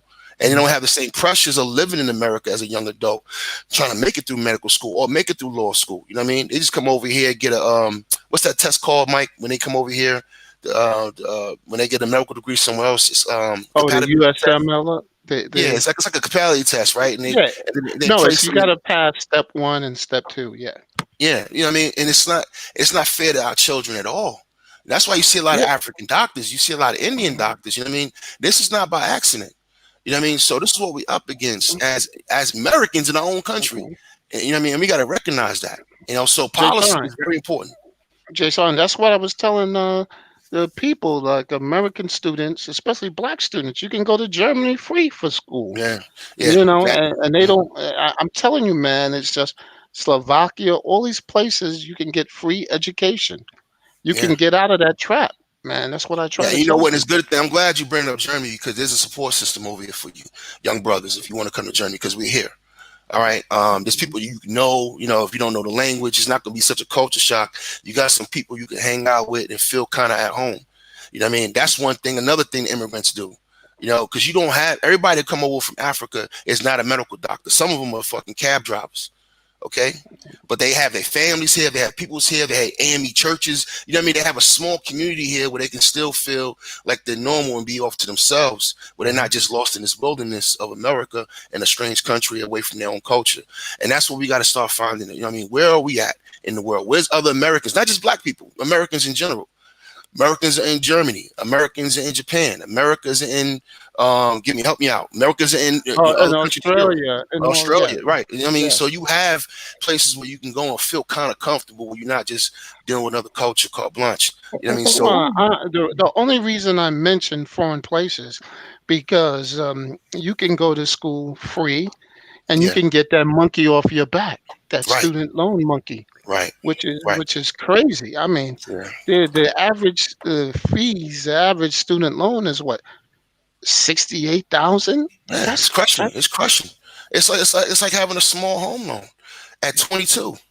You know, it doesn't make any sense. It's bad. It doesn't make any sense what you're doing to our youth in this country. It doesn't make any sense at all. I got white neighbors, and my driveway is empty because just me and my daughter. So my car's in the driveway. You know, now I look at their driveway. There's like 3 or 4 cars, maybe sometimes 5 cars. Why? Because their kids are back home. All right. They sat on student debt. Their kids are working at Applebee's, trying to pay off student debt, trying to get a job. You know what I mean? This is what's happening in America. It's not just a black thing. So if white people are going through this and they're managing, imagine how hard it is for us. You know what I mean? When we have this dysfunction and this broken family thing going on. See, that part right there gets left out of this conversation a lot. We don't understand how important that is. All right. That helps with a lot of other issues when it's time for our men to come up. Italian mothers keep a bedroom for their sons. They're not going to let their sons pay rent to another group of people. You know what I mean? They don't just kick their kids out. The kids go out and fail. They got a room to come back home to regroup, and then go back out and try again. This is what families do for another culture. I can keep giving you more examples. I'm from New York, and I've seen it. You know what I mean? I've seen other communities operate. We got an immigrant city. What Jay Shine was saying, and the issue with with medical students, and part of the reason why, you know, if you look at some of the current statistics, they tell you that the average medical student carries about $200 and some thousand of student loan debt at the medical school. That is a lie. It is much higher than that. It's crazy. I don't know a black student yet. I have not met a black student that wasn't carrying in excess of $350, $400, $500,000 in student loan debt. And wasn't Obama still in debt? Him and his wife still in debt when he ran for the Senate? That's why he wrote all those damn books. That's a grown people. He was well into his 40s, still paying off that Harvard and Princeton and Columbia University. Columbia University. But you know what's funny? I try to tell people I paid off. I'm one of the lucky ones. I paid off my student loans 3 different times. Because I made sure to be able to pay for it and put those monies aside. But I know a lot of people can't do it. You know, they can't. But you know, and to continue that about the student loan issue, and why what Jay Shine was saying is so important about black Americans, black students being able to come back home and be able to still have a bedroom in your family's home. Why that's so important? Because pretty much every one of my peers that I know that in medical school, they all go back home. But one of them. I was going to say, you got to be able to, and most importantly, you got to have the opportunity to fail. You know what I mean? And I think this is part of the reason why. This is also a huge part of the reason why black students carry so much more loan debt than other groups of students. Typically because they don't have that familial support, they're not able to stay at home, and oftentimes they themselves are often having to support the families financially as well. I was going to say, Dr. Phoenix, I'm sure you know some colleagues that you're going to school with who their parents are doctors, and they may not be footing all of it, but they're paying a significant portion of their medical school. That brings me to another very important point. So there was a study that came out recently, not too long ago, that was actually showing that the medical school debt was actually going down, and the reason for that was because you're having more wealthier students. That come from wealthier families. Their families are able to foot the bill for medical school out of pocket. And again, many medical schools do what is called legacy admissions, and what legacy admissions means is that if your parents were alumni of said medical school, let's just say University of Michigan, if your parents were alumni of that school, you typically will have a spot reserved for you. just because your parents were alumni at that school, and you typically get reduced or reduced or almost free tuition in many respects. Yep. And My mom was Harvard telling just me. cut that. And Harvard just cut that legacy thing because they were saying they did a study and it was not adding to the diversity that they needed. So yeah, because typically the realm of the professions of lawyers and physicians were typically for the elites. Right. These were professions that were typically reserved for the elites. Even to this day, the realm of physician is mostly reserved for elites. Usually when you see kids in medical school, they usually have their parents or uncle or grandfather or whatever were physicians themselves. And so again, when the part of what happens with black students have a lot of carryover debt from undergrad that gets carried over into medical school, because again, most black students do not matriculate directly from undergrad to medical school. Most students spend 2 to 4 years trying to get into medical school post undergrad. So in that time, they're racking up the interest on that debt, and plus they're adding more debt onto it. And so by the time they get into medical school, now you're looking at 30, 40 grand. If you go to school, if let's say you go to an out-of-state school, some out-of-state schools will run you upwards almost 90 grand a year. University of Illinois will run you $90,000 a year if you're out of state. That's just tuition, right? That's just tuition. That's not living like room and board and living expenses. Nope, just tuition. 90 grand a year. So I'm just wondering, maybe medical school is different, but for engineering, I mean, is student loan debt really the barrier that's keeping? It depends. See, like I was trying to explain, the engineering school it's what you call it's competitive from day one. The day you walk into your first calculus class, you don't have friends. You have people you're competing against. Yeah, I don't think he's asking that. I think he means the cumulative cost of engineering school. Oh no! If you look at the cost benefit analysis, engineering school and computer science school was a better payoff. Yeah, that's what I'm thinking. I wouldn't want any listeners to get the wrong impression that they shouldn't go to engineering school because of student loans.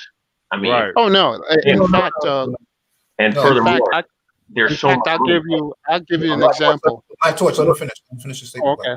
Oh no, I was just saying. For example, I mean, if anybody's listening to the chat that wants to be an engineer, I went out of state. I didn't really pay much. There's so much scholarships. My wife got way more than she needed. She actually got a check back here for tuition. So there's money for us. Did you use like UNICEF? Not UNICEF. United Negro College. No, so I went to Virginia Tech, and they had a scholarship essay you'd have to write every year. I just wrote my essay, and money came in from all these foundations. They kind of they sell it for you, so they give you a copy, you write the essay. Did you have co-op as well? That's what I was going to bring up. Co-op is the thing that I use to pay off. No, I did. So I did undergrad internships, and you get a check from a professor. Okay, no, co-op was just a big thing. I don't know how prevalent it is across the country. At my school, a lot of engineers did that. So after you got into your engineering coursework, you do like a semester of classes, and then you'd work with. I had friends who worked at like Mercedes, Honda, and things like that for a semester, and they go back and forth, and it take more like 5.5, 6 years to graduate versus 4. Yeah, right. I just never took part, but I know some like Rochester Institute of Technology, they require a co-op. Yeah, and the reason why is because you can pay for school and all of that. Yeah. The thing is, the best engineering schools are usually in the D1, the D2, the D3 areas, and so to get into one of those schools, it is pretty challenging if you're coming from zero, and that's where it adds on to the. What's interesting about this conversation is that just tonight I want to pick my daughter up from her friend's house. She's 17, she's a senior, and so is one of her friends. The other girl was 16. The one at 17 just got accepted to Spelman, African girl, and the other one has got her eyes on Hampton, and not Hampton, excuse me, Howard. So, and I'm going to get more details on this, but the ease of non-black, black people who don't come from America getting into now HBCUs. It's been interesting to watch it happen over the last decade. How that's been happening. Those campuses are just riddled with non-foundational black people. You know what I mean? And these are historical black colleges. And I want to get more detail and report back to you guys exactly how the process was, how she got in and all that, because I need to know more about that. But I bet you it was easier for her to get in than my daughter. Ivy League is like that too when you start looking at black students versus African students. Yeah, so I support Black Church 100% in what he's saying. If you can find an opportunity to knock out two birds in one stone, because I believe brothers should travel to get more, just a more of a world view. You know what I mean? But if you can travel and incorporate school into that at the same time, that's dope. And then come get back. No student loan. Yeah, and get no student debt. I mean, that's where you want to be. Because I was in the hospital. There's a guy I can show you. I could talk about this in the background. There was a guy I used to work with. If you look at a lot of film with presidents, he's there every ceremony. I noticed this is a friend of mine. He's retired now, old white guy with a bald head. And he got sick, and I went to visit him in the hospital. It was him and his wife in there. And I go visit him, and and we talking about school for the kids, and they talking about their kids who one just graduated, and one was going to school, and one was about to go to school. And these are white folk, and they giving me the game.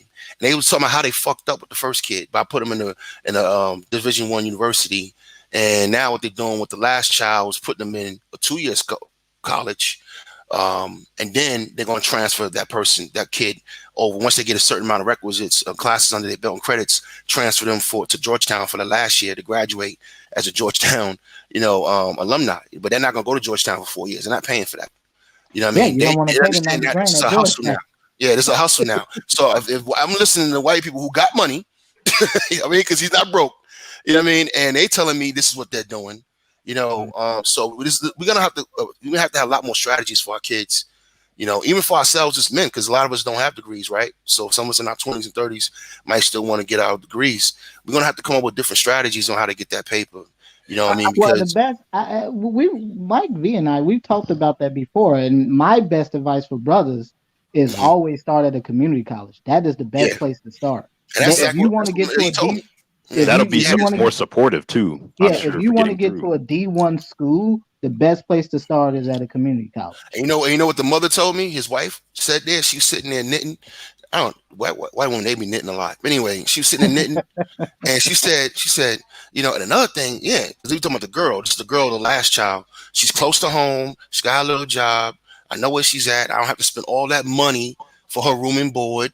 I mean, they went down the whole line, how just disgusted they are with what's going on with, the education system, as far as getting their kids educated. They were just, this is a stain coming off of them talking about the whole process, and what they're doing now. So they were giving me game.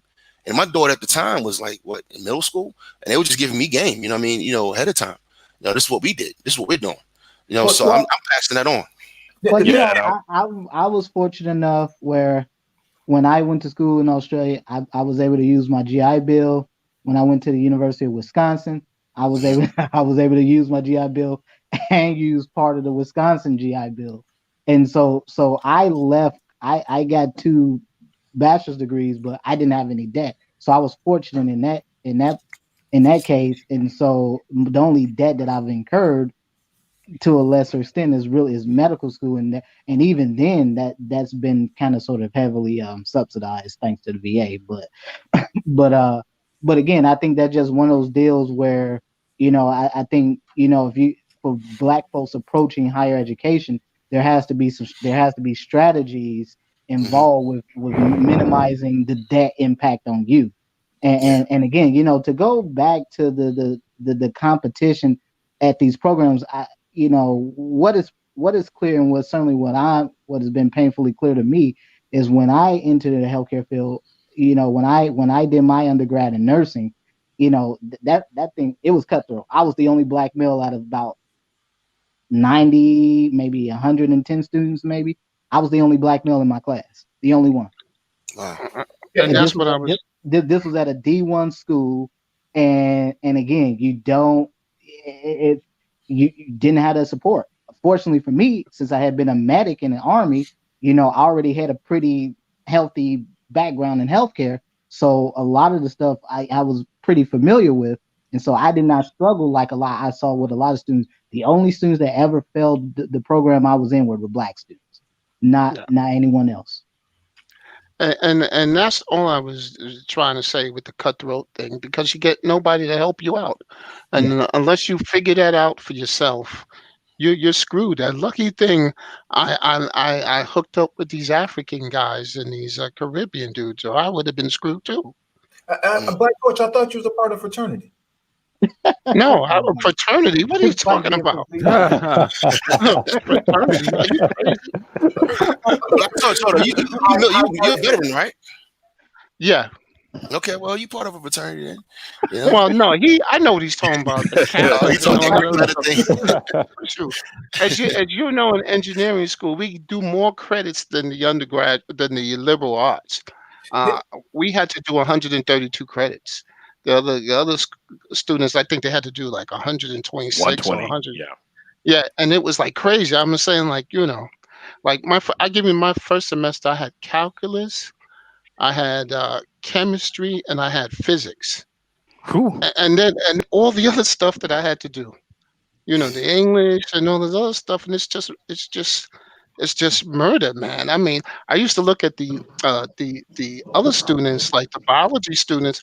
At least they would be taking pre-cal, and then they take cal, and then they gently walk into it. No, the first semester, your student, and that's the thing. These student advisors are criminals. Some of them, you know. I've always told every undergrad student that's ever come to me asking about going to medical school or going into the health profession, I tell them outright, if you're black, don't listen to none of the damn advisors.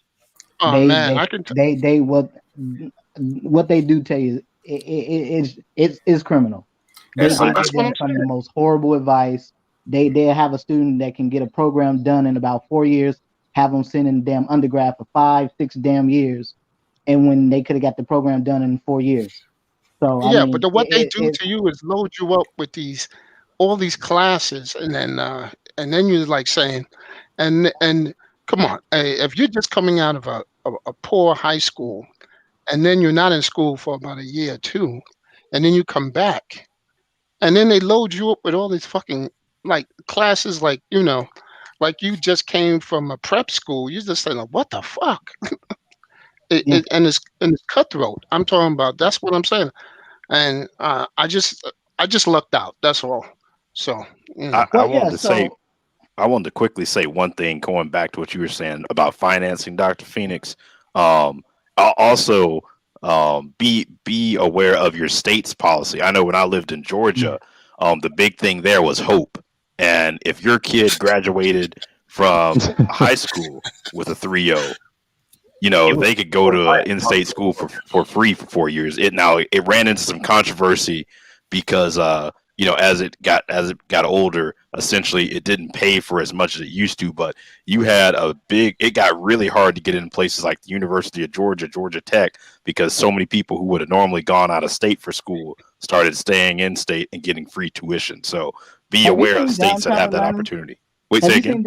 Have you seen downtown Atlanta, what they did with University of Georgia, the campus in downtown Atlanta?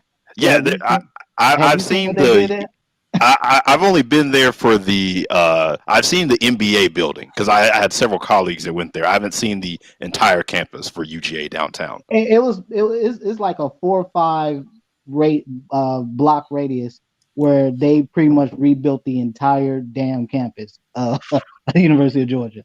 And I was just in Atlanta like 2 years ago, and it's crazy. But I'm glad you brought that up, because one of the things I wanted to mention, since a lot of brothers here are engineering and tech and stuff, you know, when I did my second degree, I became a McNair Scholar, and I talked about this before, but there are benefits to becoming a McNair Scholar, and one of those benefits is that I never had to pay for an application. I never paid for an application to a graduate program or medical school. Because that's a good, depending on the graduate school, that's a good $200-300. That's a good one. Yeah. I was lucky on that. Even more if you're looking at medical schools, because your average medical school applicant is applying to approximately 15 to 30 programs on average. I meant that per school, per application. I recently finished grad school, and they were about $200-300 per application. Yeah, and that's not even including secondary applications. And so you can easily be out of $500-600 or even more, depending on the school, just for one application. And the simple fact that I had been I'm a McNair scholar, I was able to get those applications. I got waivers on all those applications. Yeah, I just wanted to go over this real quick. There's a pre-engineering for community college, so you can start here for those who are trying to get into STEM. This is probably the best place to go.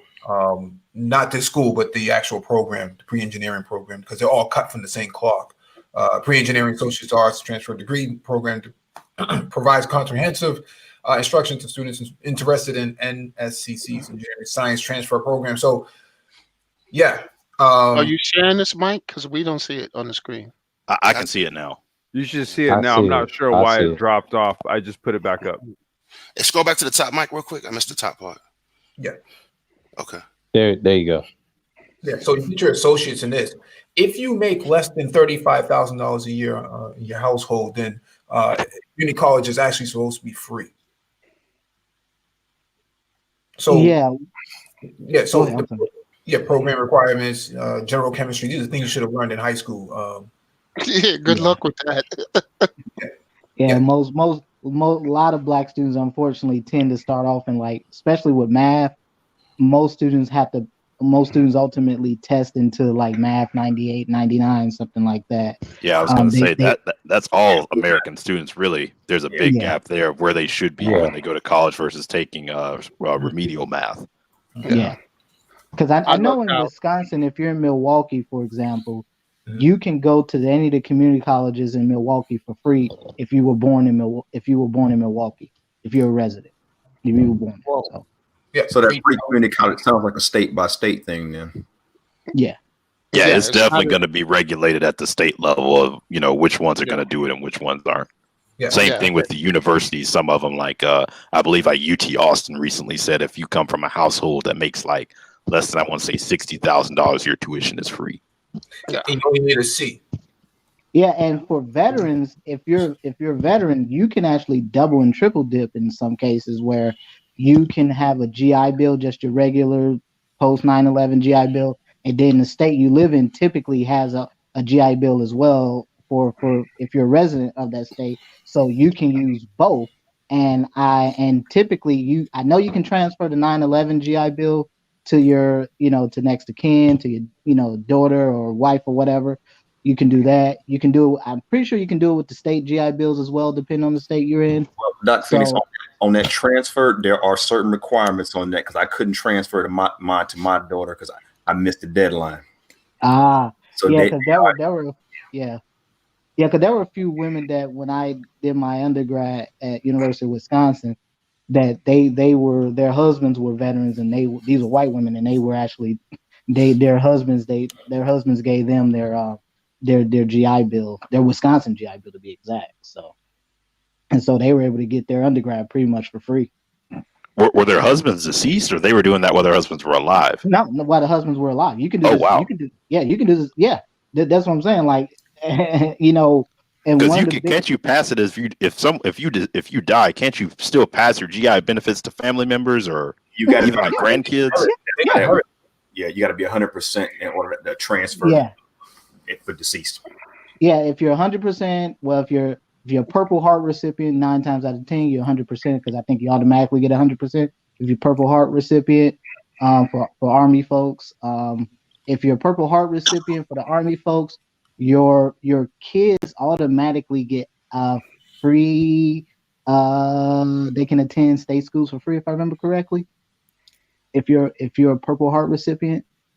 So there's a lot of ways you can kind of work your way around this, because again, you got a lot of brothers out here that were, former military, whatever, if some got hurt in a conflict or whatever, maybe were Purple Heart recipients or something like that. Yeah, your children do, if I remember correctly, they do get free in-state tuition at state schools.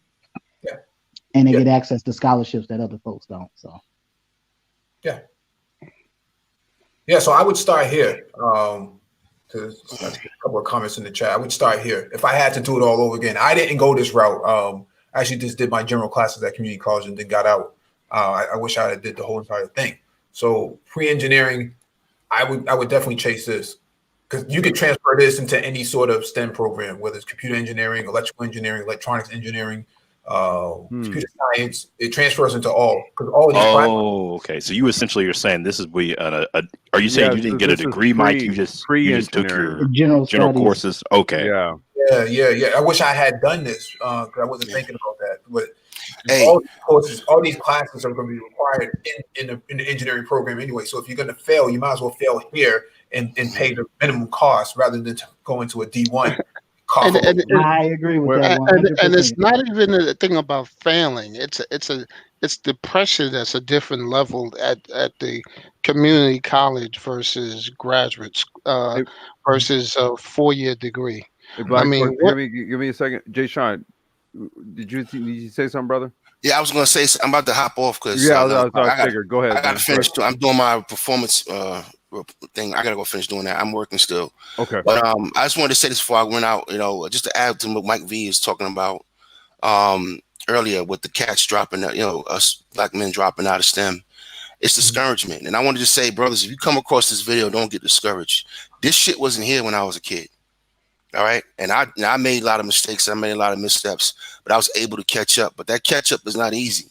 You know what I mean? So if you got an opportunity to go to school now and, do it without debt, do it. If that doesn't happen for you, you have other routes. Go ahead and get your GED. Go ahead and get some certifications. You know what I mean? You have other routes you can take. What I'm saying is just don't quit.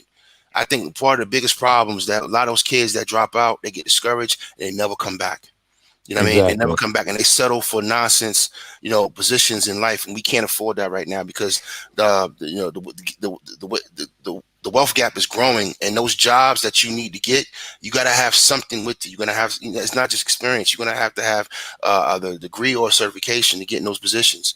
And these other people are coming into our country right now, competing with us in a real way. And so, look, don't get discouraged. All right, you're never done. You're not done till you're done.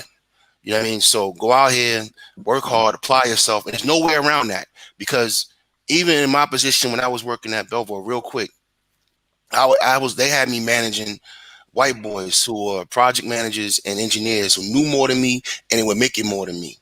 And so how do you think that sat with me? So what happened is I had a stretch of 2 years where I would sit at work every day, after hours, applying myself, learning, taking classes. I did this on my own.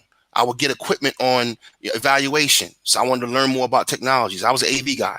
So I'm doing AV. I'm working with AV engineers. I need to know more about interfacing and processors and, and mosaic processors. And, I need to know more about projection. So I had to get equipment on evaluation just to play with it, to get familiar with it. This is what I did. You know what I mean? So you have to apply yourself. No matter what opportunity comes your way, apply yourself. I'm telling you right now, you're a smart black boy. All right, I'm sitting out here on a fucking GED, and you'll be amazed at the people I used to work with, work for, and things that I have done. There was a period of time in Northern Virginia where if you was an AV company doing anything with the Army, you had to come through me. You know what I mean? And that's not bad for a black boy from Brooklyn on a GED. You see what I'm saying? But you got to apply yourself. It's not something you can, con your way into. The work has to be done. You have to know what you're doing. You have to know it. And I don't care where if you didn't have the opportunity to do it in college, because that's what college is for you to apply yourself, hone in, learn your trade, get your skill set down pat, know what you're doing so you can go into the workforce. I didn't do that. So I had to do it the hard way. I had to learn on the job, and I had to apply myself. That means that was nights I couldn't hang out, things I couldn't do, places I couldn't go, but I had to make that decision on my own, and I had to have self-discipline to do it. So the bottom line is that we are smart men. We're great men. We need to get back on our grind. We part of the greatest economic engine in the world. You know what I mean? We need to take advantage of that shit. And whatever you got to do to make it happen, make it happen. If you go to 2-year school in junior college to transfer later, do that. Going across seas and getting, a free education, do that. Going into the military for a few years, do 1 year, do one enlistment. Get your, and that also comes with benefits, VA benefits that will help propel you into the middle class. Because there's not a lot of, paths out there that can help you get a house. out the gate. You know what I mean? So if you're smart, you handle business, you're not stupid, don't spend no money on these hoes. You know what I mean? Just be smart, man, and maintain your discipline. And you know, I'm telling you from experience, all right? Right. I was a popping bottle nigga. I was popping bottles in my 20s, man. And I look every day, I think about all that money I wasted, because now I'm in the property game, right? I do properties now. So I'm like, oh my God, man, thousands of dollars I just wasted. But anyway, the bottom line is that, you know, you can catch up, and the brain trust is here. You have brothers you can reach out here. I didn't have this when I was coming up. I didn't have it. So the fact that I didn't have it and you do, that means you can be, you know, now you don't have to be as hungry as me, but you can seek out men and listen to men talk, or email these brothers, and then they can probably point you to the right person to fit your situation. If it's a military situation, there's a lot of veterans here they can point you to. There's a lot of engineers here. There's guys in the medical field. This is what we need to start doing as black men. I don't care what you believe in. I don't care what your religion is. We got to get over that dumb shit. I don't care if you talk white. I don't care if you talk with a broken vernacular. We got to erase all of that. We got to just start working with each other. That's all I got to say, man. Thanks for letting me come up. I got to run. And I'm going to go ahead and fall back and listen to the conversation, man. Mike V, keep doing your thing. Black Torch, always a good pleasure. Glad y'all doing this again, Complex. And I'll try to come through more often. Absolute, brother. Appreciate you. Appreciate you, man. Peace. Yeah, I just wanted to go over this real quick. You know, introduction. You got it, Mike. Go ahead. Yeah, I just want to go over this real quick. Introduction to computer engineering. All you need is a C and better with the MAT 151 course. So you don't need an A to pass, man. That's why I said if you're going to fail like the community college level, the impact is going to be much less severe. And so doing all these things at this level and then transferring out is the best way to go. I did it this way. I didn't get the pre-engineering degree though, which I wish I would have done now. Mm-hmm. Hey, Mike. Yes, sir. Hey, one thing I think you and Dr. Phoenix mentioned was the advisors. And I would probably mention this, that any student who's looking to go into college and who's looking to get into any kind of program, they should always try to touch base or send an email to the program director. Okay. That way they can really get the real information, because that person, he or she, is going to be the real source of information. Yeah, I would agree with that, Johnny Blaze. That was something that again, going back to being a McNair scholar, there was something we learned was like, yeah, you just go straight to the program directors. Yeah, because you get in good with those folks. Mm-hmm. Because that, who's ever over the engineering or over the programs, they're going to be the one.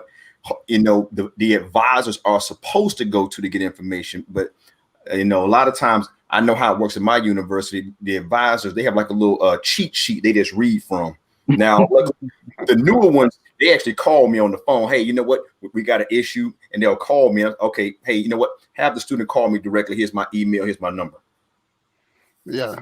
Well, yeah, I was the one who was basic, because I was like, what happened to me my first semester was like culture shock. You know, I have all these high intensity classes, and you know, I looked at my counterparts, and they were eased into those classes, you know, and I was just given, you know, the brunt of it. Going to the gauntlet. Yeah, and that's what I'm trying to tell you. Those advisors are the worst. I mean, just the worst. And what saved me was I met up with the NSBE guys, the National Society of Black Engineer guys, and you mean the Mike V guys? Yeah, and I also hooked up with the Tuskegee Airmen, because I had a bunch of them at my school, and I used to go to their meetings, and we used to and they used to tell us, you know, what you had to do. Like a lot of guys, when went on, you know, who were in the military, who were like branch transfer. It was like we had a whole different, a lot of people. So I said, those are the things that helped me survive. So that's all. No, and I agree. It's that ability to get out there and network. And for me, when I got out of the military, I just went straight to a community college, just did nothing but my general education. And from that point forward, whenever every school I went to, I never had to spend a significant amount of time there, because I had already the prerequisite courses that were needed for those programs. So, yeah. The only thing I would, and that just saves you so much time and money. And Mike is right. You know, if you're gonna fail, I'd much rather you fail at a community college than fail at a 4-year institution, because you fail at a 4-year institution, you're gonna go on probation. You fail again, they go kick you out. You won't be able to apply to that institution for a period of time. Still there? I think he dropped off.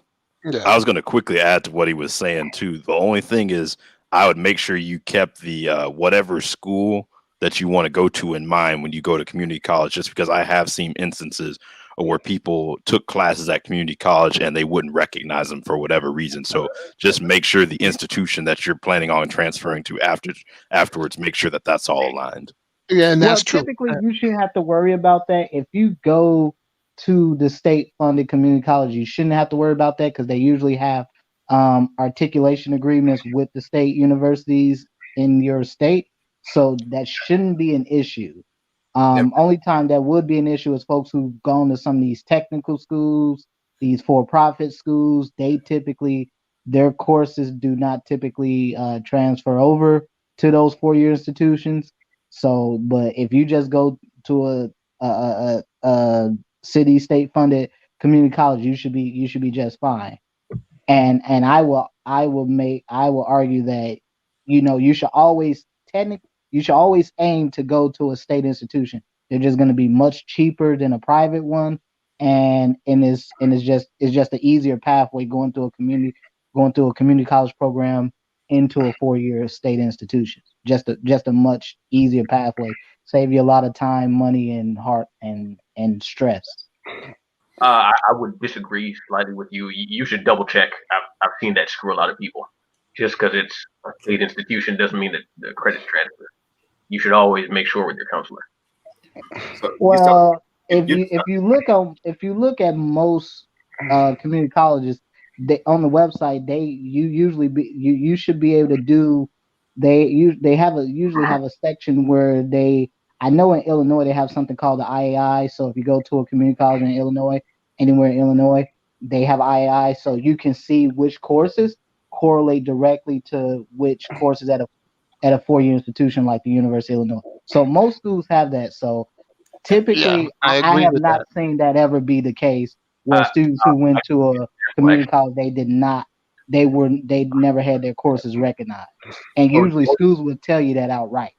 So Georgia Perimeter College, right, is a pretty decent community college, like Georgia Tech. Right? I can't hear you. What are you saying?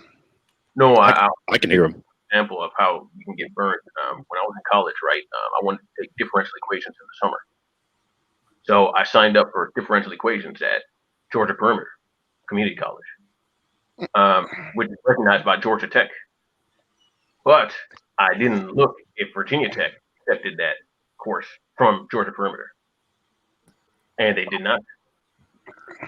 Well, I think what the issue was with that particular case, you're taking really higher level mathematic courses, and typically once you start to move beyond that 200 level courses, a lot of schools, a lot of 4-year institutions do start to get iffy because they like you to take a certain number of courses with that institution. That's where I saw it. When you're looking at the high level, when you're looking at these higher level courses, so in particular the math courses. Yeah, that's where I saw it sort of creep up too. Is once people kind of got beyond calculus, it kind of fishy. No, I kind of like and it's differential equations is still a first level course. It's so I understand what he's saying, but I remember distinctly we had a bulletin that they gave out to all the students, and it actually says the list of schools that will take your credits without any problem. And I still think that still exists today. I mean, they do. Most schools will let you know outright. They should either have it on their website, or certainly you can talk with an admissions counselor at that school, and they should be able to tell you that. I had a question for you. When you took differential equations, were you already in Virginia Tech and you took it at another school? Yeah, I'm from Georgia, so I was okay. So that's what I'm trying to tell you. This is what happened to you. Okay, you went to you were already in Virginia Tech, and then you went outside of a thing, and then you try to transfer those credits to a school that you were already in. See, that's a different situation. The situation is when you're coming fresh from the outside and you took those classes all at that 2-year school and you moved it into a 4-year school. You were already in Virginia Tech. They're kind of like protecting their turf. I think that's what they were doing. Well, too, I think it goes back to what Johnny Blaze said about reaching out to those program directors, because oftentimes, those program directors of said programs usually are able to make those waivers for students to do that. Because I know when I did my bachelor's in nursing, a lot of the students had to take organic chemistry, and folks were taking it at a community college because too many people were failing it at the 4-year.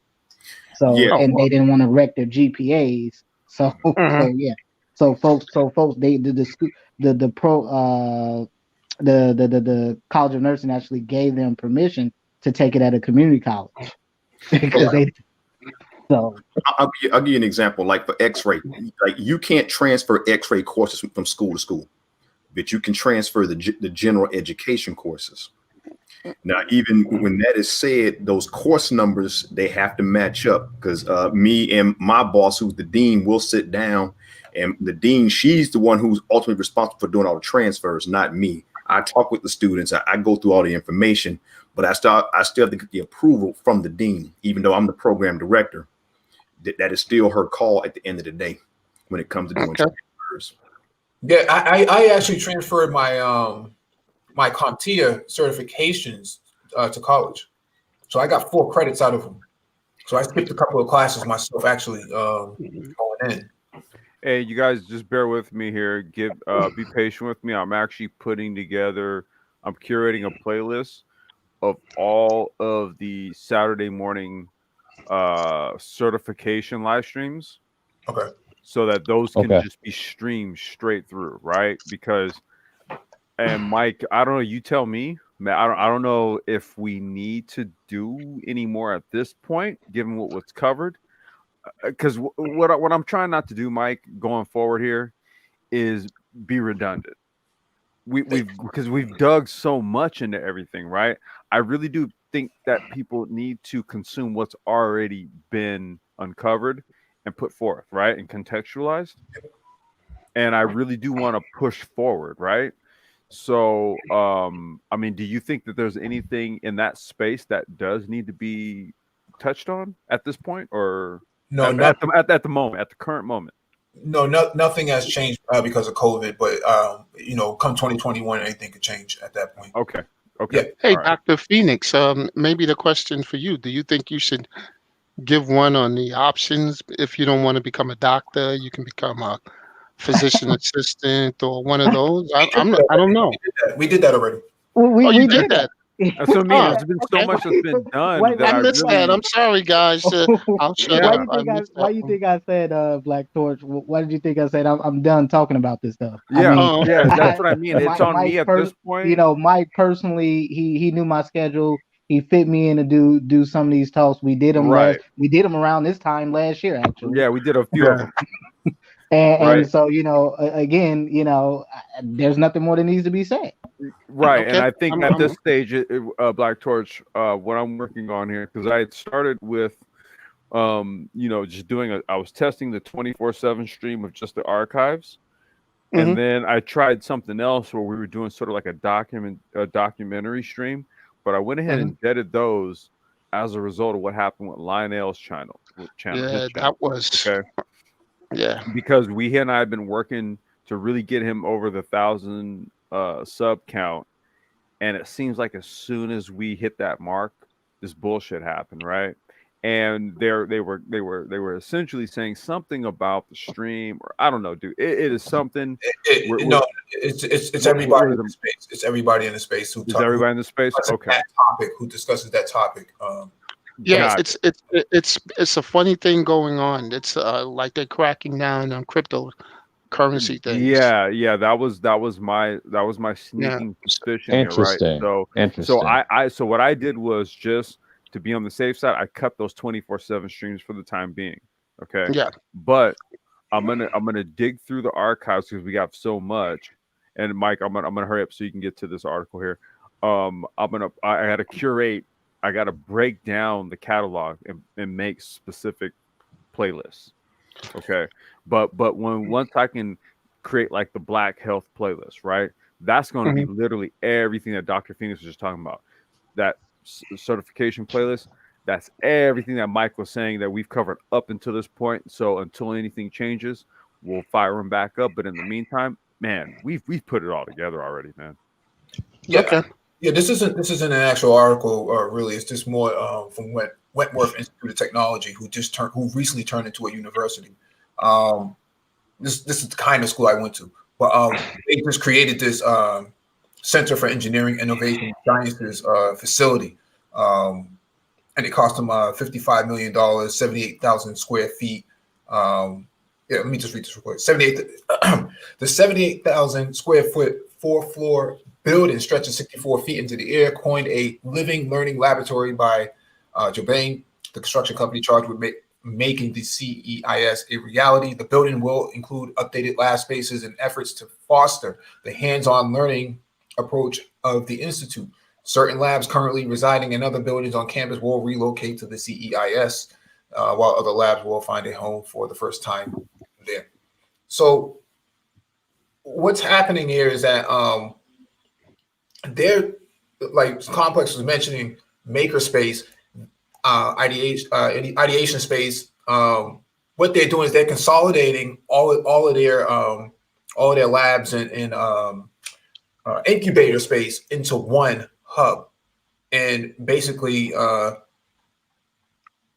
this is exactly what we have been talking about before, about creating, bringing Silicon Valley into these supportive Black neighborhoods and dropping it inside there. This is exactly what we were talking about. And they did it, and they did it in 2 years. So to say that something like this can't be done, this is exactly what needs to be done, and that actually can be done with proper funding from the federal government, from an investment standpoint, from an infrastructure investment standpoint. That's it. Yeah. Hey, Mike, Complex, I got a question for you guys. Yes, sir. Hey, does the Brain Trust have like or have you guys ever considered making like a roster of like all the members and their unique talents? You mean a hit list? No. Go ahead, Mike. Go ahead, Mike. Go ahead. No, I thought we had did that on the community, not the community tab, the about tab. I think there was something there before, and we kind of we did. I'm actually planning to. That's the whole thing. That's the reason why it's kind of like the move forward is because we've already done so much to cover so many things. We don't need to keep doing it, right? So now the next phase is to move forward with certain objectives. And so even though we did do that, what Mike is talking about, I need to circle back to that, because we don't really need to focalize our energies at this stage of the game on rehashing things that we've already done. It's like, look, at a certain point, it's gonna be the initiative of the individual to seek out the information. Right. I will happily put it into a playlist so that you can play it and just consume it and let it play. Right. However, it is there, and we got bigger fish to fry. So that is going to be the move going forward. Matter of fact, on the 2021 Technocratic agenda, I actually spoke to that there, where I did want to maybe start compiling a roster of individuals, let's just say, who have maybe like companies formed or something like that. They work in the tech space, because we started in the background. We started kind of working on putting together sort of like a chamber of commerce, if you will, to start to connect our products and services and things that we do with the international markets and the places that we've been up until this point. So that was really the push for 2021 going forward, was to get on the ball with that task there. because all of the information, dissemination and all that, dude, like I said, man, 613 episodes at this point, it's there. We got to move on to the next phase. Oh yeah, absolutely. All right. Yeah, right. I just want to say one last thing before I get off. I just wanted to just address something really quickly that engineering cannabis a statement he made in the chat. Yeah, I agree. Yeah, nursing homes are booming, but again, to get to that point where you're able to render care as independently as a healthcare provider, there's no two ways around it. It's gonna take you at least 6 to 8 years. If you're looking at the nursing PA route, or roughly around 11 to 12 years, even longer if you're looking at the physician route. I mean, so this is always going to be a need because, again, elderly care is something that's not really sexy per se. So a lot of folks don't really tend to like it, don't go into it. And yeah. And so a lot of, so there's always a need. And so again, these are just one areas, like I was talking about earlier with the DOT physicals and stuff like that. This is an area where I know some non-Black healthcare providers. They just pick up this certification on the side, and they easily add thousands of dollars to their monthly income just doing that alone. So I mean, this stuff is. I mean, there's all kinds of side gigs once you have your main gig, all kinds of things you can do on the side as a healthcare provider once you get into that realm. So the payoff is always there. It just takes time, and you're gonna have to make a significant financial investment and a personal investment in yourself to get it. So yeah, look, let's do this, man. We've shit, man. This has been going on 5 hours. 5 hours, 6 minutes, and 51 seconds. I mean, like I said, man, my daughter's out of it's school, worth it. man. She was up late, so she was up early, slept. Now she's up, so I got to kind of get her some lunch and stuff. I think Mike had to drop off. I'm gonna fire up another live stream later. I guess I'm gonna take Sir Obadiah's recommendation here. We'll do a Sapio live stream a little later.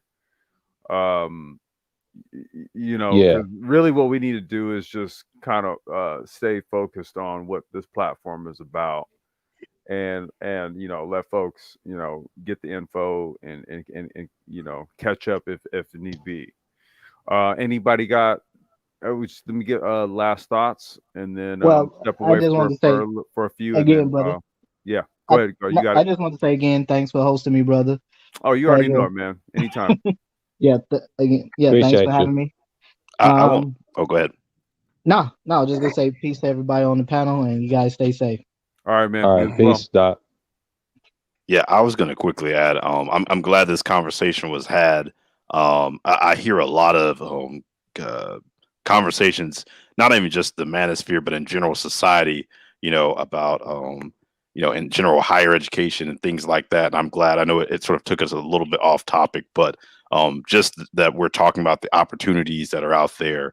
And obviously, if you pay attention to the routes you can go, there's a lot of demand for a lot of fields, like we talked about, nursing, engineering, and you don't even have to start at a 4-year university. So I just want to make sure people don't overlook the opportunities that are out there because of some of the costs that may be associated with it up front. So, okay, that's what's up. And Renaissance man, I appreciate you, man. Hey, absolutely. I'll catch you later, Complex. Okay. Yeah, I'm a drop too. Thank you again.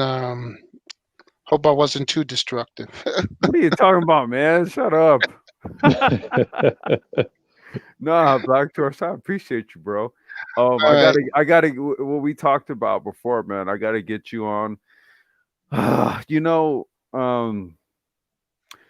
Okay, just give me a quick minute to it really unsettled me, man, what happened with Lionel's channel, right? I don't. Let's take that offline because I don't want to. I'll call you and talk about it. I just want to say this. They asked me about it on the other stream, and I said I don't want to talk about it because there's a lot of funny things going on. So right. I'll call you and I'll tell you all the things. Okay. It's a lot of things going on, so you got to be careful. Yeah. That's why I didn't want to go too far into it, but that's why I've kind of shied away from doing the geopolitical stuff and some of the other topics, right? And like I said, I was, Lionel and I spoke over the weekend a lot about this. Yeah, So because it was, I told him about 10 minutes before he knew because I checked the channel every morning, and I sent him an email. I said, yeah, "Whoa!" yeah, So but then if you looked at all the things that was going on that week, it was leading up to they're doing another purge, and this time it's big time. yeah. So, yeah, that's why I'm just trying to, just kind of maybe stay away from certain topics on this channel for the time being, because, yeah. But that's all I wanted to say about that. All right, cool. All right, gentlemen, I'll talk to you guys later. Have a nice day. All right, man. You as You well. too, George. Hey, Complex, thanks again for having me on. Absolutely, brother. As always. I got your email. Okay, so you hope we can get that one off. You want to do it? What? I'm going to do it Saturday again, or any day? Any day? When are you free? I'm free tomorrow. Then the 30th through the 2nd, I'll be tied up. So tomorrow's good, or the 3rd of January is good. Shit, let's do it tomorrow then. What? Okay. Look, just I'm all day, man. I'm free all day. Yeah. All right. I'll hit you up I'll hit you later, and then we'll plan it out. We'll do it tomorrow. And hopefully, man, we can do another single father series. Yeah, we got to do that one too. But the one you sent me was good too. So let's do that one tomorrow. That'd be good. All right, man. Thanks. Okay. All right. I'll talk to you a little bit later. Take care. All right, bro. So Appreciate you, Complex. What's going on, man? Yeah. Any final thoughts, brother? I just want to say it's a good stream. I mean, great stream. I mean, we got a lot of topics knocked in, and and this is what we should be focused on as, like, if we're getting into tech or whatever, make this a business one day. I'm just saying, like, next year it's going to be interesting. Well, next year's in a few days. Yes. we'll see who's up to par. It's just like, I've been listening to Soul and Black Lady, just subscribe to his channel. He had some good stuff talking about the same topic. He said, you got 1 year. He was talking about the other group. So yeah, well, I mean, it's funny because people contextualize it as in, like, you got a year, but you're actually at the end of this year. Yeah. And that next year is in a couple days. So that's where I was like, you know what? I'm about to start going hard because you gotta speed it up. I mean, the summer's around the corner. It can happen so fast, and you'd be like, well, damn, I'm here. Yeah, man. Yeah. Hey, bro. I appreciate you, though. man. Yeah. No problem, man. Like I said, we're gonna be I'm gonna go ahead and just, I'm gonna take your word on it, man. We're gonna fire up one in a little while. Because like I said, man, I ain't got nothing going on today. Everybody's just chilling. Yeah, same here. Yeah, I'm just gonna take care of a couple things, and if you guys don't have the notification bell tab turned on or whatever, go ahead and turn it on so you can get the notification when we fire up again a little bit later. All right, I'll talk to you later, man. Not a problem. Man. All right, man. I appreciate everyone for coming through. Just hit the sub button if you haven't. If you like the content, hit the like button, and share it if you think somebody would dig this. And we'll check y'all out.